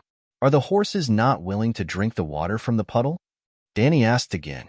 Yes, they don't even want to go near there. Afanti showed fear and said with a trembling voice, "That is poisonous water. The water that animals can't drink is poisonous water that has been cursed by demons. Everyone knows that." Everyone knows. A voice came from behind Danny. It was Agu. Danny's blood oath guards came out with their arms bare and only their silk pants. Although Ma Min was ignorant, their survival wisdom was still worthy of recognition. "I will tell you a little trick to solve this problem." Soon, Danny was busy. She ordered her men to carry her big red copper basin out of the tent. It was a bathtub that was bigger than a modern family's bathtub. It was used by the 2-meter-tall Zhuagu to bathe. It was a big guy that weighed more than 100 pounds. Then she dug a trench at the edge of the puddle and put the red copper basin in it. The basin was too high. It was not convenient to put water on the ground. Then she covered the basin with a sheepskin blanket. In the middle of the blanket, she dug a bowl-sized hole. The sheepskin prevented the water in the basin from evaporating under the high temperature. The next step was to build a 2-meter-tall triangular frame above the basin. The frame was divided into 4 layers. Each layer hung a cotton bag. From top to bottom, the first bag was filled with a thick layer of thick sand. The second bag was filled with fine sand. The third bag was half filled with cotton wool. The fourth bag was full of coke. Finally, because the weather was too hot, Danny arranged people to build a tent on top of the triangular frame. "Now, go and get the water from the puddle. Pour it into the top wide-mouth bag. Do it slowly. Don't spill it." After a while, the water droplets penetrated layer by layer. Drip, drip, drip, drip. At first, it was only dripping. Gradually, the filling of the bag was soaked. At the bottom of the bag, the transparent water droplets almost formed a silver line and flowed into the basin. Agu was crawling at the bottom of the wooden frame. He cried out in surprise, "The water is so clean. It's even cleaner than the water we took from the Shepherd's River." Even the knowledgeable Sir Yura was shocked speechless. He had never seen such a simple and ingenious method of collecting water. Could it be that Her Royal Highness was really a hidden genius? He knew that this extremely intelligent idea of hers had only been inspired by the words of the maidservant. The Red Wasteland was not a big desert. There were many shallow mud pits with sewage. What it lacked was clean water. If this water filtration technology could really dispel the demon's curse, they might be able to bring most of the Kalasar across the wasteland. Thinking of this, Cora became even more excited. "Your Highness, we should melt the bathtub and make a big kettle." There were many shallow puddles and wet mud scattered in the wilderness, but a single puddle could not fill such a large bathtub, and the distance between the puddles was too far. It would be a pity to give them up, but it would be a waste of time and manpower to take them one by one. It would be better to choose dozens of elite cavalrymen, 3 to a group, 2 to each horse, and 1 to each group with a large water bottle and a number of empty water bags. They would spread out in all directions in the form of scouts. While exploring the terrain, they would also search for water in the wasteland. Danny sized up this middle-aged bald man who was as burly as a black bear. This was the first time she realized that he had such a sharp mind. "All right." She nodded in approval of his idea. "Kalixi, the water can't go down. What's going on?" Rakarov, who had been pouring water into the upper cloth bag, shouted in panic. Danny stepped forward and moved to the side of the wooden rack. She pulled open a corner of the cloth bag. "It stinks." In a moment of carelessness, she was actually forced to take 3 steps back from the smell. The originally bright red sand was now covered in a layer of black paste. The filtration system had already been paralyzed. "We have to change the sand and charcoal inside every once in a while. The amount of cotton wool is limited. If we run out, we can change it with weeds." Danny thought of the devil's grass that even the tough horses could not chew and added, "First, we can knead the grass into a ball and smash it into cotton wool, or we can stuff it into the horse's mouth and let it chew for a while before digging it out." "Can you dig it out, Afundi?" She looked at the little old man and asked. "Yes, the horse won't swallow the grass until it's crushed. It's just that." Afundi hesitated for a moment and said with a bitter face, "Docile Mars are honest, but some fine horses have fierce tempers. They even dare to bite lions. You guys can do as you see fit. Even after the carbon absorption filtration, Danny still had people boil the water before distributing it. This time, she considered the problem of sweat-removing minerals from the human body and added salt and dried figs to the water. Faint sweetness, faint saltiness, refreshing and delicious. Doria loved it to death. On the second evening, Danny's Khalasar only traveled 100 kilometers, half of the previous night's distance. They stopped around midnight. Other than the fact that they happened to encounter a slightly larger pool of dirty water here, Danny also hoped to conserve the horse's stamina. Everyone in her team had at least one horse, and they were moving at a speed of 15 kilometers per hour. This kind of exercise was not too much of a burden for both the horses and the people. The key was in the supplies. Even a healthy horse would not be able to endure such a high-intensity march without food and water. This time, Danny also made some adjustments to the location of the tents. In the middle of the night, while filtering the water, she ordered a group of strong warriors to use rocks and mud to make a wall. The curved short wall was not sturdy at all. But when the sun rose the next day, this wall blocked 70% of the direct sunlight. On the third day, when they left, Danny made some changes to the centaurs' hairstyles. Centaurs would only cut their braids when they failed. The longer the braids, the more respected they would be. So, even the old man of Fundy who raised the horses would also braid his sparse bald hair. Although there was no such thing as the body, hair and skin were given to the parents, centaurs never cut their hair. The weather was so hot and they couldn't bathe. Not to mention the fact that it was easy to get sick from bacteria, that greasy hair. Even if the centaurs themselves were used to it, Danny, who was beside them, could not stand the smell. If not for her heat-resistant body, she would have cut off her silver blonde hair. So, she suggested that Ago get a bald head. The bald Cora did not need a haircut. He did not have many strands of hair to take care of. If I cut off my braids, everyone will look down on me. Ago shook his head like a rattle drum. Then I'll get everyone to shave their heads, Danny said. Everyone knows what braids mean to the Dothraki. After we leave the wastelands, what will the others think of us? Defeated cowards? Slaves from Slaver's Bay? Jogo was also resolutely against it. I heard that centaurs would rather be killed by their slave masters than have their hair shaved, unless they were Dothraki slaves who were raised from infancy. Long braids and the bells on the braids are a clearer symbol of the Dothraki than the Iraq scimitar, Cora persuaded. Danny hesitated for a moment, then gritted her teeth and said, "Then let's have a moon-shaped hairstyle." Sigh. Her last sigh was filled with sorrow and helplessness. Other than herself, who else could understand? She seemed to want to revive my great Ching in this great world of innocence. Cora pushed the dagger with great difficulty between his fingers, as if he was shoveling feces in a toilet without a squatting hole. The blade stuck close to his scalp, scraping off a thick layer of black dirt. It was a strange mixture of hair oil, sweat, dandruff, dust, and flea eggs, fermenting for months. Ago, who had his hair shaved off, was like a tortoise shedding its shell. That was really a layer of shell that had been hardened together. "How do you feel?" Lacarlo asked curiously. "Feel?" Ago showed a refreshed expression as if he had been completely released after being constipated for half a month. He muttered, "I feel like I've taken off a sheepskin blanket that I've been warming for half a day on a hot summer day. I feel much more relaxed." "It's not an illusion. The burden on your head has been reduced by at least 3 pounds this time," Danny ridiculed exaggeratedly. "As expected, the braids have been preserved without any damage."